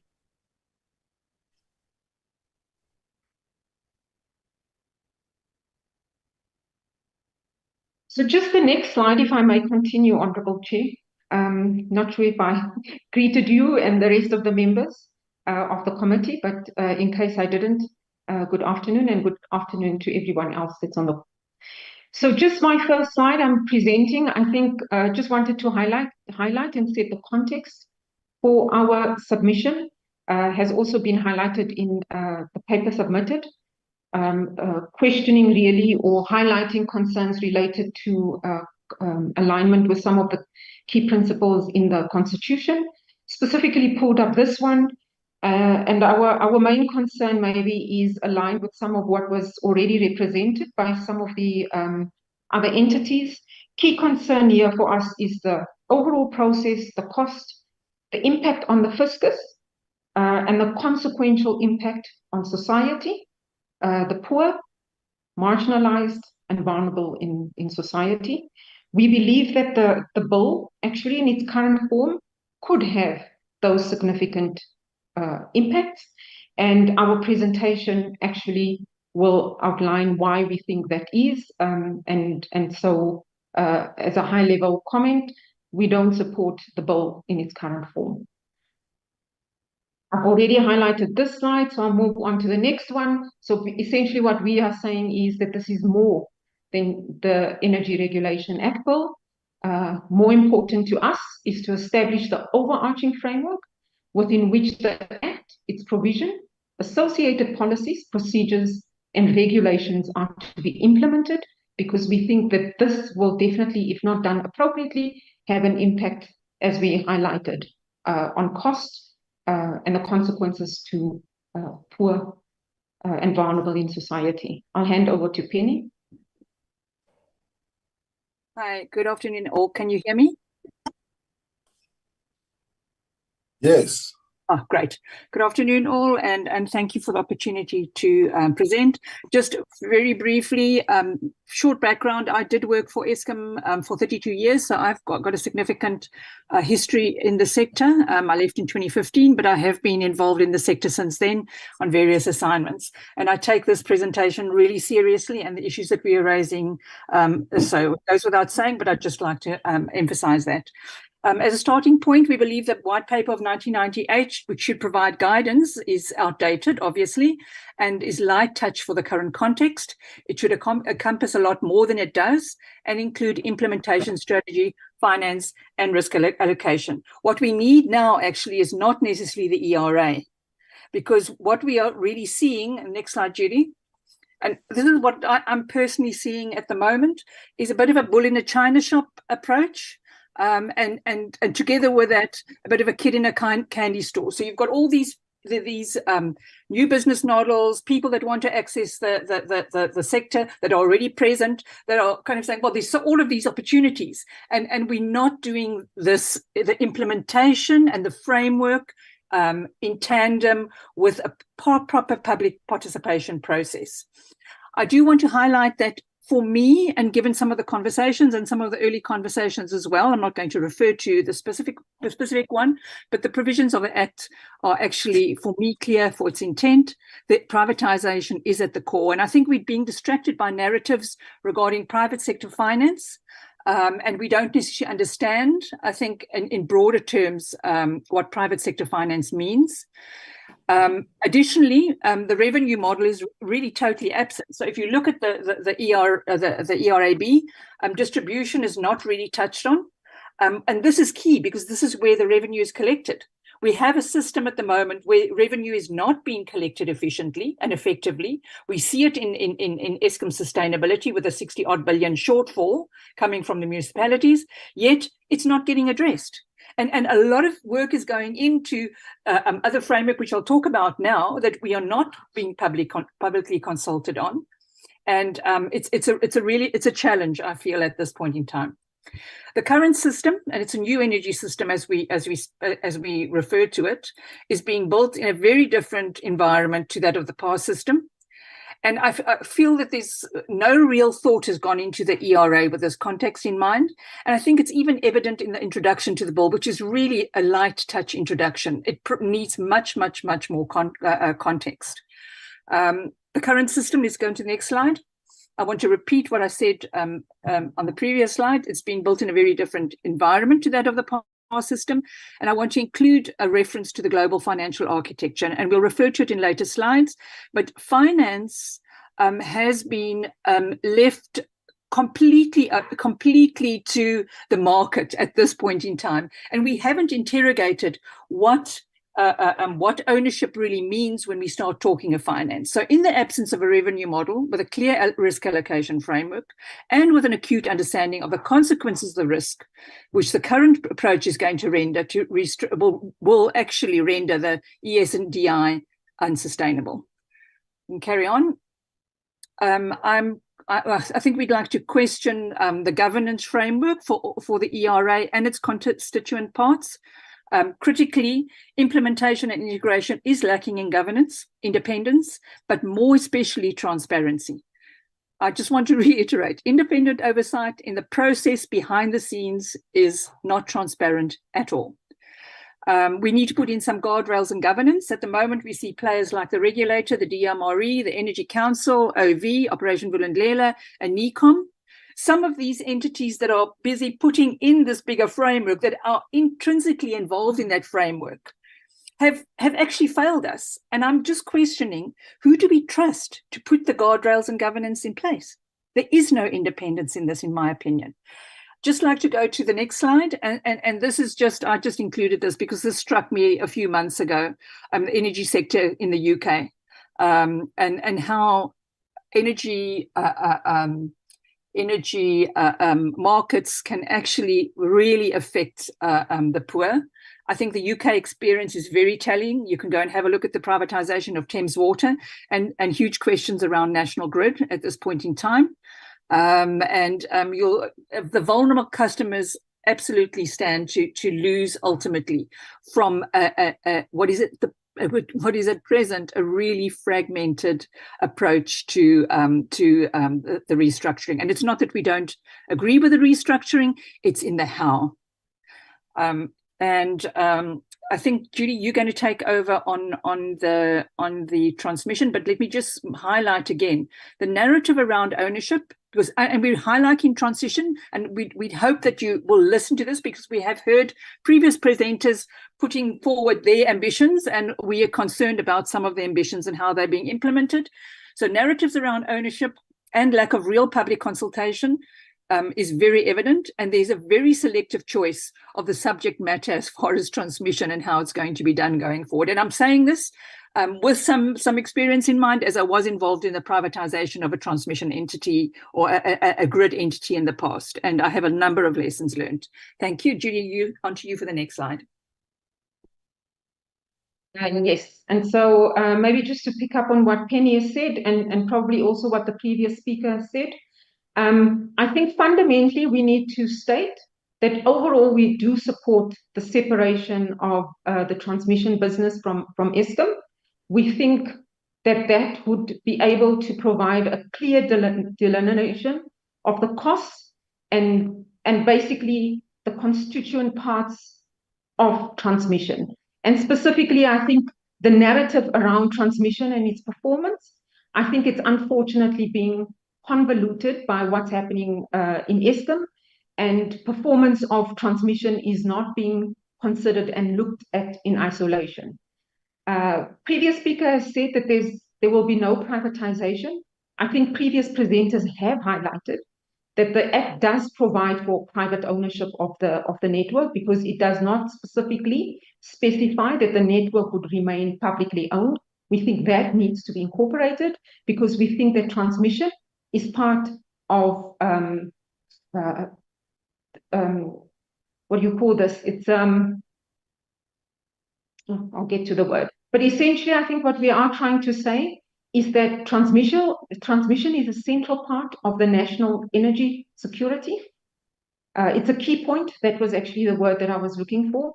We're also saying that a transmission entity that's owned publicly will provide and ensure public good and ensure that it provides for a fair, equitable access to all.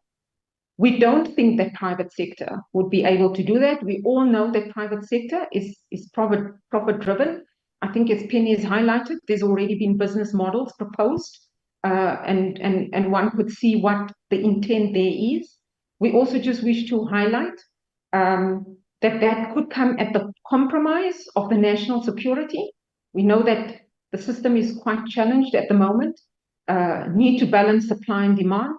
And so national security, avoiding a blackout, is actually critical and essential to the country. We also think that a transmission entity that's publicly owned will help pursue government's national development goals. We highlight Philippines as a potential learning there. And then we also just want to highlight this whole issue about private sector being able to do things cheaper. That's not proven. We already know that part of the challenges being experienced in Eskom is also with regards to NERSA tariff application, tariff approval. And here I've just highlighted return on investment, allowed revenue or allowed return on investment from NERSA, 1.98% real. Prime rate is currently sitting at 11.75, I think. Private sector will come in probably above 15%. If it's foreign owned, likely 20, 30%. Who's covering that gap currently? It's the fiscus. So yes, Eskom is being bailed out, but why? Here's one of the elements. 1.98% real return versus 11.75 prime. Even if I convert that to a real rate, 5.75. So still, these are the gaps that are currently existing, and these are not being appropriately considered. So hence concern if private sector comes in at even higher rates of returns. The nature, I think we've already highlighted that, of the ownership model. Private equity, we know that private equity entities come in, want to optimize value. So framework and the bill, is not very clear on who will be allowed to invest and own and finance the grid. And we think that critically needs to be addressed. Size and complexity of the grid. I know that many entities think that they can operate the Eskom grid, but also business models being proposed are also considering pilots, etc. We think that the size, the complexity, and the challenges currently being experienced in the grid cannot possibly be put in the hands of various players. Not at this stage. I think that will just compromise the current challenges that the grid is already facing. And then I think it was already said, right? Most of the risks would just remain with the public sector. So private ownership, risks all transferred to the public sector, and then gap likely to be closed by National Treasury. And we're saying quantify these costs, because they will certainly have a significant impact on the fiscus, and as we highlighted, consequential impacts on the poor and vulnerable in society. And then also here, just highlighting again, transmission privatization and a fragmentation is a slippery slope. Again, highlighting Philippines and what's happening. These are just quotes from within the Philippines. Be very careful. Dividends to shareholders exceed net income. Super profit business. We are being cooked in our own land. Hopefully that won't happen in SA, but I'm just quoting from what happened in the Philippines. Again, I think we mentioned about the German government also now attempting to buy back its own grid, coming at enormous costs. And then just the rent-seeking motives that we are concerned about and that we think needs to be dealt with before the act is passed. And then just the governance around all of this, is certainly very concerning. Private sector experience and conversations regarding the transferring of risks. I think these discussions are already happening, and entities are literally just waiting for this bill to be passed. Penny, I'll hand over back to you.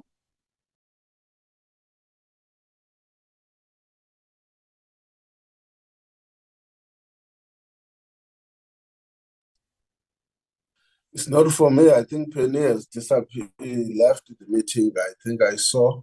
But you are within your last 3 minutes.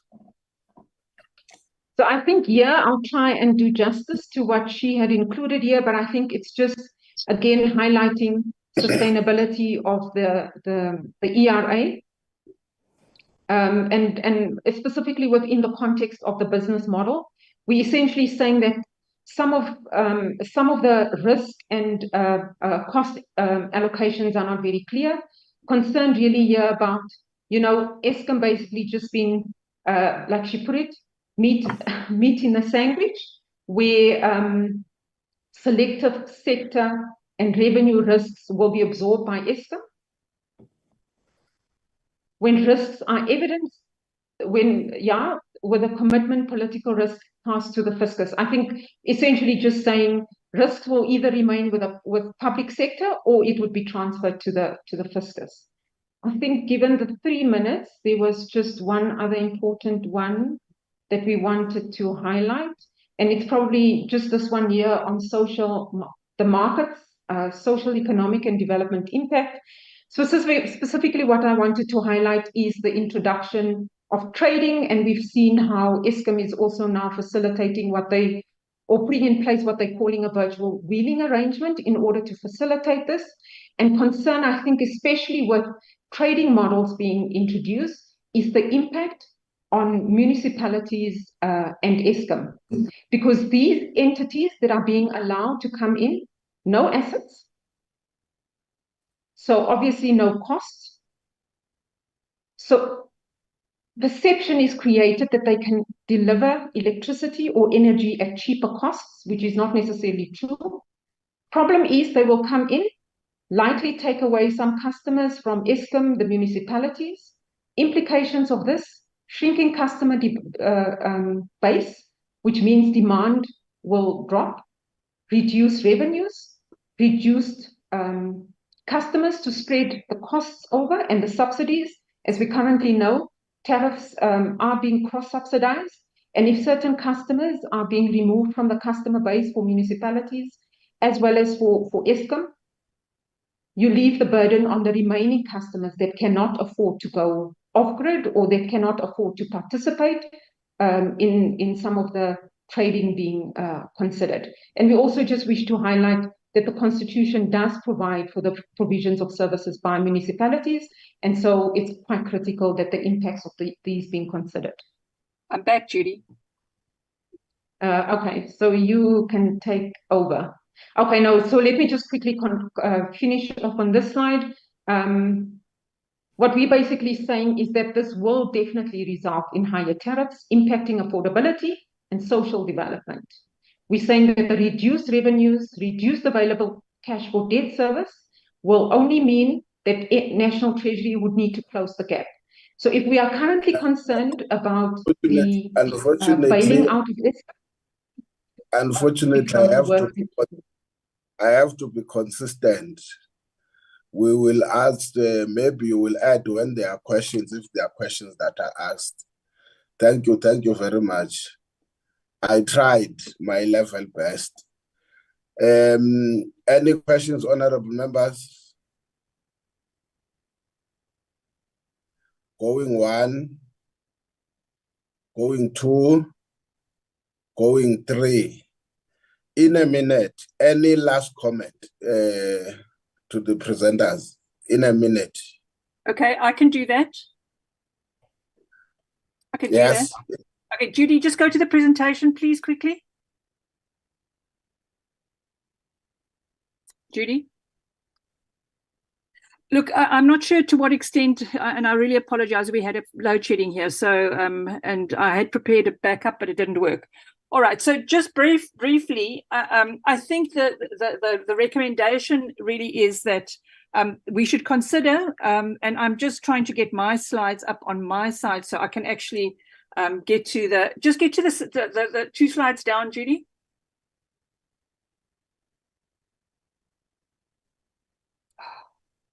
One. 2 slides down. Okay, anyway. I think the conclusions, we're putting the cart before the horse. We acknowledge that work is being done, and a lot of work is being done, but it's being done in a very conflict of interest manner. A lot of people that are actually leading some of the work streams under NECOM are actually hugely conflict. We've got IPPs that are doing the work. We've got potential entities that want to be in charge of transmission that are doing the work. We've got a number of vested interest parties, and I think that really needs to be have a look at. They're already talking about bringing lawyers to codify the work that's being done. There are no guardrails and governance. Independent oversight is required. And this is not OV, the Energy Council, or NECOM. We'd like to insist that the regulator becomes involved, perhaps at an earlier stage. I'm just not sure whether that's provided for, or the committee considers establishing an independent oversight body, not this body, because I don't think that this is the oversight body. I think there has to be an oversight body that questions and is allowed to question all the work that's been done. And as I said, there's significant work that's been done. I'm not saying all of it's bad, but the guardrails and governance are definitely not in place. The bill in its current form should not be passed. Thank you. Unfortunately, time is not on our side, but we will still go through this presentation. I will also outline the way forward in the event when we are finalized with the presentation. But we also want to be fair, give each and every person, even those that would have been sitting for the whole day waiting for their opportunity. So we must be fair. We'll try our level best. Ari, who's next? The South African Independent Power Producers Association, Chair. They must Thank come. you very much. They'll take us up to 45.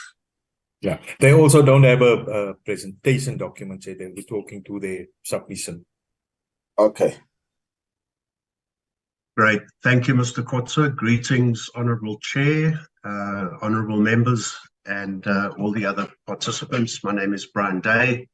I'm the chairman of the South African Independent Power Producers Association, and I'd like to make some supplementary comments to the submission, which I will not rehash in detail. It speaks for itself, and I'm sure all the members have already applied their mind to it. I would like to start by confirming our strong support for the amendment bill, notwithstanding some small challenges which have been adequately addressed in the formal submission, but it really is an important first step in building confidence for independent power producers to be able to invest substantially more amounts of capital in the industry, to be able to build generation capacity, which is one of the biggest requirements in the country at the moment. I'd like to then talk about the importance of the associated processes around the bill and adjacent to the bill.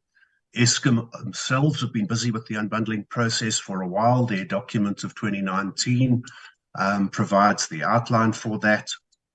The National Transmission Company, as it is then created, will need to generate market rules. The Minister may well need to issue regulations as part of the details behind the bill once it is passed. So, in short, the submission that we've already made is noted, and including our support for the BUSA, Energy Council, Anton Eberhard, and other submissions already noted. There are two main aspects that I'd like to talk to in this supplementary submission. The one is around tariffs and appropriate legislation, and I believe this will be able to speak to and allay fears of the previous presenters that they raised. It is crucially important that the respective revenue streams for different parts of the business need to be better known and defined. Because electricity has different characteristics of energy only, typically supplied by variable renewable energy, only providing this energy rather than capacity balancing peaking that other technologies can also supply. This balancing and capacity market is also something that needs to be envisaged going forward. Your transmission costs in some ways are already segregated, but not sufficiently in all sectors for all buyers of electricity. And the levels of the various tariffs between supply, which is beyond just energy, into balancing and peaking and ancillary services, and the details which the electrical engineers can talk to in more detail, but also distribution, mostly the municipalities, and the financial viability of those entities going forward needs to be ensured in how the tariffs are appropriately unbundled.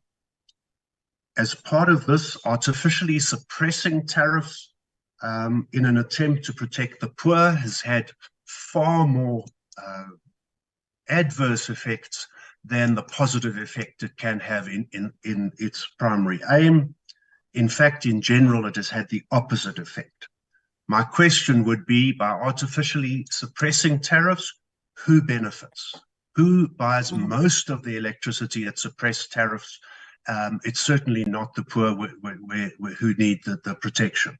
There are indeed alternatives for protection of the poor, higher levels of free basic electricity grants and other mechanisms. So in short, on tariffs and appropriate regulation, the level and the division of the different elements of the tariff need to be addressed in parallel with the Electricity Regulation Amendment Bill and the work around unbundling of Eskom. So unbundling has two parallel themes: unbundling the structure of the industry, as well as unbundling the tariffs to get appropriate economic signals across the value chain. The second main aspect that I'd like to raise is the broader roadmap and context. Also a concern of the previous presenters, where I would fundamentally differ from them, is to go back to what I said in the beginning. This is an absolutely imperative first step. We can't wait any longer. But the white paper is 25 years old. It is outdated in some respects. It is lacking detail that could now be better defined, which perhaps couldn't be well defined then. There's lots of experience from other countries. In fact, in my consulting capacity, I'm currently doing a study that includes Brazil and Denmark, and there are significant pitfalls as we embark on an unbundling journey. Now, because there are pitfalls does not mean that we shouldn't go there. It means we should go there not just with caution, because that signifies a potential lack of haste, and we've had too many delays already, but with more detailed planning, a bigger understanding of what is required to get to the next steps. In Brazil, they first privatized the distribution companies and had insufficient regulation. Now, regulation is not a bad thing for the private sector. Regulation is imperative in certain aspects of the electricity value chain where competition will not work effectively. It's already been stated by others that the transmission grid is a natural monopoly. And then in geographically smaller areas, distribution grids are also natural monopolies, whether it's part of the current Eskom arrangement or the municipalities. And we need to effectively regulate where competition won't work. And the overall outcomes of the study that I'm busy with many others is allow competition where it can work regulate effectively, strongly where it's necessary. So we need strong regulation where it's required, while other specific pitfalls, one can be guilty of rushing, you can be guilty of privatizing or allowing private participation, and I must correct my own words, because just because an element of the value chain is funded, owned by the private sector, that doesn't mean the industry is being privatized. If the transmission grid or a local distribution grid were to be sold to a private company and not appropriately regulated, that would be privatization, and it would be inappropriate because there would not be competition to not just safeguard pricing, but to actually optimize pricing because of such competition. So privatization in the wrong place without regulation is just wrong. No country in the world is going that way. And in fact, there have been some missteps in some countries where to some extent there has been an element of that. So in conclusion, I call for a greater effort by government and its agencies, specifically NERSA, on tariff reform, number one. Number two, a strong effort, a strong support for the bill with the adjustments noted by the various submissions that have been made by business.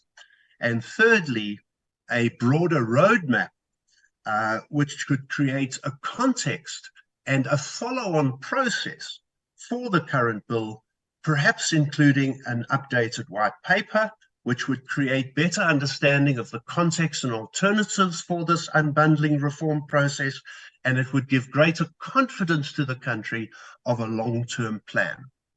I thank you, and I'm open to take questions.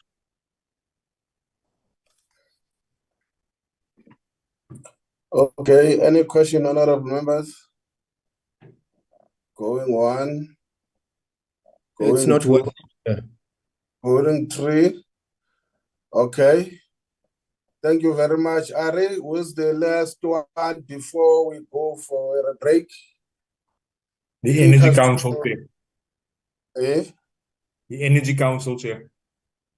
They must come in, they must take us up to 5-2. They also Right. don't have a presentation document, Chair. They'll be talking from their submission. We are going to be behind by 2 presentations now. So we have to try and figure out. Can they come in? Very good afternoon, Honourable Chair. I hope you can hear me. I will try and help you catch up some of the time on the agenda.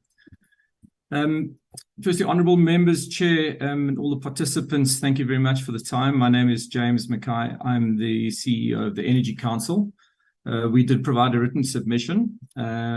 The Energy Council represents broad business, mining, industrial, banking, financial sector, transportation, as well as increasingly the renewable developers section of the energy sector.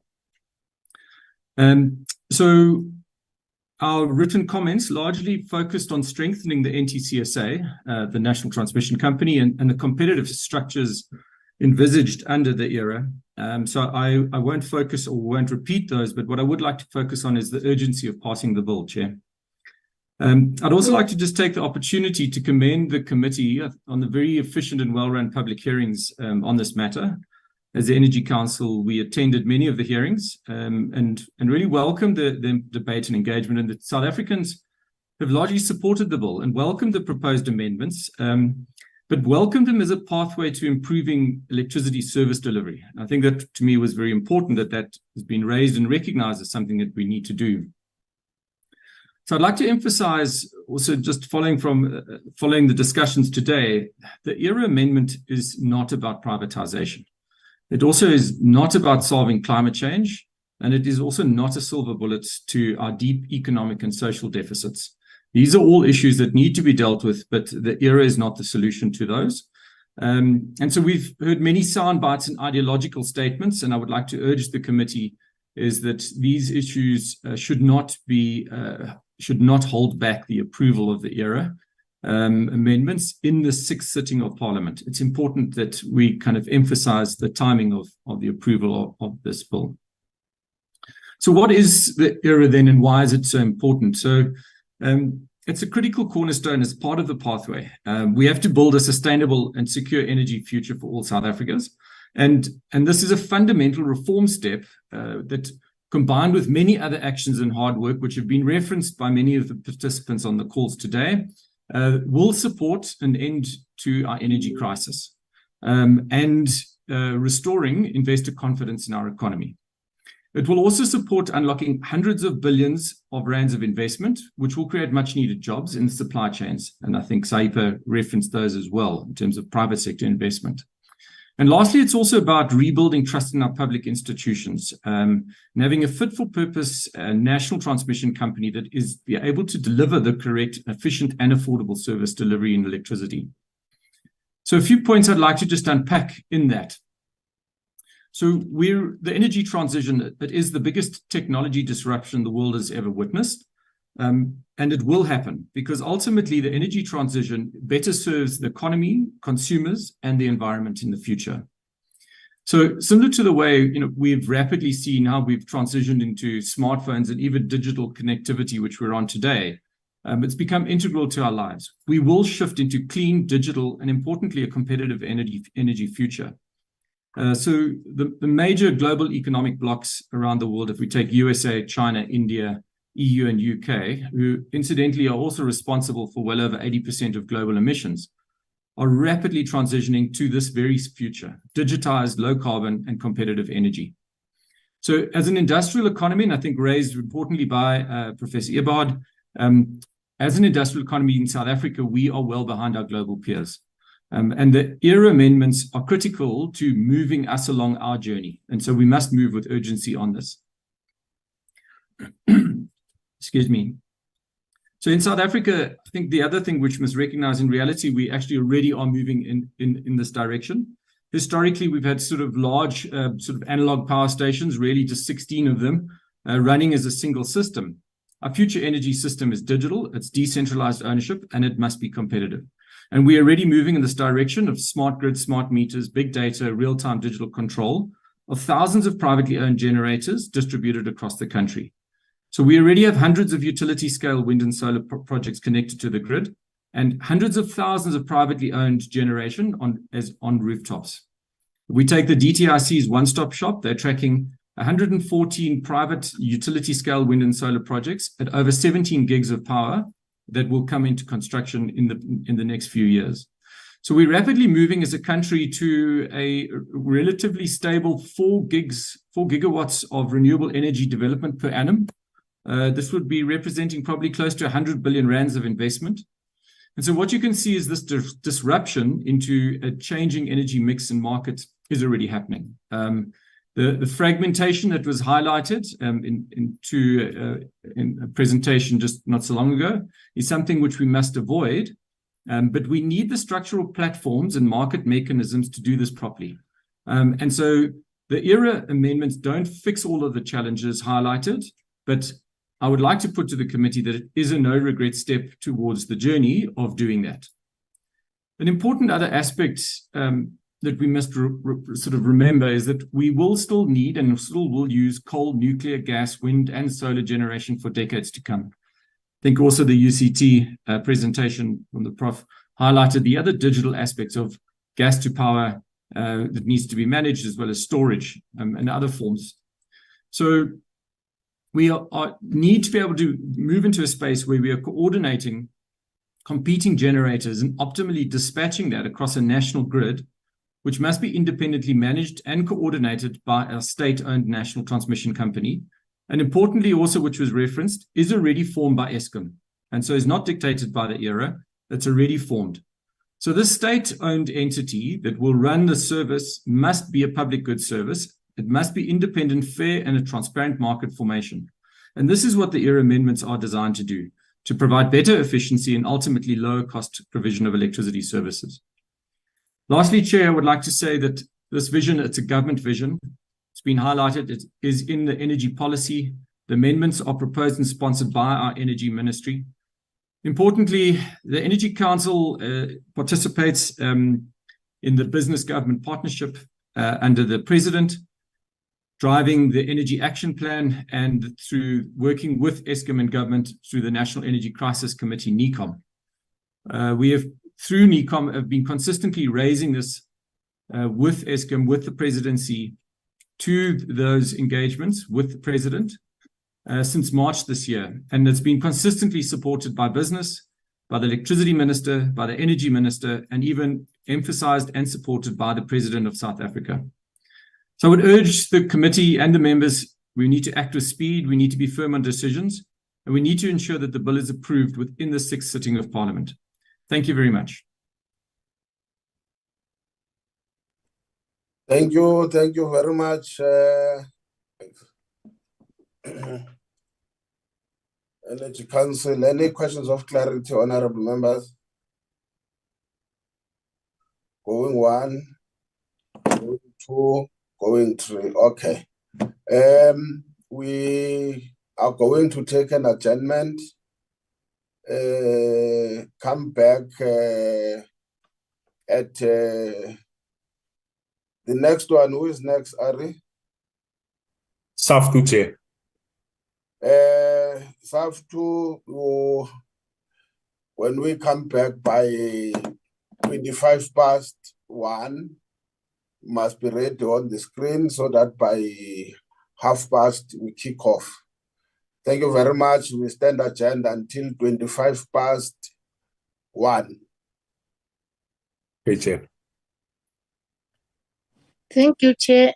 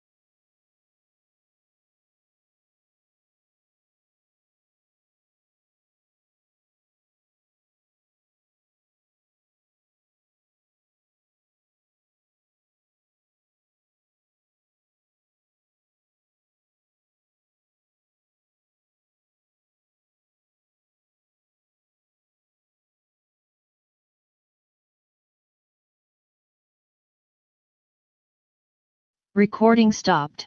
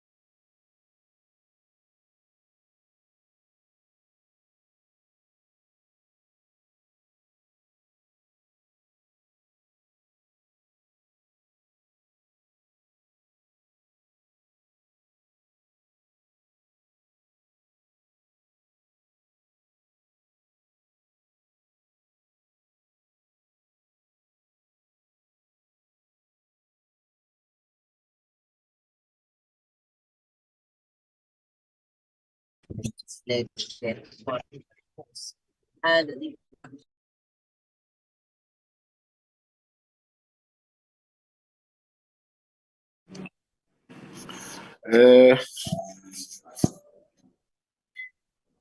Good afternoon. Recording again, in progress.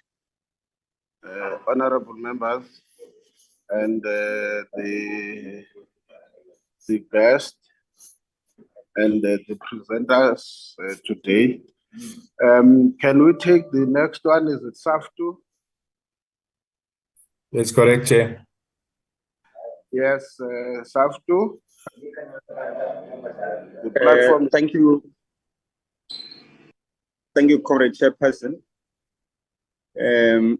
My name is Comrade Trevor Shagu. I'm representing the South African Federation of Trade Unions and will be briefly dealing with the issues pertaining our submission that regards the Electricity Regulation Amendment Bill. Now, let me first start by stating why we in the first place had to submit and why it matters for us to submit. The first one is that our members are affected by the bill because they are included, or rather they are workers who work in the sector itself. But because workers are not just workers who sleep and work at their workplaces, but they have homes where they go back to and communities, they are also affected as members of the public and consumers. So it is in that regard that we have decided to make this submission and therefore wrote the submission we submitted to the parliamentary committee in August. Now, let me deal with the issues as to why also we made the submission beyond our constituency. We have made the submission because of the South African Federation of Trade Unions. We are against the privatization of the state-owned enterprises. And we think that the idea around the inefficiencies that arise out of the state-owned enterprises ought to be addressed through fixing governance and management in those state-owned enterprises. But also we think that government has to step in regard where there are problems of the revenue shortfalls as a result of economic losses that are made on a continuous basis by most of the SOEs.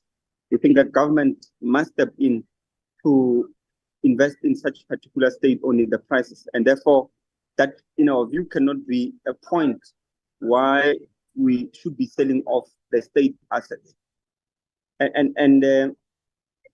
Now, based on that principle which we have, that is resting on premise on the political economy, or our political economic viewpoint, that we are against privatization, we therefore make the following submissions. In relation to the Electricity Amendment Bill, we think that the Electricity Amendment Bill is paving the way for the privatization of Eskom, and it's paving rather a way for the privatization of energy provision in our country. And it therefore cannot be disconnected with other means which government is taking to liberalize and create competition in the energy generation market. And we know this has begun with the bid window one, which began to auction the selling of electricity or procurement of electricity to Eskom a while ago, or a decade ago. Now, in this instance, therefore, the Electricity Amendment Bill is promulgated to ensure that the pursuit for such particular liberalization, which will only lead to the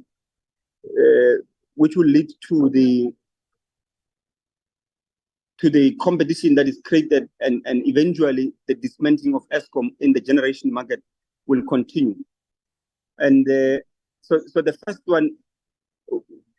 point we make specifically in relation to the bill is in relation to Section 15. So in Section 15, we have the insertion of subsection B, which holds that first of all, there must be the creation of a TSO, and that there must be, the regulator must allow for a reasonable return commensurate with the risk of the licensed activity.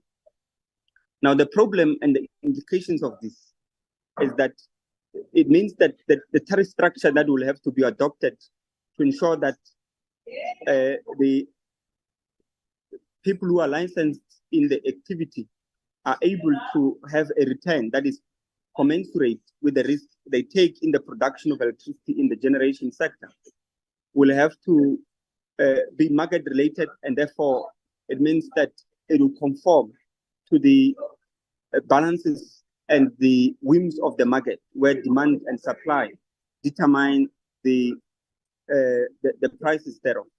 And in this instance, for us, it is problematic because we think that the country as it stands, it is a country that is affected by energy poverty. And in our view, the main key factors or contributors to this energy poverty, it is one, connection to the grid, which we have seen with the latest household survey by the Stats SA that we're making a little bit progress in connecting various households to the grid. But the second element and the second factor that affects the issue of energy poverty, or that contributes to energy poverty, is the question of affordability. Now, in that context where you create a situation allowing for the reasonable return commensurate with the risk taken by the licensed activity by those independent power producers, because mostly the generation market would be dominated by those independent power producers. What you are creating there is to say that the prices will be and will have to be set up in relation to the market and in relation to the forces of the market, which is supply and demand. And that would not necessarily take into consideration the ability and the capacity of our people and households to be able to ensure that they can be able to afford such particular tariffs. So we have a problem with that. And in our submission, we do explain that these are designed to benefit the profiteers, of course, who will use energy generation. And we know that those particular private energy generators and called independent power producers are the private sector, and they will be benefiting from such particular provision. So we think that that will be problematic, and it will mainly contribute to energy poverty, especially insofar as household affordability is concerned. The second section of the bill, which we have a gripe with, and we have alluded in our submission, is section 30. There is an insertion in section 30 that says the Minister of Public Enterprise will establish a juristic person to be known as the transmission system operator. Of course, this, I think, has already been established, and this is to be established. This is me reading the insertion now. This will be established in order to provide for an open market that will allow for a non-discriminatory competitive electricity trading platform. Now, there are quite a number of implications here, because in our view, the establishment of a TSO begins the end of the process of unbundling. And indeed, as we have highlighted even in our statements after the transmission system operator, which would also, of course, be a state-owned enterprise, is established, which has already been established, in fact, at least as the communication that went out communicated. We know that what will happen here is that the process of unbundling will begin, and in unbundling of Eskom, the central act will be to dismember the entity from its vertically integrated nature into generation, transmission, and distribution. This everyone knows. But we make a point that the monopoly of Eskom will then be dismantled in the generation and distribution, and such divisions that will be created by the unbundling, especially in generation, will be shared with the private proprietors. We know that this is already a fact in our country. Now, even though we want public ownership, making TSO or the transmission system operator a state-owned enterprise is not necessarily celebrated, because transmission has greater risks and less returns by its nature. And this, in our view, actually is created so particularly to de-risk the private sector companies that will be involved in the generation market, not to carry the costs of transmission, because the costs of transmission are so great and there's lesser return in that. And in this instance, in pursuit of these state-backed guarantees, which are spread throughout in the form of financial backing by the state, the backing, the demand guarantees in the form of government ensuring that it allows and creates market for these people. We know, as a matter of fact, that even this issue of creating a TSO as a state-owned enterprises, though it should be celebrated to a certain extent, we think that the sinister motive behind that is mainly to make government guarantee the private sector who will not have to contend with maintenance of the power grids, but also with the costs that are associated with such particular maintenance and construction. So this is the second critique we lay against the amendment. The third critique is that related to the creation of the market structure.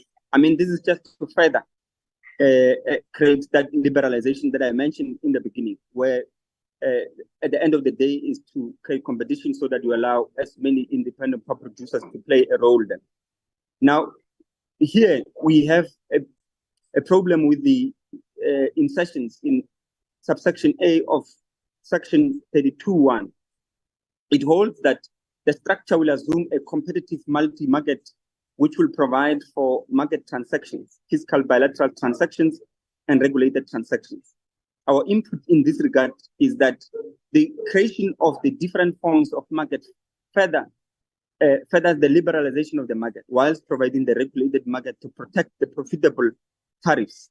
The dangers of a highly liberalized market to private profiteers is that they have, in the battle to outcompete one another, drive down prices to below input costs or little above input costs. But because they are concerned with maximizing profit, they can retain a regulated market only to force the operator to raise tariffs in order to boost their profit margins. And here again, this is just in the context of a short term in our view, because we have learned from the political economy of capitalism that the private profiteers have a competitive market for so long as they begin. But the tendency of capital to accumulate, the tendency of profiteers to maximize their profits has taught us over centuries. And since the start of capitalism itself, that all this continuously leads to concentration of capital. And in this instance, it will, in our view, lead to concentration of capital in the market. You are on your last 3 minutes. Right? Thank you very much. I'm making my conclusion. So we know that the tendency is to concentrate and even to centralize. And this has been proven over and over, unless that there's a proposition that in this instance, the market will be highly regulated to prevent the concentration and centralization in the market of the generation that will then guarantee that there will always be a proliferation of various independent actors who are involved in the generation of electricity. And that would, of course, maintain that the highly competitive sector and somehow and somewhat even to a certain extent guarantee that there might be lowered tariffs because of such particular competition. But this is highly unlikely to be, because we know that particular concentration, eventually those particular companies, independent power producers that might not be able to compete or outcompete their own competitors in that particular market would cannot absorb costs that are above their input. And whenever there's such particular occurrence, what we know is that they will sell off their assets. And that on its own is a manifestation of the concentration and the centralization of capital in those particular markets. But and by making this remark, it is mainly in the long-term view, given the fact that we know the tendency of capital. It does not mean we approve of the liberalization, because liberalization might help improve efficiency, as they say. We know that that is not true. In markets that are highly liberalized, we also find companies that are mismanaged and are not efficient. So that argument against state ownership and state monopoly in the energy generation, energy transmission, and energy distribution is not necessarily true. We've seen with privately owned companies in highly competitive markets that inefficiencies can arise. Of course, the belief is that if you have highly competitive markets, those markets will force the competitors themselves to adapt and ensure that they achieve efficiencies, and thus allow for those particular enterprises to get rid of unnecessary wastage in the process of production and supply.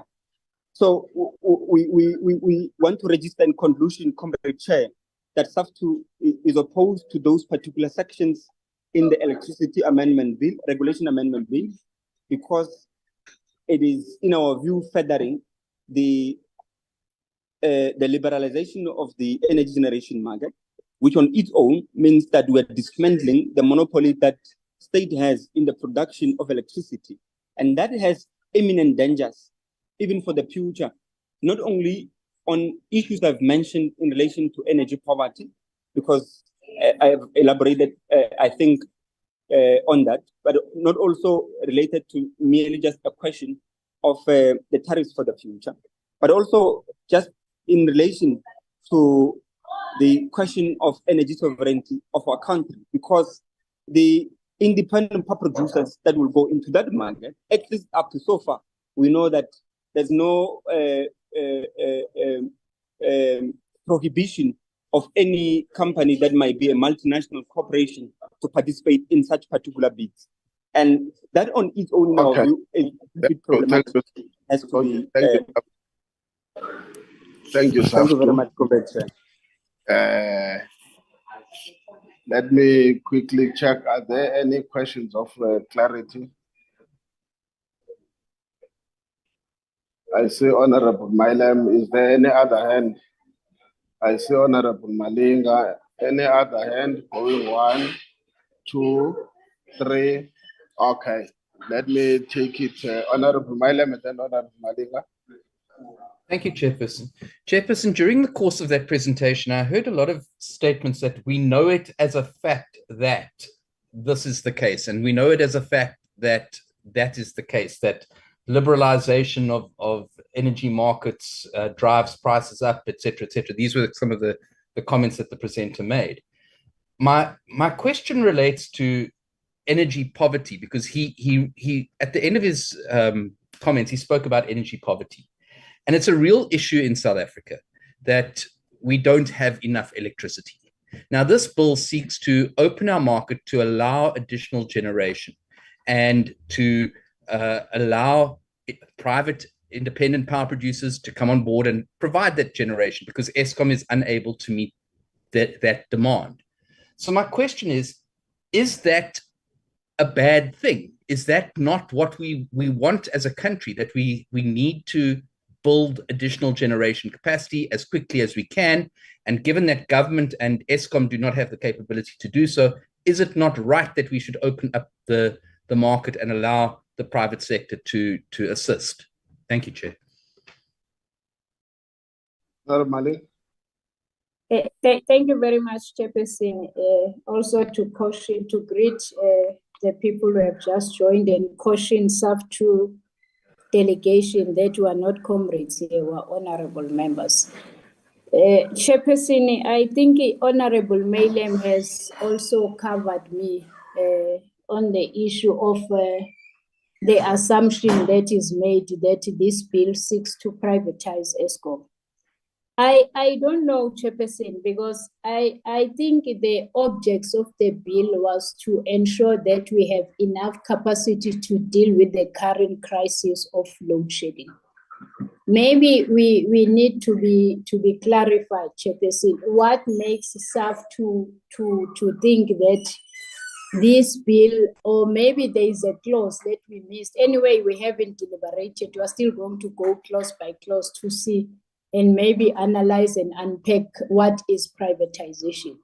But I thought that the bill seeks to get more capacity to ensure that we mitigate the current crisis that the country is facing of load shedding. So apparently, it seems as if SAF2 has or maybe some truth to it that this bill is going to privatize Eskom, of which I did not find such on the, maybe I did not read it properly because it's English is not my mother tongue. Maybe when we go clause by clause, maybe it will be outlined to us. If maybe, Chairperson, we could be clarified where in the bill it says that by bringing in IPPs to bring in more capacity means or equals to privatizing a state-owned company. If I could also get that clarity, Chairperson. Thank you very much. Okay, SAFTU, just one thing, SAFTU, so that it can help us as a direct question, just to give clarity. According to you, SAFTU, I don't want to assume that SAFTU says the private sector has no role to play. Is that what you suggest in terms of the electricity generation and sustainability? If it does have a role to play, what would be SATU's view? What role would SATU say has to be played with the private sector? Maybe that will help and assist the committee going forward to understand specifically how to deal with that issue.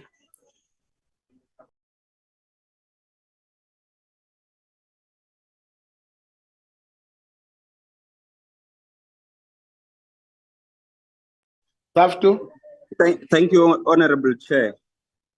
So let me start with the second question and clarify, because at the beginning what I did was also to correct myself. I said what they are doing here is to privatize energy provision. Now, that is clearly defined, and it is what is happening, the privatization of energy provision. If you allow independent power producers to play a role in the production of electricity, you are privatizing energy provision. But let me also link it to the privatization of Eskom, even though this is not a statement I made. But what is happening here is that we've got to at least just separate the two, the privatization of energy provision and the privatization of Eskom. They're not necessarily one. But what is happening here is that the privatization of energy provision leads to the dismantling of Eskom. Because if you check the presentations that Eskom has made to the Presidential Climate Commission, is that they are planning to have the generation dismantled at the end of the phase into Eskom only being able to generate electricity of up to 15 to 25%, which means 75% would be produced by the independent power producers or any other third party or second party, but not by the state. This is the presentation which was made there. Now, the reason they are doing this is because there is an allowance of the independent power producers to come and play that particular role. It is the privatization of energy provision. That is what it is.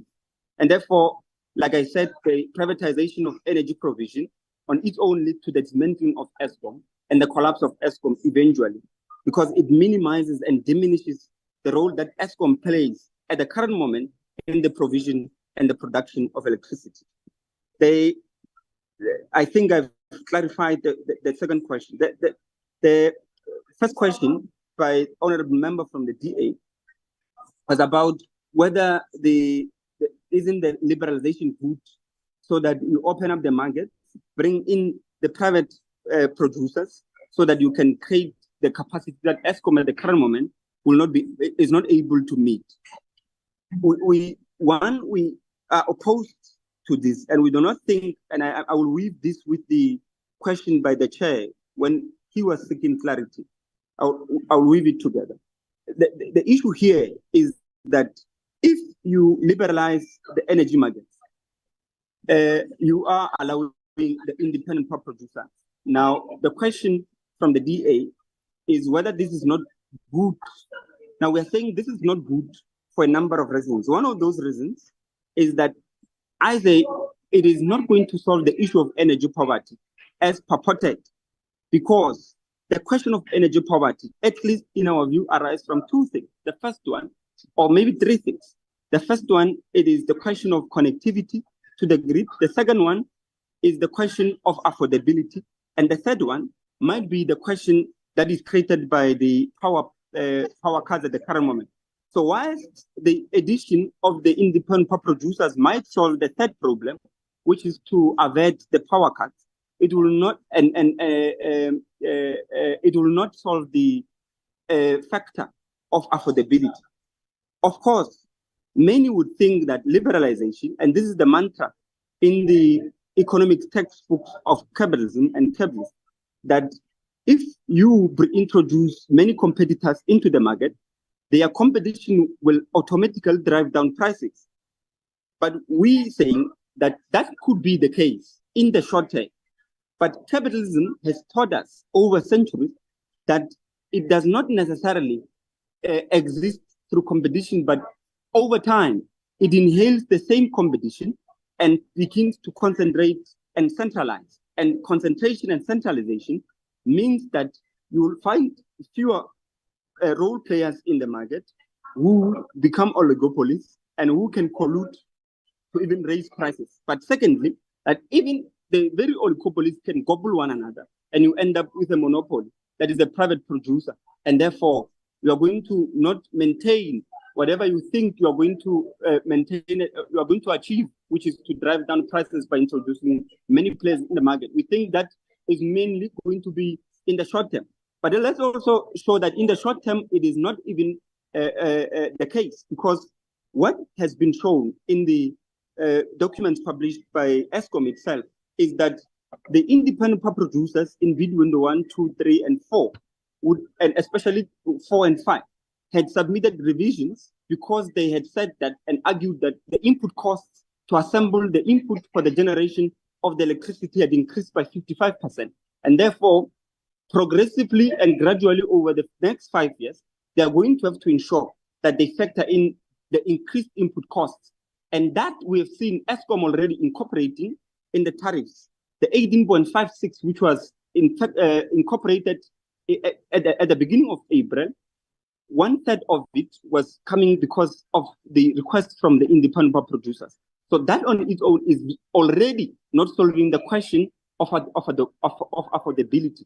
And therefore, as we say, that even in the short term, therefore, no longer just in the long term, you have the problem of the energy poverty that might widen, not caused by power cuts, but in this instance, caused by the issues of affordability, because we know the rising cost of living has created these problems. Just in closing, Corporate Chair, with your, Honorable Chair, with your question, yes, SAFTU does not want the liberalization of the energy market. We want the domination of state-owned enterprises. We want Eskom to be fixed and not for electricity provision to be addressed by the introduction of the independent power producers in the market. I think, and I hope that clarifies. Thank you very much. Okay. Who's next, Ari? Operation Vulandlela, Chair. Can come in.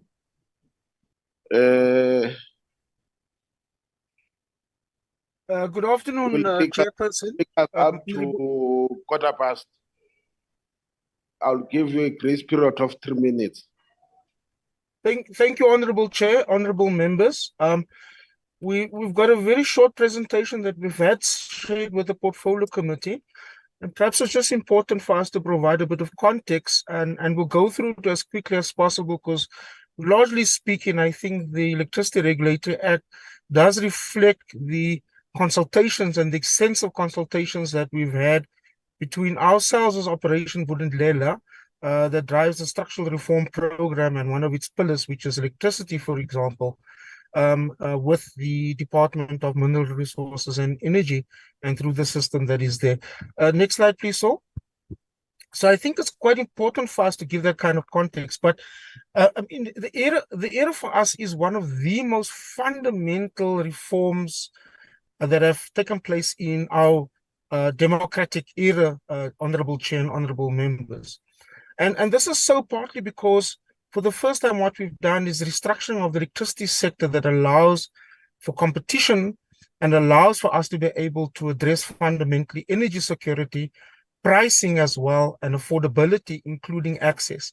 And we think the importance of this bill in the way that it's been structured provides us a certainty and allows us to be able to set the electricity marketplace, and that's across all of it, onto a new footing, and reforms that are so sorely needed that needs to be implemented. And for us, I think the most important objectives, of course, are setting up an independent transmission system operator. As you know already from an Eskom point of view, that's already operationalized. Licenses, the 3 licenses have been issued, that the minister will announce the appointment of a board. The bill, of course, gives that legalized institutional mechanism for that absolute objects that are going to be important. For that, creating a competitive electricity market, and I think this is important for us, particularly for multiple generators that have been operating in our generation space since 2010. The reforms that we have taken more recently around the change in Schedule 2, around the removal of the cap for private sector embedded generation has been important. We're tracking about 12 gigawatts. There's a project pipeline of over 66 gigawatts. It's important that as we move towards restructuring of the electricity market space, that we allow for generation and competition in the generation space and create a leveling playing field. Thirdly, that regulation, including tariffs, is transparent, effective, and clearly defined in scope, and this is going to be fundamental. And that, of course, all participants in the market space have their roles and responsibilities quite clearly defined. Chairperson, the bill itself is about, as I said, improving efficiency and bringing down electricity prices in the long term. Contrary to some views, we think this is fundamental given the restructuring that you've seen in other SOEs where there's been an absolute monopoly and where, for example, you've seen significant increases in cost of generation as it is right now. Introducing competition has shown us in the South African market space that it does bring down prices at the end of the day, and creating a fair and level playing field is quite important. So this is the context of why we are making this submission, Chairperson, in the context of the ongoing crisis and achieving energy security in the long term. This is just a quick overview, Chairperson. Operation Vulindlela, as it is a joint initiative between ourselves and National Treasury. We focus on 5 core reforms. You'll see that one of that is the most important, the supply of electricity stabilized. That includes the immediate and long-term reforms, digital communication, sustainable water, competitive and efficient freight transport, and creating a visa regime. This is the important part of it, and it lies in the economic reconstruction program that was adopted in 2020. In that same year, Operation Vulindlela was introduced, and some of the reforms you're already familiar with that has come through in all these 3 areas. Next slide. And then, just to emphasize the point that President made when he launched the Energy Action Plan, that the measures I have outlined are not just to address our immediate constraints. Our ultimate objective is to achieve long-term energy security that we have never experienced electricity shortage again. We aim to do this by stabilizing Eskom, and I think that point is quite critical. It's the top on the list of the 5 areas that we've identified in the Energy Action Plan, including improving plant performance, establishing a competitive electricity by opening way for private investment in new generation capacity. It's not privatization, and I want to emphasize that, Chair, Honorable Chair and Honorable Members, and increasing our investments in renewable. It is important for Eskom to continue to play its fundamental role of being the major supplier of generation. It would have to compete It's about competition, bringing down those prices and ensuring that we can create a level playing field. Yeah. And part of this, what the president says, is creating a reviving economic growth and being a leading player in the transition to new and sustainable energy. So it's important just to emphasize that. Next slide, Saul. Saul, you want to take over from here? Thank you, Rudy, and afternoon, Honourable Chair and Honourable Members. I will go through the rest of our submission as quickly as possible. And as Rudy has said, the purpose is twofold. It's first to situate the ERA bill in the wider policy context, and second, to explain its importance to the energy crisis response, and hence, in our opinion, the urgency of adopting this bill within the current Parliament. So this slide summarizes the various policy documents that are the basis for the ERA bill, and with which the committee will be familiar, starting with the 1998 Energy Policy White Paper, and more recently the Eskom Roadmap and the Energy Action Plan announced by the President last year. The point here is that there has been a significant evolution of energy policy over the last 2 decades, which now requires a similar evolution in the legislative framework. Those policy shifts are very much in keeping with global trends, and that's what we summarize in the slide and in our submission. There has been a global shift towards power sector reforms, including the unbundling of vertically integrated electricity utilities. You can see in this figure that as a proportion of the global electricity demand, only 13% of energy markets today are served by vertically integrated utilities like Eskom in its current form. And most countries in the world have now moved towards competitive wholesale markets in one form or another. That includes middle-income countries like South Africa. 21 upper middle income, 24 lower middle income countries have undertaken similar reforms, including all of our BRICS partner countries, China, Russia, India, and Brazil. And these changes have been driven primarily by technological changes, as Professor Eberhardt and others have outlined. But the wide adoption of these reforms globally is driven by their success, including in bringing down electricity prices. In the South African context today, we think that these reforms are especially urgent now. We don't need to repeat the severe impact that load shedding is having on the economy and on the lives of all South Africans today. But at the root of this challenge at the moment is the fact that our dependence on Eskom as a single energy supplier and the lack of competition has created a single point of failure in the energy system and has prevented sufficient investment in energy capacity to close the shortfall. And primarily the aim of this bill and the associated reforms is to overcome this energy shortfall by accelerating and enabling that investment by as many different players as possible. And that's why we believe that this bill should be viewed as an integral part of the country's energy crisis response and as urgent in that respect. There are 3 primary ways in which the bill will support energy security, and just to summarize those. The first is by allowing multiple generators to invest in new generation capacity based on clear price signals to meet both current and future projected demand. At the moment, as Rudy had said, we do already have private investment in energy generation, but that is currently limited to long-term bilateral PPAs, usually with a single off-taker. And there is a limit to the size of that market, given that very few companies can actually purchase energy on that basis. Once the market is established and the market operator is in place through this bill, we will have a much larger market, a much larger potential for investment in energy. In effect, generators will be able to invest in new generation capacity in order to supply that energy into the market without having an off-taker in place at the outset. Competition between generators would result in greater efficiency and ultimately reduced costs, because generators will have to compete on the basis of price in the market. And in fact, the very design of the market is such that the cheapest energy will be dispatched first. And so multiple generators will have to compete with one another on the basis of price. And lastly, the financial sustainability of the sector will be increased because risk will be spread across multiple entities rather than concentrated on Eskom. And we all know the very severe financial challenges that Eskom is experiencing currently. Crucially, the bill in sections 34A and 34B outlines the legislative framework for the transmission system operator, its powers and functions, and establishes a competitive market for electricity. And those have been discussed at length today.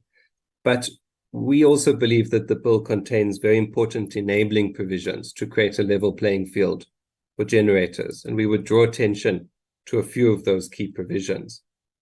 Among others, the insertion of section 15(1)(b) provides for unbundled tariffs, in other words, separate tariffs for generation, transmission, and distribution, which will be necessary once the transmission entity is established. Section 21(3)(a) prevents discrimination by the system operator in dispatching or balancing the system. Section 21(4)(a) to 4(e) strengthens the provisions relating to non-discriminatory access to the grid.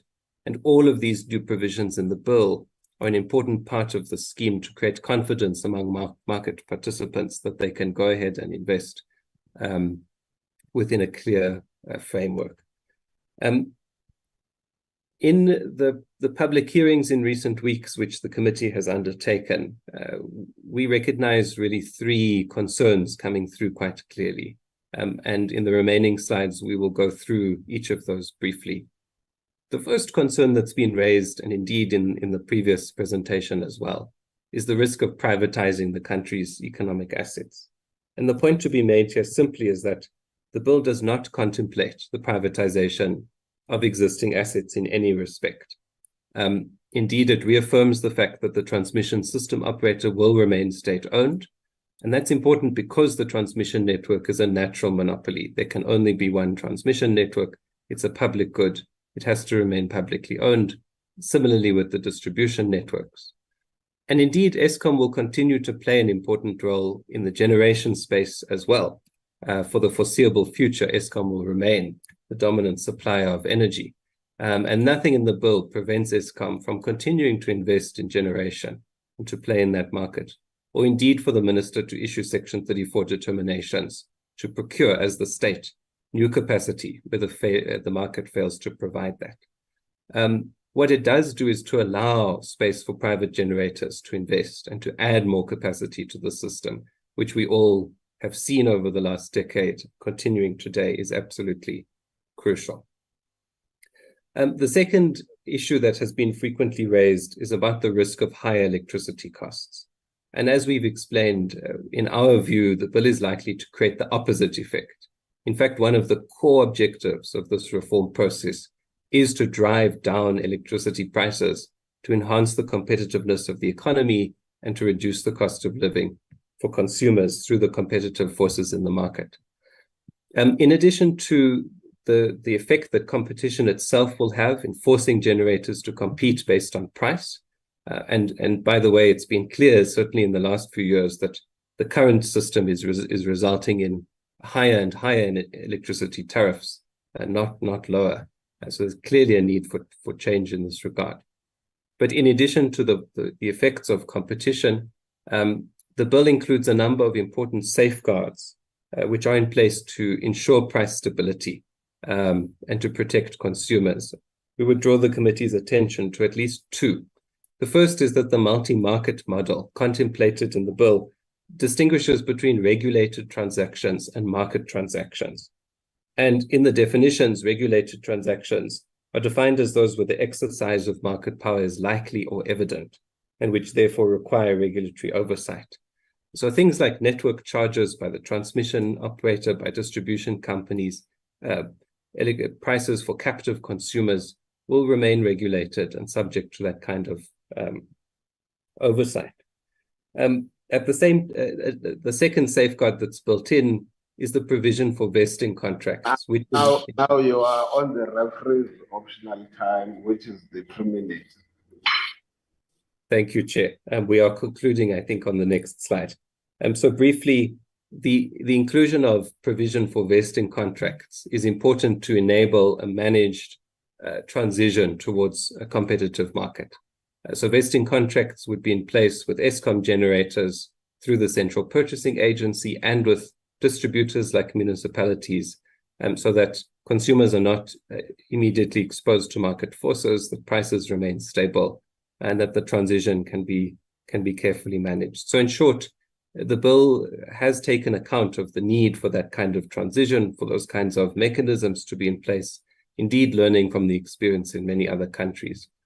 And finally, on the risk of job losses, our view is that these reforms are likely to lead to massive new investment in the energy sector in the order of hundreds of billions of rands, new entrants in the economy. That will directly create jobs, but also by resolving the energy shortfall, protect the jobs that we have and help the economy to grow. So in conclusion, Honourable Chair, we strongly support this bill as a necessary part of the energy crisis response. We think it is overdue. And we think that the shift away from a predominantly single buy electricity market towards the establishment of this competitive multi-market structure will enable the country to provide power most efficiently and cheaply, and to enable a very carefully managed transition to that competitive market structure while helping to grow the economy. And we would propose that the bill be supported. Thanks all. Chair, just a quick word of what we've seen with the recent reforms we've done just on the investment levels. I mean, we estimate based on the models that we've done in the structure of the Schedule 2 that we have potentially an amount of 220 billion rand worth of investment since we've done the schedule change 2 years ago, Chairperson. So this is the ability of some of the reforms that we think are quite critical in supporting the kind of reform that's it. Thank you, Honourable Chair. I know we went over and you said you're going to give us an extra 3 minutes, but I think we've taken an extra 2 minutes above the extra 3 minutes. Thank you, Honourable Chair. No, you are still within, you did very well. You are still but you are within your optional time at the discretion of the chair. Any questions of clarity, honourable members? Going one, going two, going three, closed. Next one, Ari, it's supposed to be Mr. Panzek, Chair, but I don't know if he's on the platform. Is he in?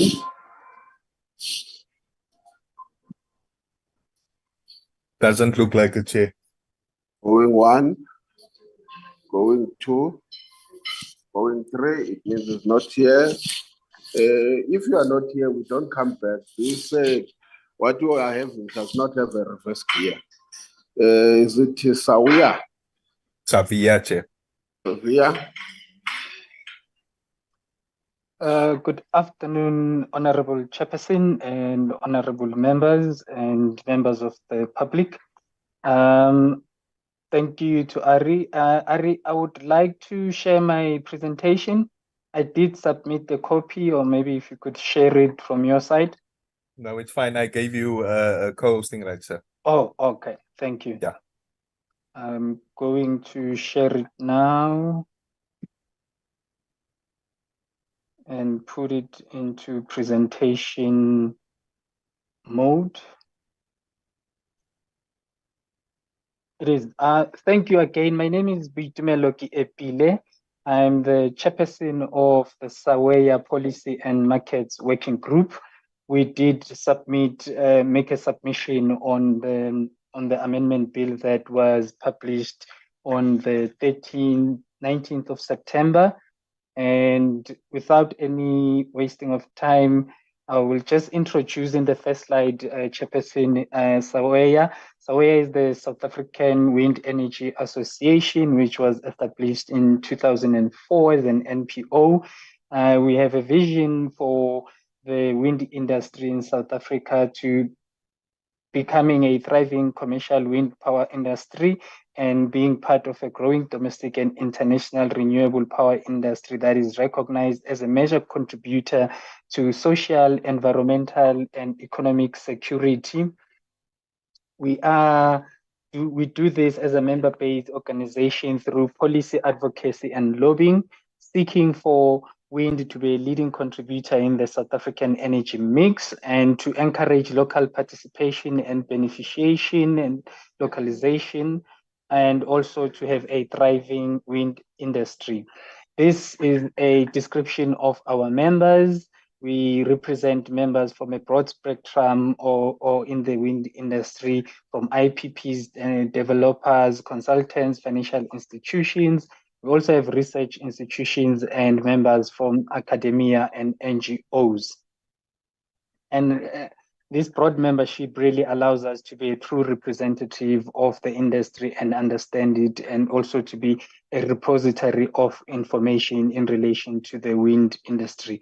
Just to highlight, some of the impacts that the wind industry has had in South Africa, especially through the participation in the Renewable Energy IPP Procurement Program of the DMRE under the auspices of the Independent Power Producer Office. We have these details up to December 2021 in terms of the reports that are issued by the IPP office. About 34 projects of wind that were procured, close to about just below 3.5 gigawatt of installed capacity, producing shy of 40,000 gigawatt hours of wind energy. And you can see there the numbers speak for themselves, Chairperson, in terms of the jobs that are being created and the investment that has been made, and also investment by Black South Africans in the projects, and also the local expenditure through the procurement of components. In terms of the pipeline, and this is to show the significant steps of the electricity supply industry reform that has happened since Schedule 2 of the Electricity Regulation Act came into being. Since the threshold was 1 megawatt, it moved to 10 to 100 up until it was removed. So there are a pipeline of projects. This is in the Western Cape, but also shows numbers of wind projects that are amounting to close to about 21 gigawatt in South Africa, and also projects that are hybrid in nature and in different areas of the country. Obviously, the concentration would be in the Western Cape and the Eastern Cape, given that renewable energy by its nature follows the resource.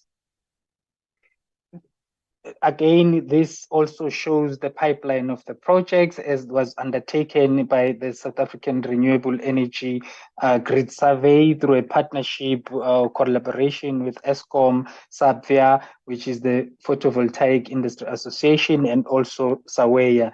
And again, this shows the potential of renewable energy projects or wind energy projects across the country at different stages of development.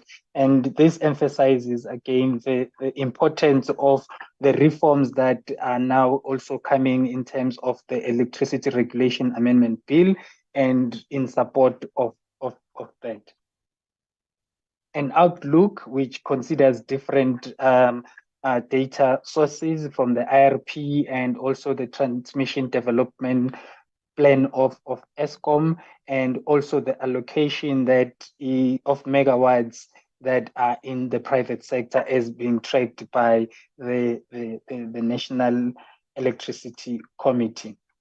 However, the sector, or specifically the wind industry, still faces some key challenges, particularly lack of grid capacity to connect the generation facilities, and lack of policy certainty in the regulatory environment, which the amendments also seek to address this. We will point out some of the areas that will be really welcomed and supported by SAWEA. However, there are also supply chain challenges, some of them emanating from the previous years with the impact of COVID-19, local manufacturing, access to fairly or reasonably priced steel, and also skilled workforce. And these are some of the main challenges which SAWEA is also working in partnership and through our members to address.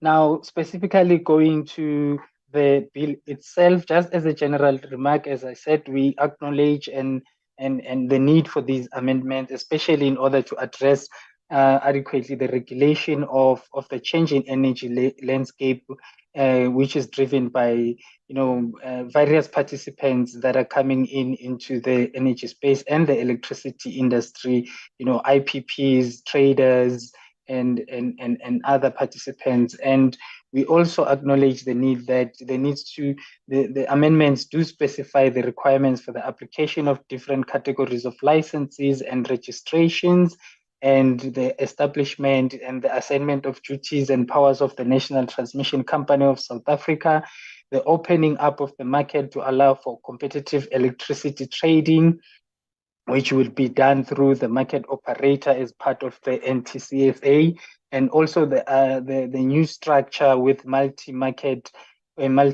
based, but also with that other side which will deal with regulated transactions, thus giving rise to a multitude of participants in the electricity supply industry. To note that some of these changes, including the unbundling, have been pointed out that have occurred in the last 2 to 3 decades globally in different countries, developed and developing, or countries in transition. And we are on the view that these changes or these amendments will hold potential benefits for the South African power sector. On specifics on the amendment bill itself, Chair, I'm not going to go through to everything, but just to highlight some on the definitions that there's still some of the definitions that have not been included, such as electricity distribution connection facilities. Some of our members as IPPs are required in instances where they build generation facilities that are at a distance from the main transmission substation to build these facilities to connect the generation facility. And previously, the National Energy Regulator of South Africa would issue such kinds of a license called the Distribution Connection Facility License. However, with the move to the licensing exemption and registration notice, there is still a provision that such a connection facility can be registered with the regulator. We also saw that there is no definition for battery energy storage, and we think that this needs to be included. On the definition of direct supply, it is noted that it excludes registered generators, and that we recommend that this be included. And before I touch on the central purchasing energy definition, I want to finish the direct supply agreement, which according to the amendment, it excludes agreement between generators and municipalities as distributors. Our view is that this must be amended to include the municipalities as distributors that can enter into direct supplies with generators, whether those generators are licensed or registered under the licensing and exemption registration notice. And we are of the view that there is an amendment that was done in 2020-2021 of the electricity regulation on new generation capacity, which allowed municipalities to procure energy and capacity directly from IPPs. So our view is that there's a misalignment in excluding municipalities from entering into direct supply agreements. On specific sections, again, Chairperson, dealing with the powers and duties of the regulator, these powers are now being extended for the regulator to set tariffs. And by setting tariffs, really, this means that the regulator will upfront determine what the tariff would be that should be charged or agreed on by contracting parties. And in our view, there was no clarity that was provided in terms of the methodology that the regulator will be used, and for which segments of the market will the regulator set the tariffs. Will this be between a generator and an end user? Will it be between a generator and the transmission company, or will it be between a generator and a distributor? And we are of the view that setting these tariffs can go against the multi-market and a competitive and open market, because the aim of having competitive and open market is such that the market itself will have clearing prices. And we are of the view that in market transactions as they are defined in the Act and bilateral transactions, these powers would not extend to those kinds of transactions, since those would be between private parties. On the application for a license, this matter of the different versions has been dealt with, and the chairperson did express, and honorable members, that they are not in possession of this 22 version of the amendment that was gazetted by the department. However, in that amendment, subsection 10(2)(g), which required that a potential licensee should actually prove compliance to an existing integrated resource plan, it was deleted. However, in the version that the committee has put up, which is the reference here, this section seems to have been reinstated to require that a license must prove compliance with any integrated resource plan or seek deviation, which must be approved by the minister. Our view is that this should not be applicable to private generators entering into direct supplies with private off-takers. And if the intention really is to retain this requirement of section 10(2)(g), and that this should exclude market transactions. On tariff principles, just quickly, there's section 15(1)(a) and the amendment of section 15(1)(b), which states that the regulator would make license conditions relating to the setting of tariffs. We are of a view that this should exclude again market transactions, because these would have been negotiated and prices agreed between the parties. And furthermore, the section still mentions that the regulator will set tariff where there is a vertically integrated licensee.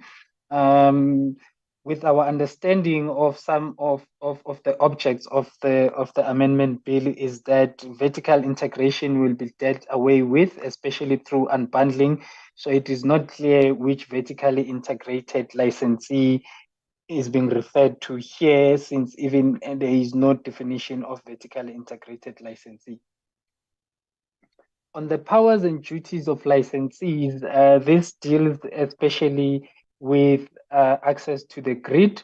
Amendment 4B seems to suggest that a transmission or distribution licensee may absolve itself from providing access to its system simply because it is incapable of doing so. Specifically, the wording in the amendment says that a transmission or distribution licensee may refuse access only where it lacks the necessary capacity. The capacity here, it's not clear whether is it capacity in terms of the available grid capacity, or is it capacity of not being able to deal with these kinds of requests. The original section 21 in the Principal Act really uses 3 elements to determine whether a transmission or distribution licensee can afford an applicant grid access. And this looks at elements of financial, technical, and economic feasibility. So we think this is a clear criterion that should be kept. There's also 4C, which requires that an applicant who seeks information about grid availability needs to pay a fee. currently applicants seeking grid access, especially to the Eskom grid, would make. Also reserve for 2 minutes. Okay.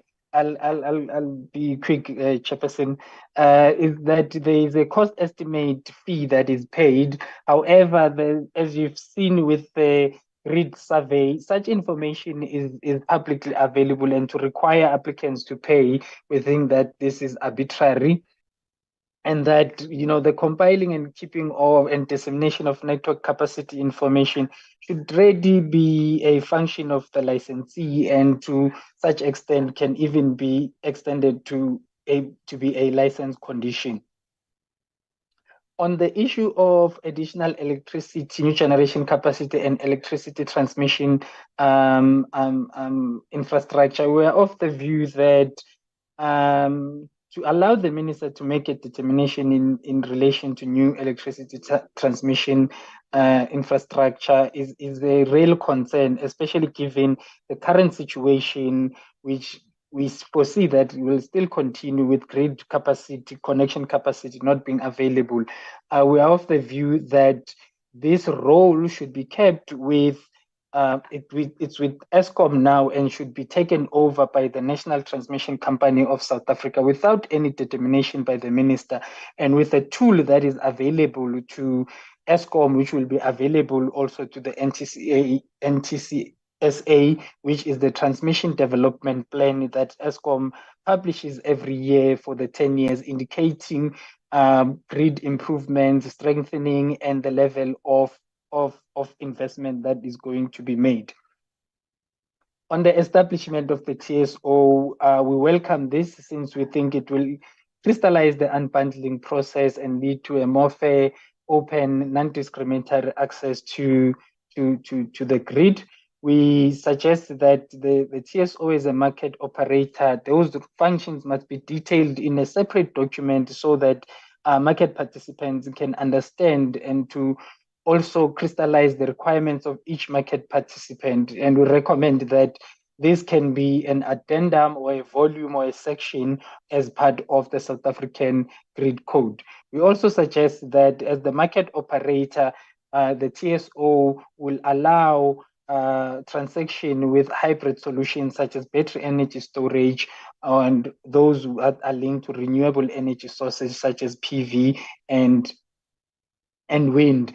And this also goes further to say that, battery energy storage, there's a grid code, connection code for this, and it's not being addressed adequately in the amendments. I thank you, Chairperson. Thank you very much. Honorable members, any questions of clarity?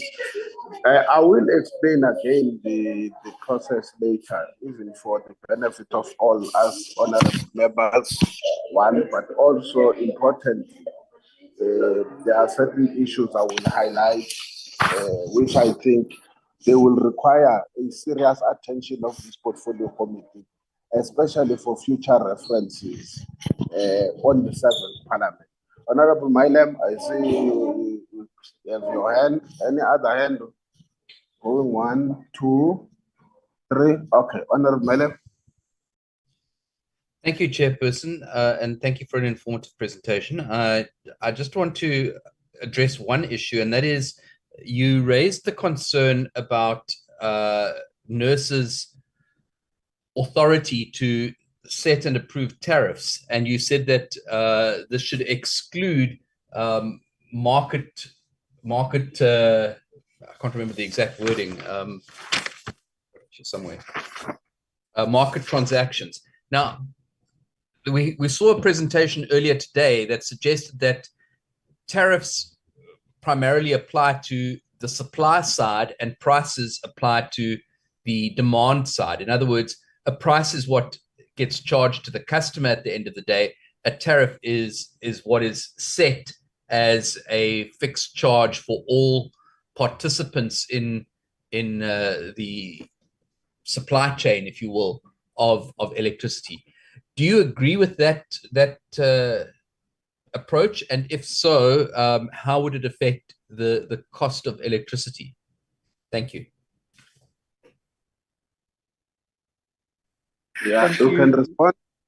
Thank you, honorable member. Our view is that the involvement of the regulator should be to an extent that it sets those tariffs that would be applicable to end consumers at a level of interactions, especially speaking, say, from a generator perspective, which is selling energy to another off-taker. Those privately determined PPA tariffs, you may call it, because when the customer is paying the generator or the developer of the generation facility, it is a tariff. It is a price as that difference. When the generator looks at it as, this is my price to you, but the off-taker is paying a tariff. So maybe the clarification would be what categories or segments of the market be it that the regulator will be setting these tariffs? Are these tariffs in a sense of a structure that would include fixed prices, demand prices, or kilowatt driven prices? Or are we speaking about the tariffs between two contracting parties? Thank you, honorable member. Okay, who's next, Ari? Kusatu, Chair. Eh? Kusatu. Kosatu? Yeah, afternoon, Chair members. We can start. Take us to 3 o'clock. Okay, all right, we'll do that, Chairperson.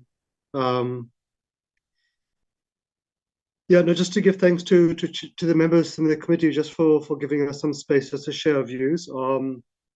Obviously, this is an important issue for COSATU, not just, for example, for affiliate National Union of Mine Workers, which organizes the majority of workers in the energy sector, the mining sector, including the coal industry, but I think to workers across the economy. Eskom is the lifeline of the economy.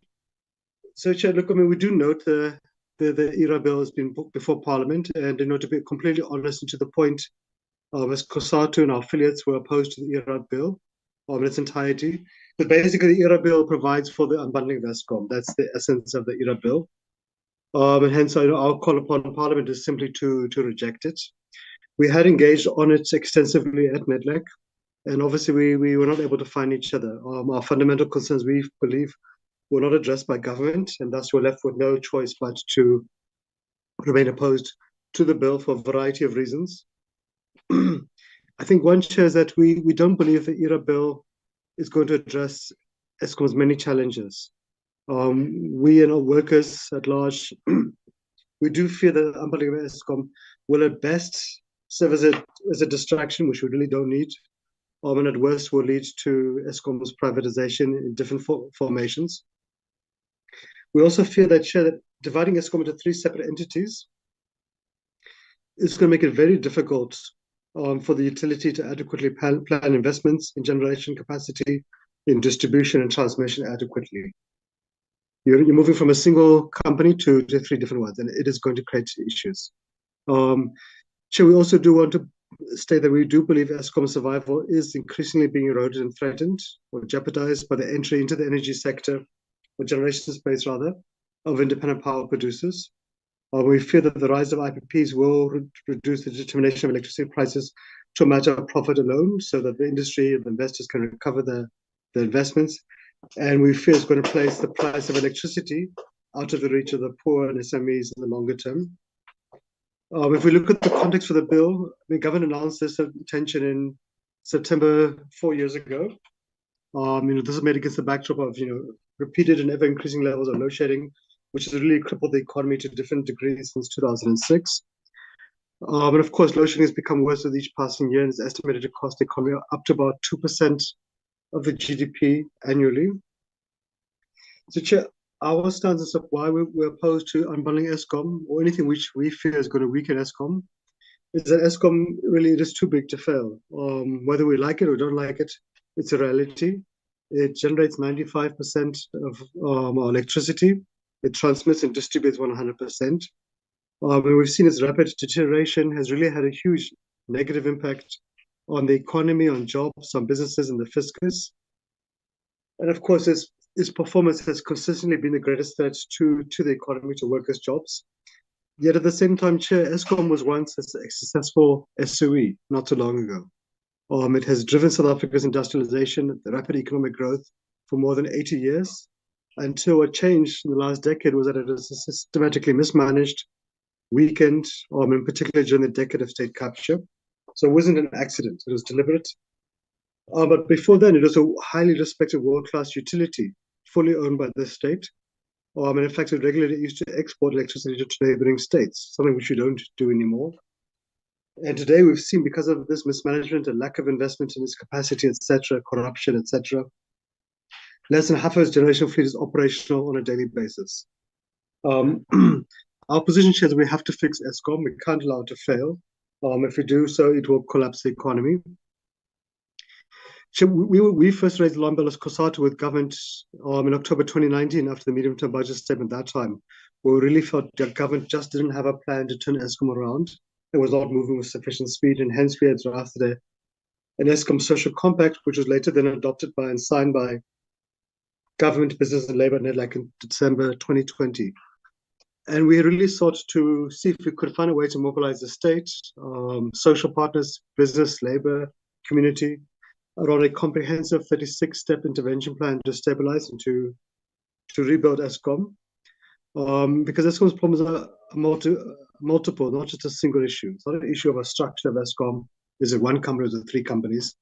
It's about the endemic levels of corruption and criminality which have crippled it, the issue of cable theft, the high levels of wasteful expenditure we've seen, the need for us to move from half the country being on prepaid and other half the country paying when they feel like it, to a universal prepaid electricity regime, to see how can we cushion the poor by making sure the indigent households do receive the free electricity, which often they don't. But also to the issue of investing in Eskom's infrastructure, to see how do you retain and bring back skilled staff who've left, and equally to ensure a just energy transition, not just an energy transition. But it doesn't include the issue of unbundling Eskom, because this obviously was always a point of disagreement between Labour and government. We do think that many of the elements have subsequently been incorporated into Eskom or government's energy action plan, and there are varying degrees of it being implemented, some successful, some with challenges. But we do have frequent engagement with government around it. But on the issue of unbundling, Chair, look, we remain opposed to it because we feel it doesn't address the root causes of the crisis crippling Eskom. Eskom has been a vertical single structure for decades. It was not in a crisis. It's been plunged into a crisis, not because of its structure, but because of mismanagement. Over a decade, you've had about 10 CEOs. So where will you find stability and leadership if you don't have permanent stable management, who are competent, who are fit for service, etc.? I think we all know about the endemic levels of corruption. I think about 2,000 forensic audits in Eskom alone have shown the extent of it. I think we're all very familiar with the state capture issues, the wasteful expenditure, criminality, cable theft, vandalism, infrastructure neglect, and the brain drain. Those are the fundamental causes of Eskom's crisis. I think for us, that's where we have to address issues. But simply splitting Eskom from one company to three companies, moving from one board to having three boards, from one CEO to three CEOs, that's not going to address issues, Chair. And if we don't address the root causes, then we should not be surprised if we continue to limp along with load shedding. Chair, I feel that the unbundling doesn't address these issues. In fact, it's just going to distract all of us with a meaningless ideological distraction at best. But we do fear, and at times when one listens to government officials, government leaders, who not only speak about the private sector entering the generation space, but they also speak of the private sector entering the transmission and distribution space as well. So we feel that you may not call it privatization, But ultimately, that is actually exactly what it is. We're moving from Eskom, a state utility providing, generating, distributing, transmitting, and then to a space where the private sector will provide all of those. So one may not wrap it up in the label of privatization, but in reality, that's what it will be. So, Chair, and obviously the bill just deals with the issue of unbundling. It doesn't really deal much else. But we do fear that this splitting of Eskom into 3 entities is going to make it quite difficult for a properly integrated electricity plan, which will ensure the economy has electricity it requires to grow. It is also going to provide additional costs as well for the utility. So you're going to have not 1 board, but 3 boards, 3 levels of management, not 1, duplicate administrative costs, etc. And the state and Eskom all constantly plead poverty. So we're not sure if we're pleading poverty, then where do we have then the money for 3 levels of management and oversight? So we do feel that this is going to enable privatization of energy generation. And basically, we're bringing a bill ex post facto. Privatization of generation capacity has already been opened up for the past few years. And it seems afterwards we're now trying to legalize that state of affairs by now providing a bill ex post facto. And that's what's happened through the involvement of the IPPs in the last few years. So we do fear that I think most of us, so all of us, speak about how do we secure, sustain Eskom, how do we rebuild it, etc. I think most political parties, ascribe to that. But it's very difficult with the IPPs. If you look at the first few window periods for the IPPs, they were at higher tariff levels than Eskom was allowed to sell the same electricity for. So in other words, Eskom has been subsidizing these IPPs on the private sector at its own expense. So somehow it's a bit of a contradiction. We berate Eskom for bleeding money, for wanting assistance from the state from financial bailouts. We say the solution is the private sector to enter the generation space, but the same Eskom must subsidize the private sector. At the same time, the Eskom Debt Relief Act, Eskom is not allowed to invest in new generation capacity without the permission of the Minister for Finance. So again, we're tying the hands of Eskom behind its back, yet we expect it to perform miracles, and we pay lip service to saving it. And in fact, we've seen, Chair, that the solar and wind energy generation, which is to a significant extent the future of energy generation, is in effect being ring-fenced to the private sector under the Eskom Debt Relief Act.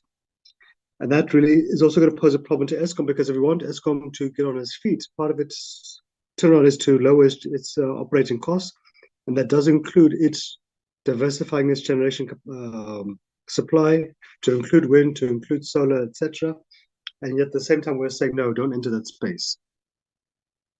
So we also do fear that with the rise of IPPs, we're going to make it more difficult for NERSA to regulate tariffs in a manner that is affordable for the poor, for working middle class families, for SMEs, and for the economy at large.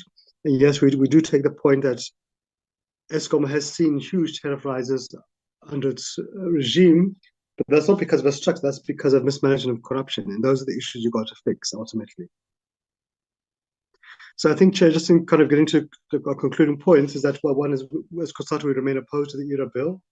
We don't feel it's going to address the root causes for Eskom's crises. And if we don't address those, then things will continue to deteriorate. It focuses on bundling, which is at best a distraction and an additional expense, as well as an obstacle to Eskom's effective planning. And that's at worst, we fear, Chair, a precursor to privatization of Eskom and electricity.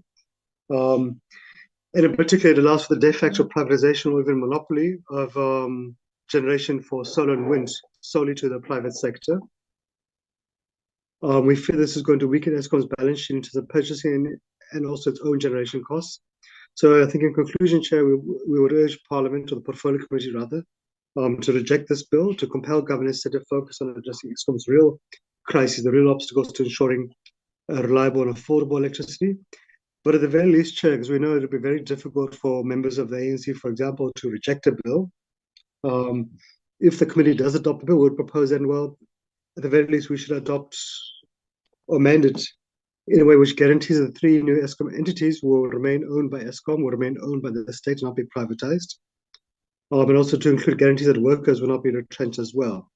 But fitting that, Chair, then of course workers and COSATU would still remain opposed to it, and we fear it's not going to assist us in any regard. But let me stop there, Chair, and I might have also helped save a few minutes for the committee's schedule, Chair. Thanks very much.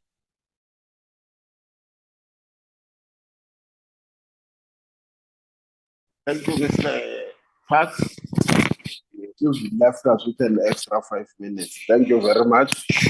Honorable members, any questions of clarity? I see the hand of Honorable Mylem. Is there any other hand? Okay, I will come later with mine. Oh, I see Honorable Jobe Kamakeke. Any other one? Okay, come Honorable It's Mylem. here, Chair. Oh, okay. Oh, Mr. Teza. Oh, Yes. yalala, man, yalala. No, I've been raising my hand, Chair. Okay, sure. Can I go, Chair? Yes, Honorable Mylem. Thank you very much. Mr. Parks, thank you very much for your presentation and your inputs. My first question is this. Do you acknowledge that this bill is not about Eskom? That this bill is about the electricity sector as a much broader context than just Eskom, and that only one section of the bill really talks to actually unbundling Eskom. Nothing else really talks to that. That's my first question. My second is, do you not think it's hypocritical to say that there's an ideological approach to this when your response has been nothing but ideological? Your entire presentation was ideologically based and didn't address the issues that are raised in the bill. So let me ask some specific questions. The issue of energy poverty or energy security, whichever way you wish to look at it, in South Africa is of huge importance. And it is indisputable that Eskom is unable to meet the demand of the country in the short to medium term. So we've got to bolster that. How would you propose that we do this if we do not do what is proposed in this bill, which is opening up the market to the private sector and allowing the private sector to come on board and supplement what Eskom is providing? Thank you, Chair. Good afternoon, Chairperson and members of the committee and everyone who is on the platform. Thank you, Kosatu, with your presentation. I just have two concerns that in your presentation, you cited all the challenges that Eskom has got, and some of the challenges, it's what those challenges that we have that are being proposed in the bill, like cable theft. So, but now, after we have presented that, you also presented the fears that what will happen to Eskom. I think Honorable Mylem has covered me when he said you presented only about Eskom and it's not about Eskom. But now, as Kosatu, you don't come up clear that what is it that must be done to prevent those things. Because I think the bill is proposing that if this happens, if there's a cable theft, if there are those thieves that are being, caught doing wrong, they must be jailed. You don't say anything what must happen. So, but I think you need to clarify, Kosatu, that having all those challenges, those fears, what is it that you are proposing? Because, you cannot just say you're not supporting the bill and present your fears and challenges, but not coming up with solutions. So those are my concerns, Chairperson. Thank you, Chair.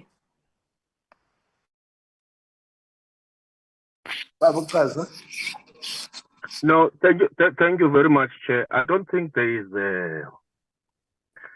a constitution that can exist in South Africa without the views of the public and the views of the sector. It must not be, Chairperson, it can't be that we get hysterical every time we get a dissenting view.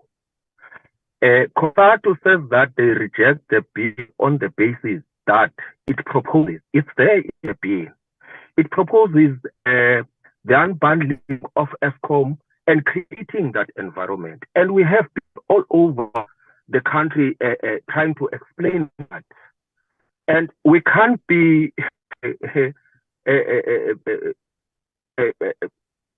drawn into being now discussing a particular ideological issue, because ours is to listen to their point of view. The ideological issues as different parties will raise them later, it's fine.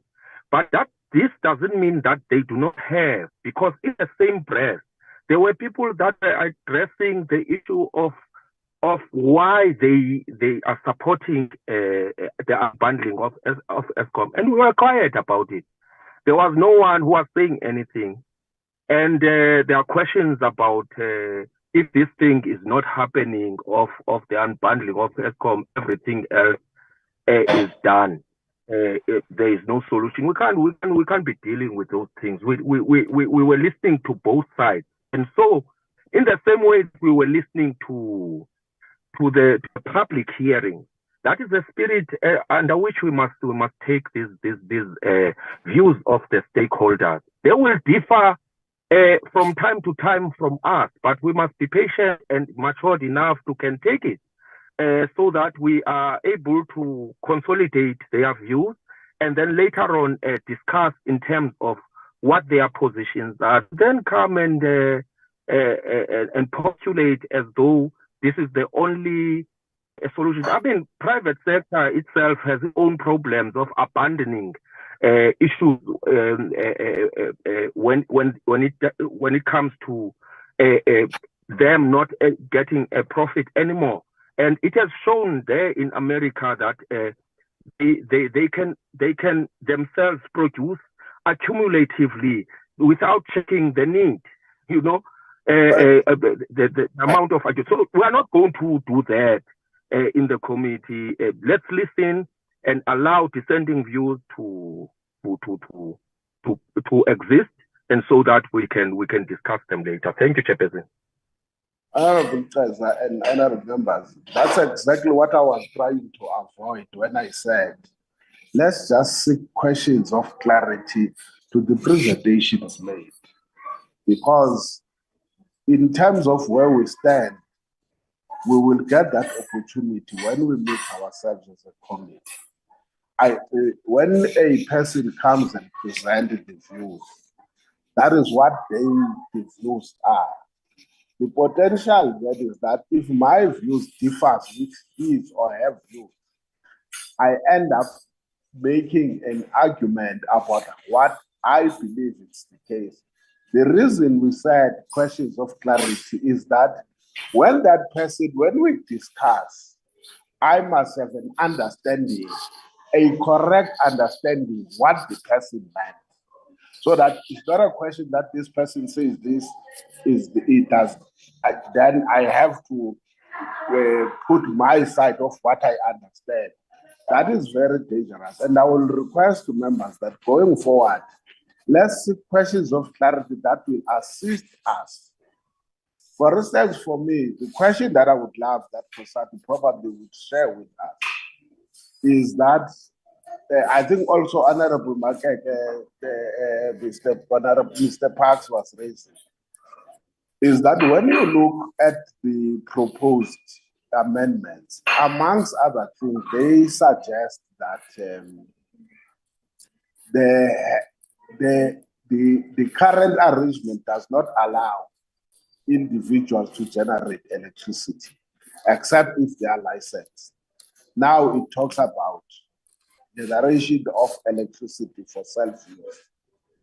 And if that is the case, it's something that is new. I get the point where you come from. My second question would be, in this context, I take the point that you say. One might say, already the IPPs are there, and yes, you are correct, you say the IPPs are costing Eskom too much. But shouldn't then be a regulation? Both, I'm not saying again we agree with the premise that says NERSA can regulate tariffs but not prices. But will it not be risky to have the current, I'm saying current because you still do have them operational, like we make about what are they, the damage they cause in terms of the cost factor. Would then be, if we ignore that, wouldn't that suggest that they must continue in the way that they do, being unregulated? Probably the third one, I'm raising it because I think for me, the presentation that you have made is quite precise on the areas. The only thing is a balance to understand whether there are other considerations made. For example, somebody in the presentation here said, currently electricity generation is done by Eskom almost 100%, but we say 90%. And we have got load shedding. We have got a growing population. They would say when we started the democratic dispensation, we were 42 million. Now we are almost 62 million, almost 20 million more, let alone the unaccounted, or you've got foreign nationals documented, let alone that the Minister of Home Affairs says they could be ×2 that number of the undocumented. All of them utilize it the same. And therefore, fixing Eskom, I'm playing the devil's advocate, fixing Eskom may be one aspect, but expanding the scope of additional capacity is something else. That the challenge now is whether Eskom can cope, and if you fix, then how do you expand? I think it will help us so that when we go back as members, we say, these are the areas we must look at. And I take note of the fact that there are those fears and those guarantees that could be made. And I think the committee will take those into serious consideration, whether by implications, would there be any job losses, and what if there were to be such situation?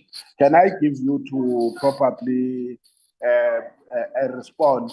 You've got a right to choose whether you respond to everything that members have raised, or you want to speak to what you think it is of beneficial to the committee.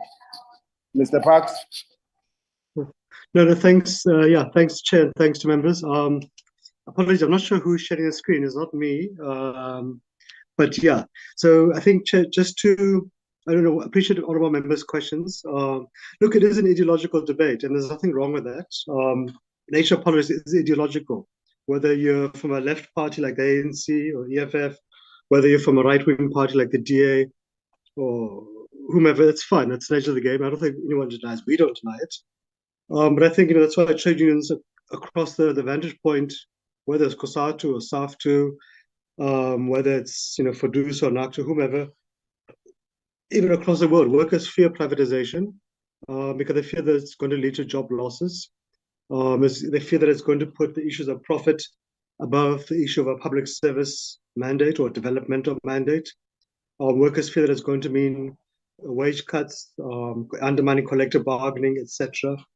And also the issue of access to by the poor to these because of these ones are providing. And sure, right-wing political organizations have a different ideological stance. No need to hide that doesn't exist. But we would disagree to say that let's put a private sector on a pedestal. So we have the private sector. Let's look at the medical industry. Medical aids are going bankrupt because the private hospitals charge such exorbitant tariffs. Members can't afford it anymore. So people die of preventable diseases. Let's look at the banks. The banks charge excessive interest rates and even high interest rates if you come from poor communities. If you come from a township, you'll struggle to get a home loan. You'll be redlined. If you go to rural areas in Limpopo, etc., you will struggle to find ATMs for these banks. So the private sector has a mandate which is about profit, and a utility has got a mandate which is, yes, you must make some money to sustain your operations, but also fulfill a developmental mandate, which is what Eskom had done for many, many years. Leave aside the apartheid ideological straitjacket it operated on pre-94. But the bill, and we've read the bill, we're very familiar with the bill. We've had extensive engagement with colleagues from government on it. The essence of the bill is the unbundling issue. It's very clear. And hence Eskom is already moving along the road with the issue of the transmission company, etc. Everything else around it is additional stuff, but the heart and the thrust of it is about the issue of unbundling. And I think that's where we disagree. Not just for our fears that would it lead to the privatization if one takes at face value comments by ministers that they would want to see the private sector entering the generation space, transmission and distribution. But also, Chair, how does it assist with addressing Eskom's issues? So if you looked at the presentation we had sent, members have had a chance to read it. We know it's been a very long hearing, so not all have had a chance to read it. We've identified what are the specific issues which have crippled Eskom. It's not that Eskom is a single structure utility. Is that Eskom has had the challenge of corruption, of wasteful expenditure, of a rotating CEO. We have a CEO who lasts a year for the past decade plus. You have issues of cable theft, which has really exploded beyond belief. The issues of vandalism, of criminality, etc. Lack of investment in maintenance, the loss of critical skills to other countries, to other companies, etc. So unbundling is not going to address that. What it does is just simply split you into 3 companies. So unless we address these critical issues, then we're going to remain as is. We're going to continue to struggle. So that's what we were saying, and that's what we had raised, that the solution is to fix those issues. Not the solution is to break Eskom into 3 different companies. So the Honorable Rebecca Makeke asked what of our proposals. We actually had raised quite specific proposals. We had done it specific in the Eskom Social Compact, which COSATU had drafted, which the Ministry of Public Enterprises had signed with business, labor, and community intellect 4 years ago. We need to deal with the heart and core issues, have permanent competent management, get law enforcement to assist Eskom with the issues of criminality, of corruption, of cable theft. You listen to the former Eskom CEO, you would lament, correctly so, that law enforcement has really been absent from giving Eskom support in dealing with these issues. Even government has raised that frustration. It means getting Treasury to move to assist Eskom with the AG to help reduce wasteful expenditure. But it also means that the debt relief we give to Eskom shouldn't be as a Eskom debt relief act is providing for, where Eskom can't then enter new generation investments, can't enter renewable energy space, and also has to pay back money owed to Eskom with interest. So those are the kind of issues we've been raising. If we don't address those issues, Chair, we will remain in crisis. We had raised in 2019 with the presidency that we can't have a scenario where 60% of the country is on prepaid and they pay, and hence there's a constant revenue inflow to Eskom. It's able to provide for its daily costs, etc. But 40% of the country, and not just issue of, let's not say it's poor areas, because it's not just poor communities, just on the pay later. It's businesses, it's SOEs, it's municipalities, etc. It's government departments. You can't have a scenario where a significant chunk of the country is not paying. If you look at the municipal debt owed to Eskom, it's about 57 billion rand. I think it's now pushed past 60 billion rand. I'm sure Rudy would have more up-to-date figures. Eskom's annual losses is on average each year about 20 billion rand. So we can see there's a very clear connection. It can't be right that municipalities, SOEs, departments, businesses are owing Eskom billions of rands and nothing is done about it. I think with all of our disagreements with Tshwane municipality and other issues, I think Tshwane municipality had done well to start going after big defaulters in terms of electricity bills. But like any other company, public or private, you can't operate it if half your customers don't pay you. If you had a KFC or a petrol station, half the clients chose to pay you later or pay you in 6 months. Of course, you will not last very long without being in serious trouble. Chair, I think we agree with Honorable Cesar. It's an ideological issue. Whether you support unbundling or privatization or you don't support, that's it.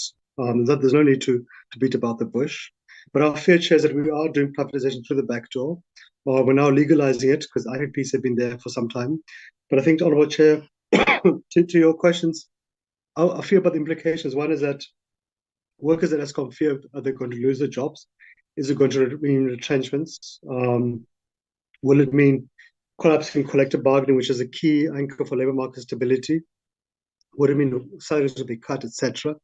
Working class communities do fear, will it mean higher tariffs down the road for those who can't afford it?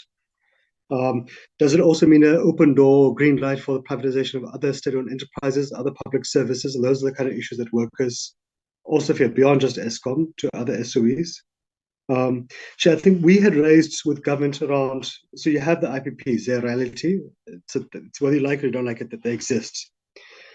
But we had raised with the government the need to provide some sort of conditions, some sort of regulations for them, not just submit to be a blank check. And yes, it's excellent. You had a huge amount of investment that these IPPs brought. I think it was about 200 billion rand over a few years. It was great. So you get that investment into the Northern Cape. That's excellent for those communities, Daar and so forth. But now we're creating another problem. The coal industry, which is the heart of the energy generation capacity, is in Mpumalanga. We can't expect entire communities in Mpumalanga to move to Daar, to Kenhardt, etc., in the Northern Cape. So we need to make sure we have a just energy transition, not simply an energy transition. I think, as the Minister Mantashe correctly raises. So we've had raised that why we're not looking at some issues. One is that Eskom should not be subsidizing the private sector. It is very strange that the DA is silent on that issue. We thought the DA would be supporting free market principles to say that no, the state should not be subsidizing the private sector. Let the IPP stand on their own 2 feet, especially as many of them are foreign investments. Let me save myself. I don't want. I know those questions that were raised. Unfortunately, you are the only one who was barraged with so many questions. But let me take the fall that even mine, I will live with them, that they must not be answered. We will see whether we get an opportunity. But I think it's not something exceptional, but I think it was quite thought-provoking, and I know it will take time. Can I rescue myself, not you, and take the next one? Thank you very much with your input. Can we take the next one, Ari? National Union of Mine Workers, Chair. Mine workers? Yeah, I'm here. We are here, Chairperson. Yeah. Oh, no, Nkosazana can introduce now. Okay. Chairperson, thank you, Chairperson, to the committee. Good afternoon. We are from the National Union of Mine Workers. Leading the delegation is Comrade Lefty Mashego, who's a National Health and Safety Secretary, followed by Comrade Kangela Baloyi, who is a National Energy Sector Coordinator. Myself, Nkosazana Masiza, as a Parliamentary Officer. CD, with us, we've got Comrade Lisho Honoro Gabaroni. He's our legal specialist. I would invite Chairperson Comrade Kangela Baloyi to lead us to present the NUM position to the committee. Thank you. Comrade Kangela. Okay, thank you, Comrade Nkosazana, and let me greet everyone, members of the committee, and everyone in attendance. Yeah, it is very difficult to discuss the Electricity Regulation Act and not actually talk about Eskom in the main, because Eskom, as it was said, it is generating more than 80% of the electricity in the country. So that's why maybe most of the presentation talks more about Eskom. And this act, or this bill, is emanating from the Eskom roadmap. You know, because there is no way you can implement that roadmap if you don't amend the Electricity Regulation Act. So that's why if you look at our presentation, it first outlined the roadmap, which I'm not gonna talk to that much. Our presentation will have introduction, background, and we'll state our position and also our submissions. You can go to the next slide. Yeah, in the introduction, we'll have the Electricity Regulation Amendment Bill, and then competitive market module, developmental policy, energy poverty, Eskom corporatization and restructuring. Yeah, from the start, let me say the National Union of Mine Workers is opposed to this electricity regulation amendment bill because this, like I said, is a bill that is based on the fact that Eskom must be unbundled.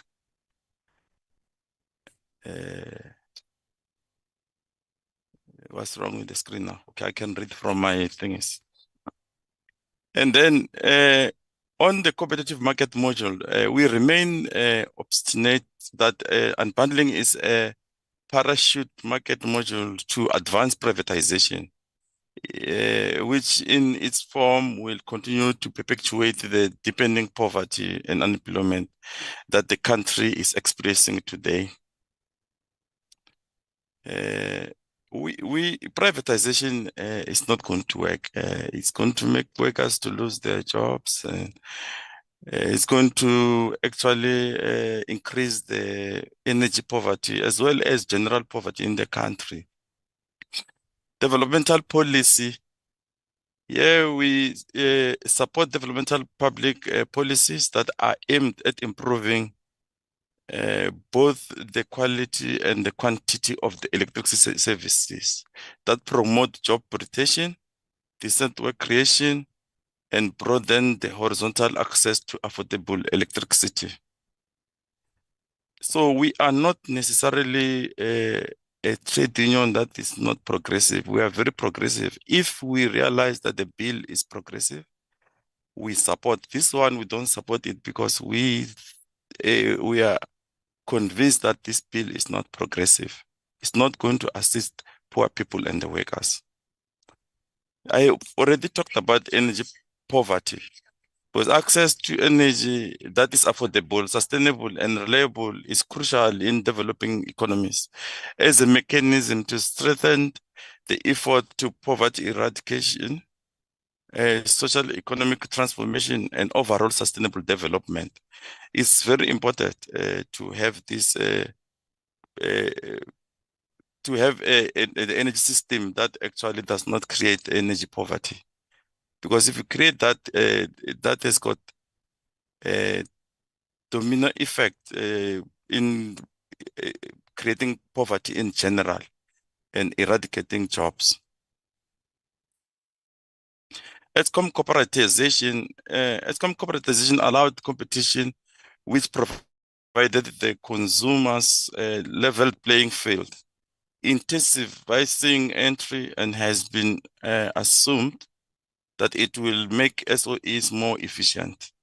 Yeah, this is one thing that Eskom was brought by the finance. Okay, as it made Eskom to align to the Public Finance Management Act of 1998. Restructuring, I already said we don't support restructuring of Eskom from the vertical integrated structure it is today to 3 separate companies or 4 separate companies. On the background, next slide.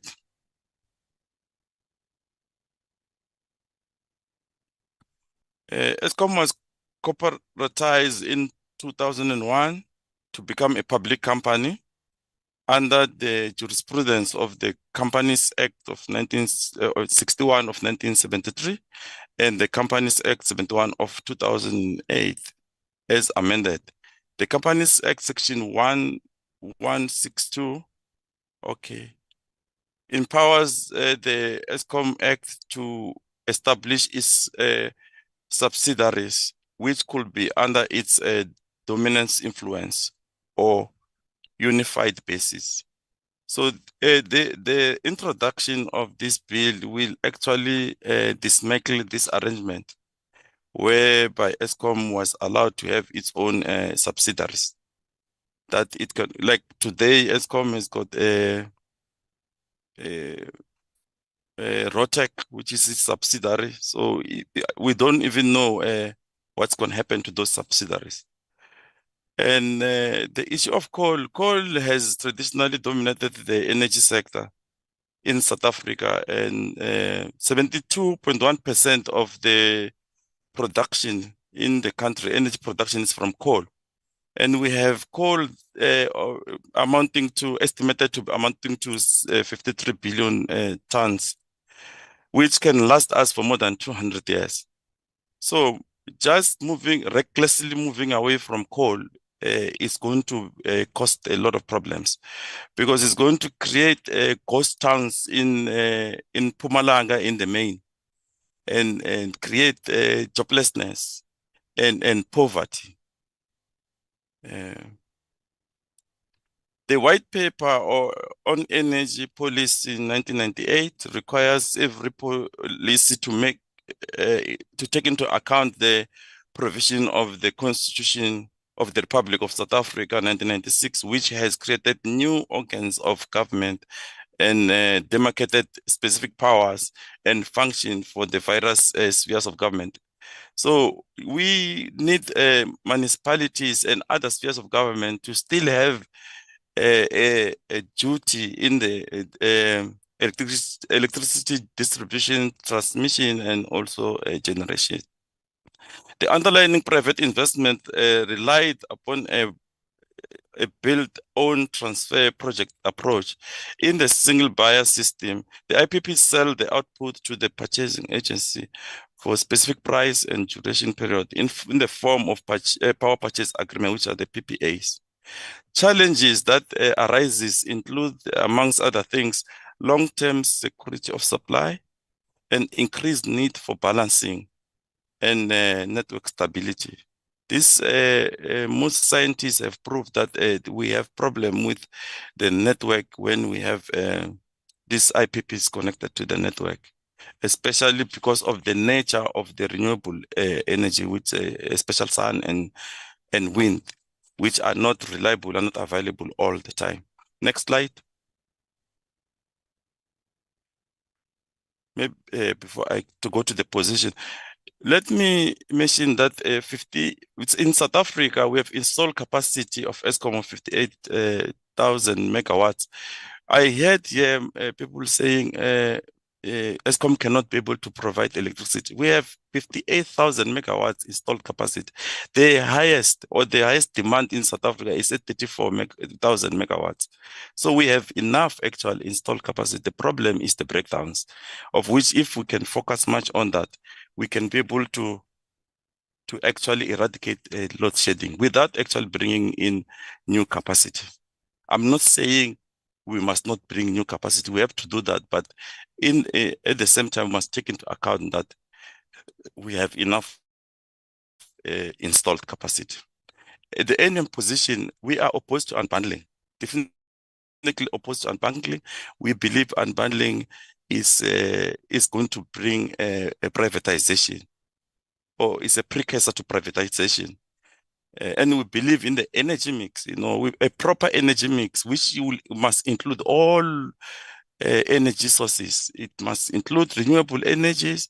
It must include coal. It must include hydro. It must include even nuclear energy, because nuclear and coal are base load, including hydro, but we don't have hydro in South Africa.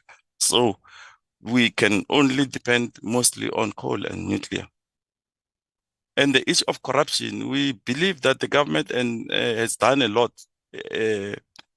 presently to fight this corruption through the State Capture Commission. And we're saying government must continue implementing measures to actually stop this corruption, because this corruption is actually killing our state-owned enterprises. And we also supported the Eskom debt relief as the NM, including COSATO. The restructuring consultative framework and transmission national forum.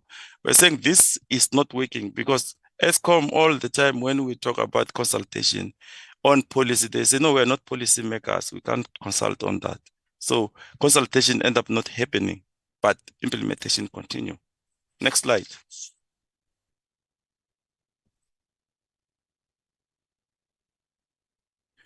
As the NM, we submit that the following actually. South Africa's electricity has been coal generated for decades, with coal mining as a backbone of the energy industries.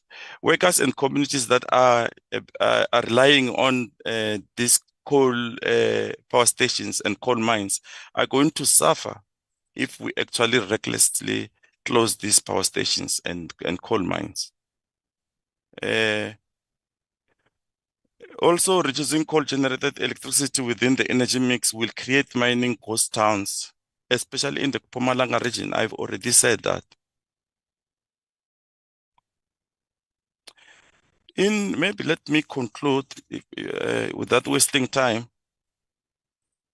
In conclusion, the National Transmission Company of South Africa will, in the main, facilitate the competitive trading environment.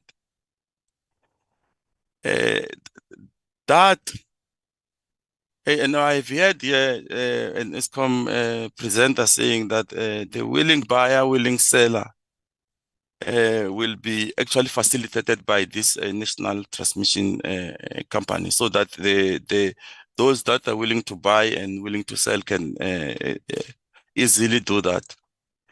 But we have seen the willing buyer, willing seller failing in land distribution. These things of open market economy, sometimes it does not work because people concentrate much on profit maximization than to actually provide a service to the communities. The NUM therefore is opposed to this bill and will love that maybe the government must relook at implementing something else, but not something that is going to end up with a privatized Eskom. Because this bill is not going to solve Eskom problems. Eskom problems are mainly 6 main problems, which is the cost of primary energy, revenue collection. Some people say that now, including COSATU, Eskom is unable to collect revenue.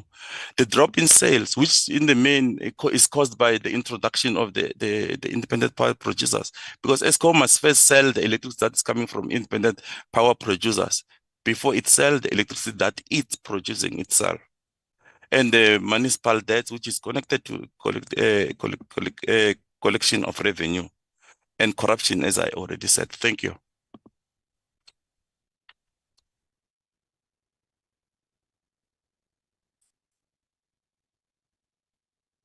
Thank you, NUM. You helped us. You left us with almost 3 minutes extra. Honorable members, any questions of clarity? Going 1, going 2, going 3, matter closed. Next one. Mr. Nkawana, Chair. I'm also not sure if he's on the platform, Chair. Is he on the platform? Going 1, going 2, going 3. Next one. Numsa, Chair. Metal workers.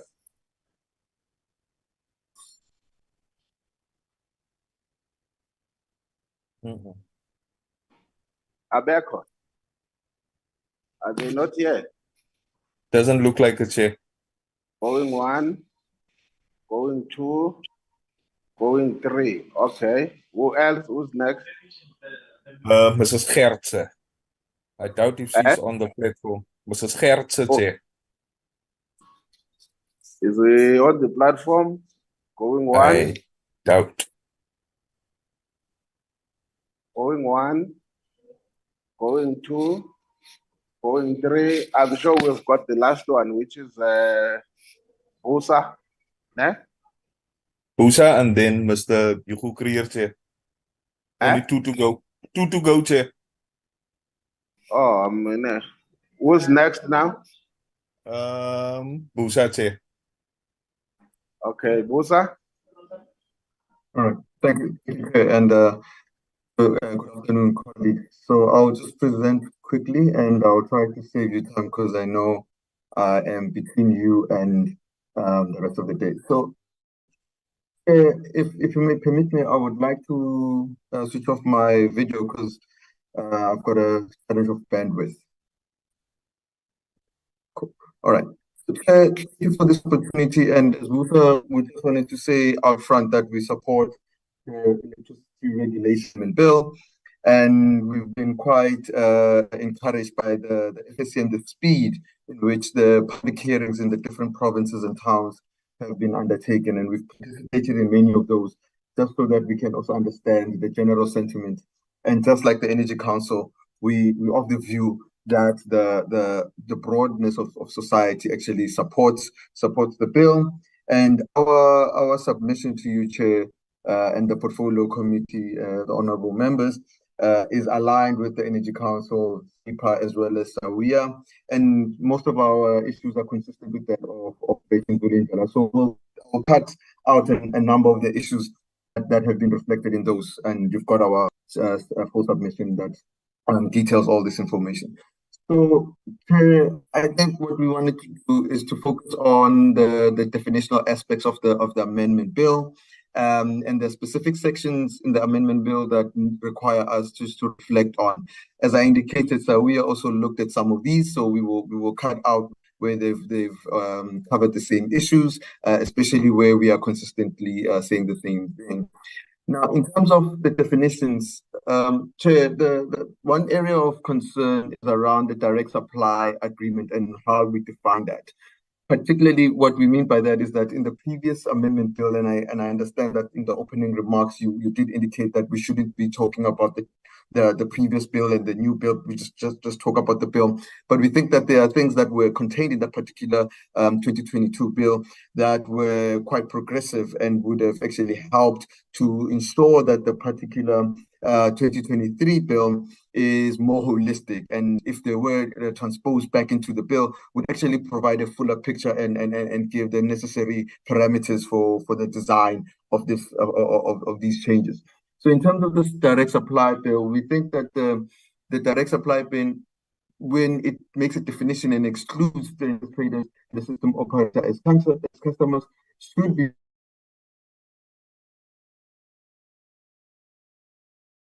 very specific by providing for generators should not regulate prices private generators or traders where private generators or sellers are selling to other private generators and sellers. But basically what we mean is where you're speaking about a willing buyer and willing seller, you're talking about a bilateral agreement which is between two private players. NISA should not necessarily have a say with regards to that. Moving on, we also believe that we should include the central purchasing agency as well as the market operator within the definition of the direct supply agreement. In terms of bilateral transactions, we feel that the amendment bill as defined physical transaction as a transaction entered into generators, customers, and traders for energy production, which involves the conclusion of a power purchase agreement through a central purchasing agency to meet demand and supply as required by the system operator. We think that particular definition actually has a bit of an error, because what it does is that it gives the interpretation that there will be multiple purchase, what we will call CPAs, but we wanted to make sure that it specifically speaks to one central purchasing agency. So we need to change that particular distinction from a CPA to the CPA. We're also of the opinion that the term physical bilateral transaction seems misleading in the context of a system market operator because of the situation of having to balance the demand and supply. And also we've got questions around what happens around ancillary services to stabilize the system, as well as what happens to distributors as they would also want to be able to access that particular set of services which are ancillary services. So within the physical bilateral transaction definition, we need to change particular wording, which is specifically to the CPA, and also include around the issue of what is required by the system operator to include what is specifically around distributors. And in fact, What we've also looked at is that if the CPA is procuring electricity to balance demand and supply, does that not mean that it is a bilateral transaction on its own? Moving on, we are looking at the definition of regulated transactions. So in our understanding, the bill introduces the definition of regulated transactions as transactions that require regulatory approval or oversight, specifically where the exercise of market power is likely evident. And in this case, we make an example of network charges. So we understand that regulated transactions to be transactions that would be tariffs that are set by NERSA, and it is our submission that the definition currently is misleading because it could include any project that needs to be registered under section under Schedule 2 of the current ERA, where basically projects that are falling under Schedule 2 only need to be registered but not necessarily licensed. So in that situation, there's a bit of a confusion there when you speak about regulated transactions. So in our understanding as well is that when you have a regulated section of transactions, you also have an unregulated side. The unregulated side specifically relates to private bilateral agreements, and regulated basically means regulated transactions that are under what may be at least transacted with the Central Purchasing Agency and are approved by NERSA directly. Now, the second component within the issues relating to the transmission, we are looking at the transmission development plan, and where we find it a bit of an issue is that there isn't consistent cross-referencing between what is a TDP as well as where the TDP sits. So for us, we understood that Section 34, Section 35, and Section 35, the two sections in Section 34 and the section in Section 35, 3A from the previous bill gave us a little bit more of what the system operator, which would eventually be running the development of the TDP, would be sitting. But in the current bill, which is the section, the 23 amendment bill, it deletes this section and then creates a little bit of confusion around the mechanics of the development of the TDP. So we feel that this should be brought back in, so that it gives it a bit of a better holistic feel in terms of how we're going to deal with the TDP, as well as mentioning the TDP directly within the particular sections that speak to the transmission development plan. Related directly to the integrated resource plan, and we've heard a lot about this, and I think, Chair, our view is that because we're moving into a market, a multi-market approach, the IRP also needs to change in its design. The current definition of the IRP, or the current wording that's used of the IRP, is that it is an indicative forward-looking plan for electricity generation. It reflects national policy, and also that it specified specific technologies or energy sources and technologies which electricity may be generated from, and also indicates the amount which they will be generating from those sources. Our understanding is that if we're going into this new dispensation, that should be different. So the IRP should not lock in technology options from the outset, but rather it should make recommendations on what is required for capacity alone.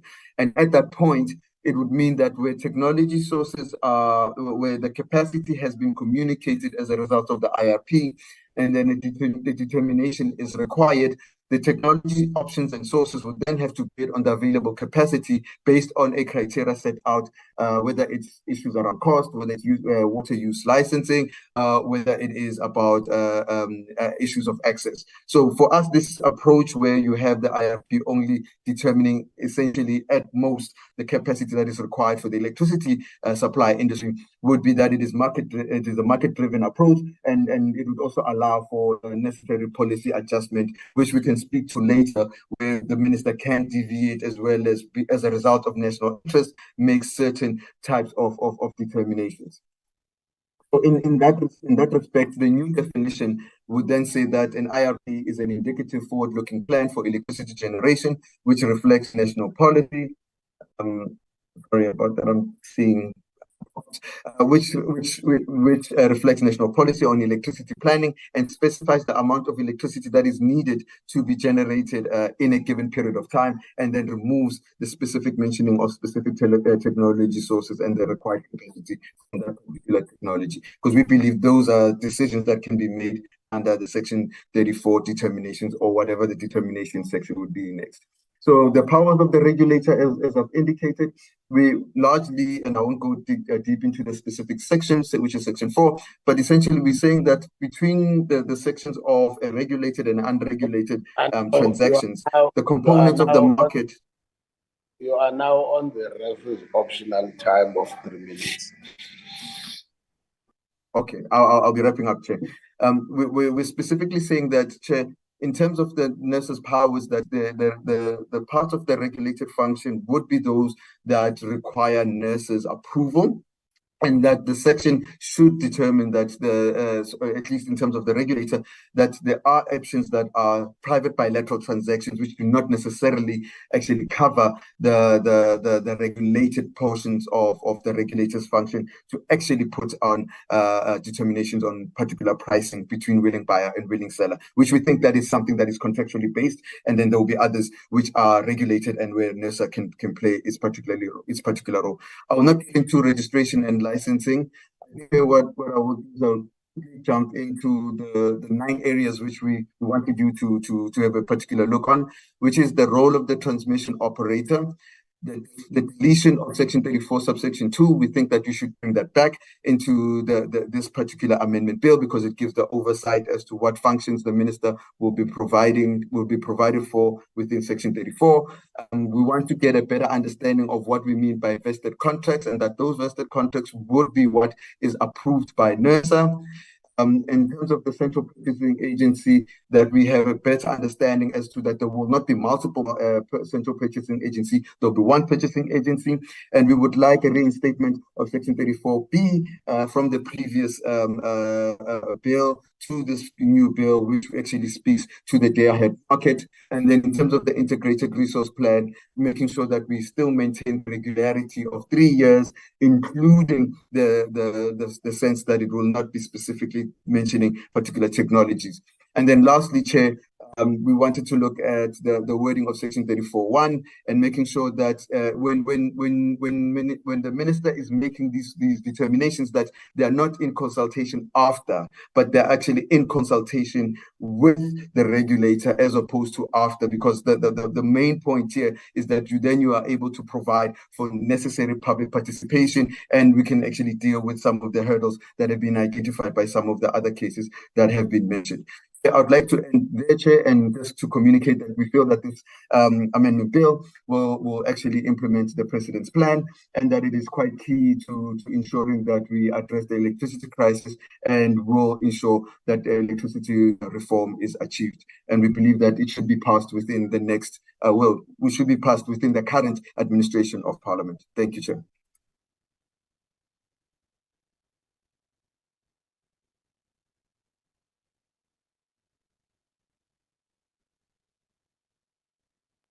Any questions of clarity?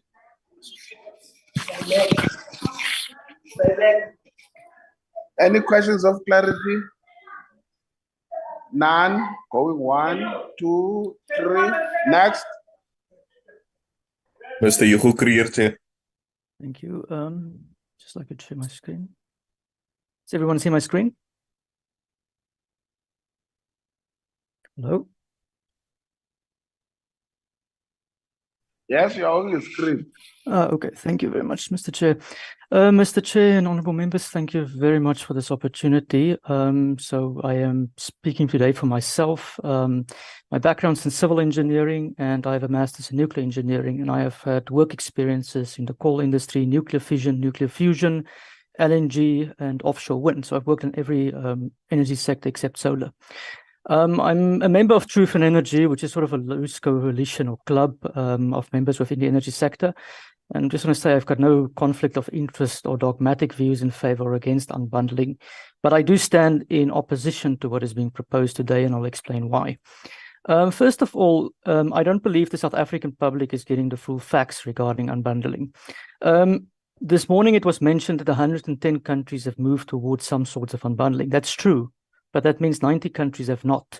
And the world is actually divided on this issue. And the reason for that is that humans have an inherent skepticism to privatizing natural monopolies. The debate taking place in South Africa is not new. If you look at the world map, there's absolutely no correlation between vertically integrated utilities and utilities that have unbundled. There are various setups across the world. Canada is a system comparable to South Africa. South Africa is actually a bespoke system because we no longer have a fully integrated system.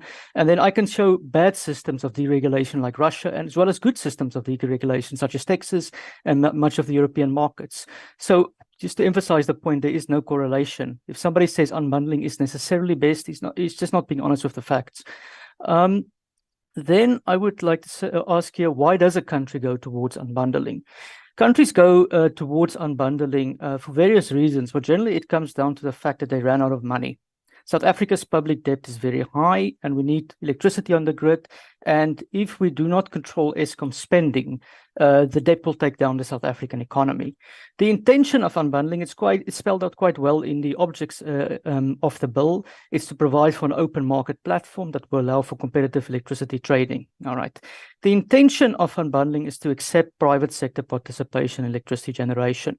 But I want to emphasize that the consequence of unbundling will mean bankruptcies will be accepted as normal. And that means that either the IPPs or Eskom generation, in the assuming unbundling takes place, will potentially go bankrupt if they fail to compete. Okay, so in the beginning of last year, the African National Congress promised that unbundling will not cause job losses and privatization. The historical record on this is very poor. Clearly, if Eskom generation does not perform in a competitive market, it will have the potential to go bankrupt. So yes, it will not cause job losses if Eskom starts performing. And this is the first fact that I feel the government is not being honest with. If the government supports the bill, then they have to be straight with the voters that there is a potential, I say a potential, okay, for job losses. Second question is, what will happen to Eskom? As it currently stands, 16 gigawatt of Eskom's units are unplanned capacity loss factor. That means they're either not working or they're about to collapse.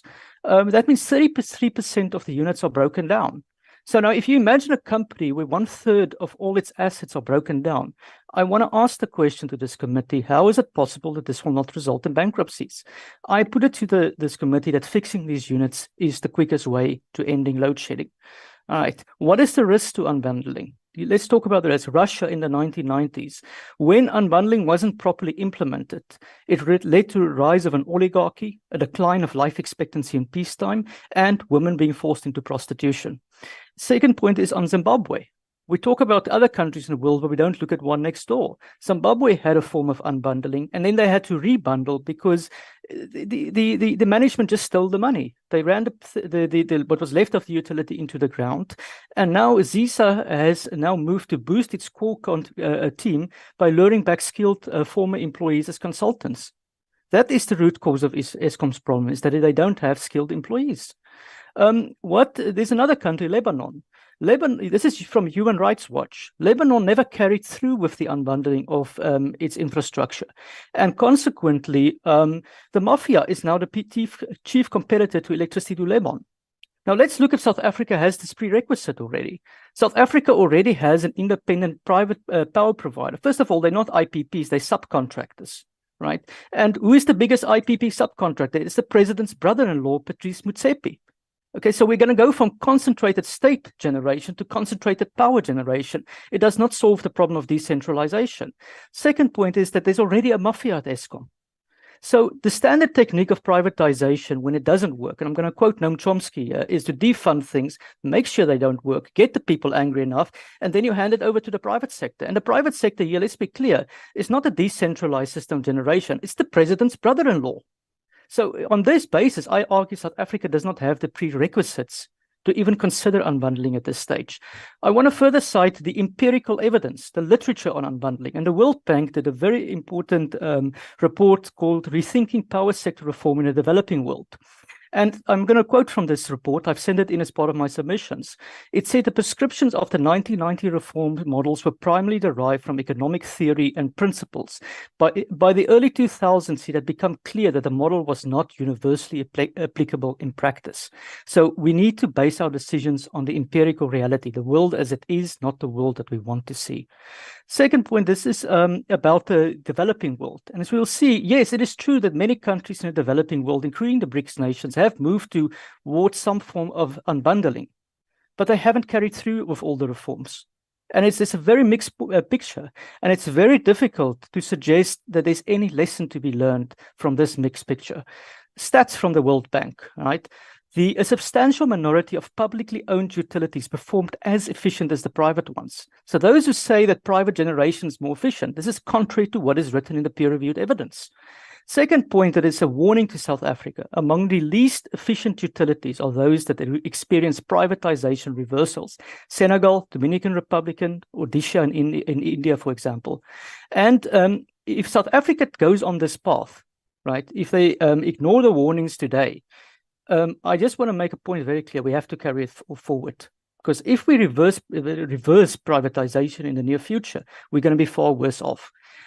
There's no difference between public and private utilities in terms of performance, and there's no indication that unbundling necessarily increases performance. In some cases, it does, right? I would admit that. Some cases, it doesn't. Utilities with better human resource management show better performance on operational cost and recovery, get the best people for the job. That is what's lacking at Eskom. And then utilities with stronger financial discipline show better performance on operating cost recovery and distribution efficiency. Stop the people from stealing money, the corruption, lock them up, have clean audits. That is the route to solving load shedding. Now, the statistics from the World Bank, this is where I add caution to the wind. Of many countries in the developing world, the utilities do not sell at cost recovery. They are always to an extent, electricity is subsidized to the poorer people. Why? Because if electricity tariffs are high, you can easily see why there won't be revolutionary change in a country. Politicians are always very cautious about it, and so are regulators. Now, Eskom's tariff has been artificially low. When we said Eskom had the cheapest electricity in the world in the 1990s, that was due to the tariff being artificially low. And the corrections we're seeing now with tariff increases is from the fact that we've lived on subsidized affordable electricity in the past. I regard this as one of the root causes of load shedding, along with the licensing laws that actively prevented Eskom from adding new generation, and the government blocking them in the years 2000 when they were warned that South Africa were going to have load shedding.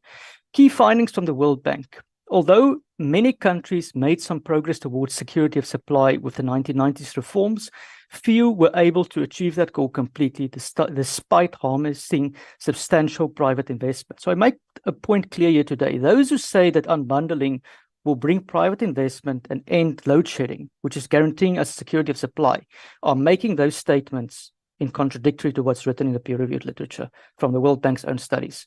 As for the impact of renewables, important point I want to highlight here. I'm not opposed to renewables. I'm in favor of them. But renewables have totally disrupted the pricing model. What renewables have done is, let me put it this way. In the past, when we were pricing electricity in kilowatt hour, that was not just for the energy being used. There was also a capacity charge associated with it, which takes into account the admin, the ancillary service network capacities. And what renewables have done is they've decoupled the energy component from all the other services. So peak capacity, dispatch ramping, synchronous power, system strength, frequency, and voltage stability that's required for security of supply. These are all services. And what I would argue the current act that is being proposed does not even mention is the fact that we need to move towards a service-based model for electricity. I am highly opposed to the marginal cost trading mechanism that we price in kilowatt hour. I would much rather, if we go for unbundling, move towards the direction that Telkom and the MTN and the telecommunications has gone, where you have a contract, a fixed contract with a variable cost associated to it. That, in my mind, would fix the incentives and this argument whether or not renewables are destroying or helping the grid, because your service cost is driven by the cost of emergency fuel. And as we add renewables to the grid, the amount of emergency fuels, which in our case is diesel, it might be LNG in the future, will increase. And that price has to be adequately reflective. And I argue that's a service cost, a fixed tariff. The OECD has mentioned this. There's a report titled The Full Cost of Electricity. And the full cost of electricity, the number is disputed here. But as soon as renewables increase to 10 to 30% in their penetration, South Africa is still far away from that, so we can preempt this. It's questionable whether or not they're incurring costs onto the other generations, okay? And it's questionable what their full service cost is, whether the cost of your solar panel is the actual price you should pay. Many people agree need to be higher, but it's questionable how high that should be. And as we see, as countries increase their electricity, renewable installed capacity, electricity prices will go up. And I argue that by pricing in kilowatt hours, which is what the Act argues for, we're going to be running into the same trouble that the Europeans and the South Australians have gone into it. The bill itself makes some clauses that I find confusing. For example, it speaks of tariffs. In liberalized markets, the word tariff is increasing. On my time, 2 minutes. 2 minutes, okay. I'll go quickly in summary. So I'm just saying what I would like for the bill to do is to remove the ability to set a tariff from the regulator, but they should have oversight in similar to ICASA. And I would say, in summary, South Africa should not expect reforms to end load shedding based on the literature. There are major risks to social economic stability. Eskom's performance will not improve with unbundling. Bankruptcies will likely hurt us. My proposal is to put the implementation of the unbundling aside for the future. South Africa should have 3 priorities: security of supply, cost equity, and environmental conditions. And it's only once the security of supply is met, I argue, when we have more than 5 gigawatt of excess capacity, that we should continue with the unbundling process. Summary, if you go ahead with the act and ignore what I say, please try and make sure there's a capacity charge to recover those services, start regulating it like cell phone contracts. And my proposal for South Africa actually is fix the coal fleet. So Mick Davis in 2021 wrote a report to the presidency where he said there's no reason why Eskom can't make a reliable comeback. And there's also this German report from GGP Energy on the status of the coal fleets. Before this bill must be adopted, I argue that report must become public so we can have a judgment for ourselves how much it will cost to fix Eskom versus the cost to move in the direction we're currently going into it. I'd like to thank you, and I would say the solution to this is cooperation between the private sector and government. And if you lock out either party, you're going to have conflict in South Africa.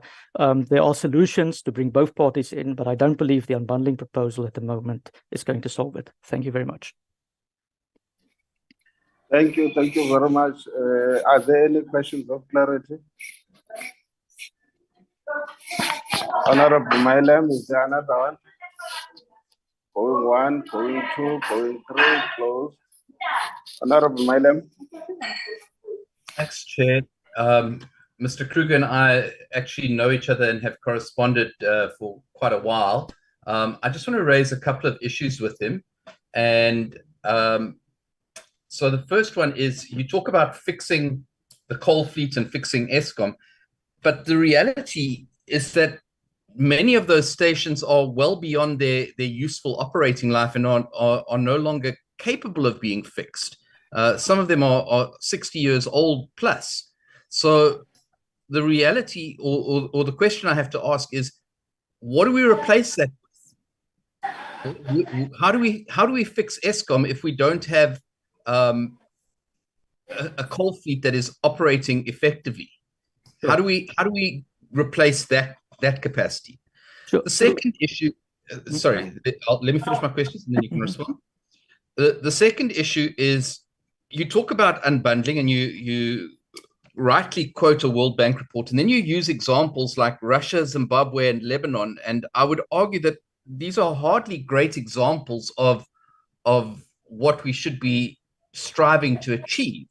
I think that we should be looking at good examples and seeing what learnings can we take from them and how do we do it properly. Sorry, Chair, can I finish my questions? Can I respond to the questions before I might forget them? Just those two quickly.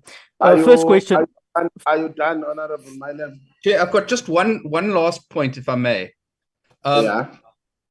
it relates to the report itself, and you raise the fact that the World Bank did this report criticizing unbundling, but I mean,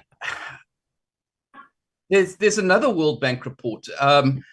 It's called Transmission System Operators: Lessons from the Front Lines, and it was written by Arizu, Dunn, and Tenenbaum, published by the World Bank, and it says, and I quote, continued government ownership and control continues the very problems that the reform was supposed to have solved. If a government wants a competitive power sector, it must recognize that the transmission system operator is the key institution. More importantly, it must create a transmission system operator whose decisions are not controlled by any one or more market participants or by the government itself.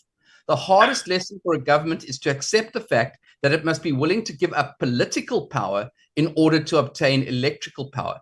That's what the World Bank wrote. Now, we can debate which report is of more weight and which is more recent, and which we can debate all of that. The point is that there are conflicting views on this. And so my question is,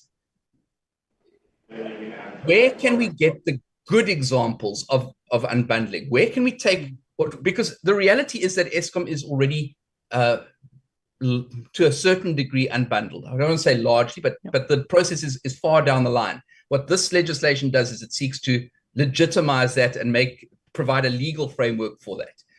So the question then becomes, how do we make that an effective and useful unbundling? Thank you, Chair. Right, thank you. On the first question on the call generation, can I your response? Yes, I'll respond first. On the first question on the call generation, it is not true. Okay, I say it as somebody who's designed power stations, that you need to retire a coal power station at the end of a design life. The design life, what we do with it, we add a safety factor. That factor assumes degradation due to operation and maintenance, which I think we will agree in Eskom's case, it has ran out very quickly. And then by the end of its design life, you make a calculation whether you need to continue it operating it or not, or whether you need to do a coal life extension. Right? That is a political decision in South Africa because Eskom doesn't have the money. Are we going to extend the coal fleet or are we not going to extend it? To overhaul a coal fleet, we can use Kuiberg as an example, can take up to one year for a power station. It is completely possible to overhaul the entire coal fleet of Eskom. It's a question of cost. And that is why I ask for that German report to become public so we can make a better informed decision. And I will guarantee you, if that report cites and says that the price to repair Eskom is too high, then you have already won the debate. I suspect for much of the coal fleet, you can still repair it. Second point, so that's the problem when I get many questions to me. As to your point of what's the good example, there are very good examples, even I would say Brazil, in South America, etc. I cited those risks as the bad examples, and I say South Africa already has some of the preconditions for those bad examples to take place, such as the absurdity that the president's brother-in-law is the biggest so-called independent power provider. That's not independence.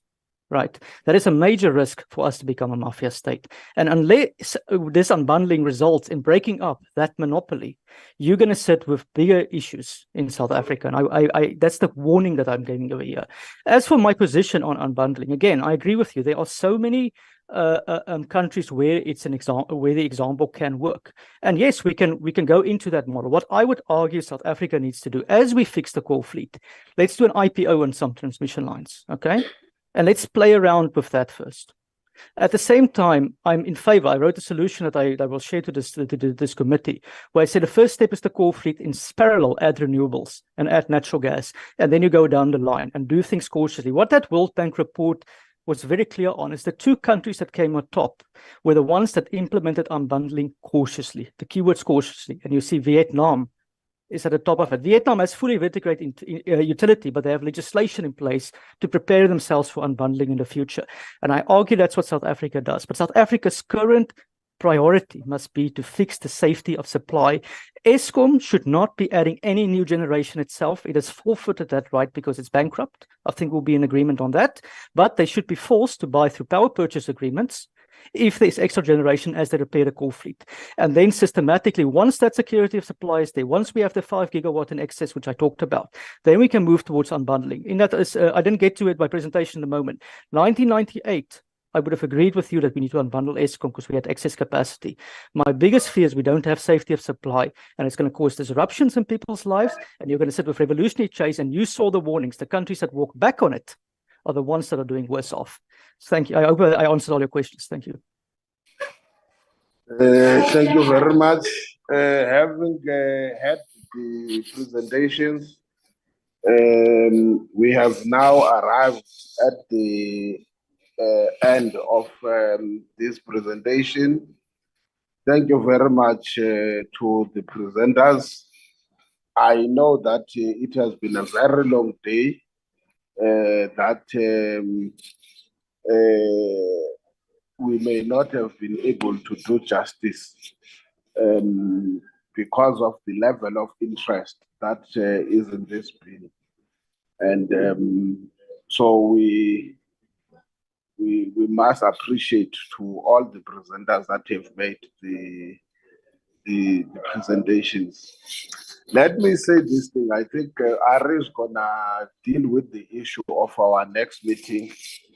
Let me say this. I think, honorable members, and I'm saying this thing with extreme caution. I think at some point we need to have a discussion and probably look at the recommendation. One, I still maintain what I was raising, that my understanding of this process is a process of public participation. And when they compete with entities of government, let's make an example and let's have a frank and an honest discussion to assist. If you've got an entity that belongs to the department and the department says, go and present in that portfolio committee, it's gonna be awkward because you don't know whether the department agrees or disagrees with the entity. Equally, when you've got two departments, a department or even the presidency presenting, even if it's in support, what would happen in the event that the two departments, or even with the presidency, there are areas of differences in terms of what is contained in the bill? I think it's a matter that we must be proactive to deal with it before we are confronted with that situation. I think the seventh parliament must deal with this thing. My understanding is that a legislation is that it goes through up to cabinet. Once it is cabinet, it becomes a document of government. And when it is presented to parliament, it then says, Parliament, this is what government says through this department. Go and consult the public and hear what are their views. So I will need your guidance when we go to the meeting to say, how do we handle matters of this nature before they become a problem that is insurmountable? I'm not saying people should not present, but my assumption will be that, for instance, the Minister of Public Enterprise will sit in cabinet. When this bill goes through to cabinet, that the Minister of Public Enterprise will engage and say, but from our Eskom point of view, there is this issue that we think is important. Equally, I would expect that NERSA from Mineral Resources and Energy will do the same thing and say, as you prepare this bill. Lastly, the presidency becomes an ultimate alpha and omega. My advice at this stage, it would be nice because, for instance, next week we'll be inviting the Department of Mineral Resources and Energy to respond to the issue of the submissions that we made to this committee. So we will be expecting them that when they respond on a comprehensive executive position of the department of government. You see,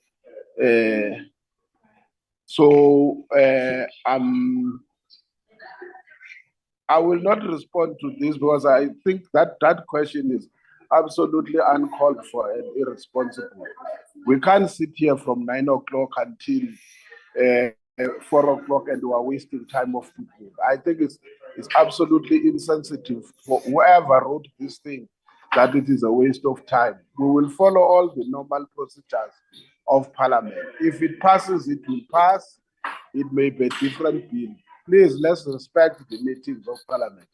Somebody just write whether we are wasting our time. If there is someone who has got that time of coming and sit from 9 o'clock until 4, not knowing what's the purpose of being in that meeting, that's not what this committee does. We are meeting even tomorrow, by the way, to respond to another bill, which I just ask for a respect of this committee. Whatever, people might have been used to other things. But without any further delays, Ari, can you then outline what will be happening next week and when? Or Fine, Chair. No, that's fine, Chair. Yeah, so as you indicated, tomorrow morning, 9 to 11, we'll be having the public hearings on the National Nuclear Regulator Amendment Bill. Then, as you've indicated, next week, Tuesday the 12th, the morning session, we've allocated to the DMRE for its responses on the submissions on the NNR Amendment Bill. The afternoon of Tuesday the 12th, we'll do the responses by the Department of Mineral Resources and Energy on the ERA submissions received. If we've also scheduled a meeting for Wednesday, the 13th, the morning, if there's a need to continue with the responses on the ERA bill, Chair. So that's our meetings for this term, Chair. That's it. Thanks, Chair. I think, Ari, you must also add that we will also be dealing, honorable members, with 2 other items. Yes, correct, Chair. Correspondence has been referred to the committee we'll have to attend to. We will table that. 2, we will deal with the issue of the 3 areas that we could not have public hearings, and we will make the proposal to the committee. The committee will make the final decision with regards to the proposals that will be made. I think in the absence of any other matter, honorable members, thank you very much, and everyone who has been here. Could I ask that the committee stays behind for a second? I have an issue I'd like to address you on. But next time, please tell us in advance, because this is the chairperson who must call. It's just a very brief issue. Let's wait. Can we release everyone and remain in terms with the committee?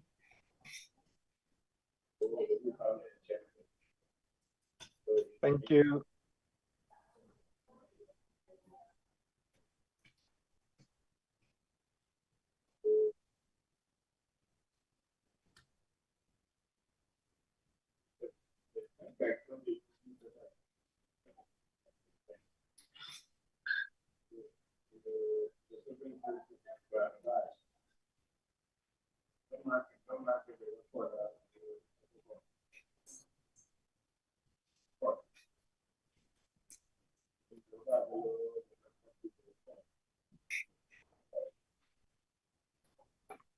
As officials, you don't have a way of removing those that are I'm trying to remove them, Chair. I'm trying to remove them.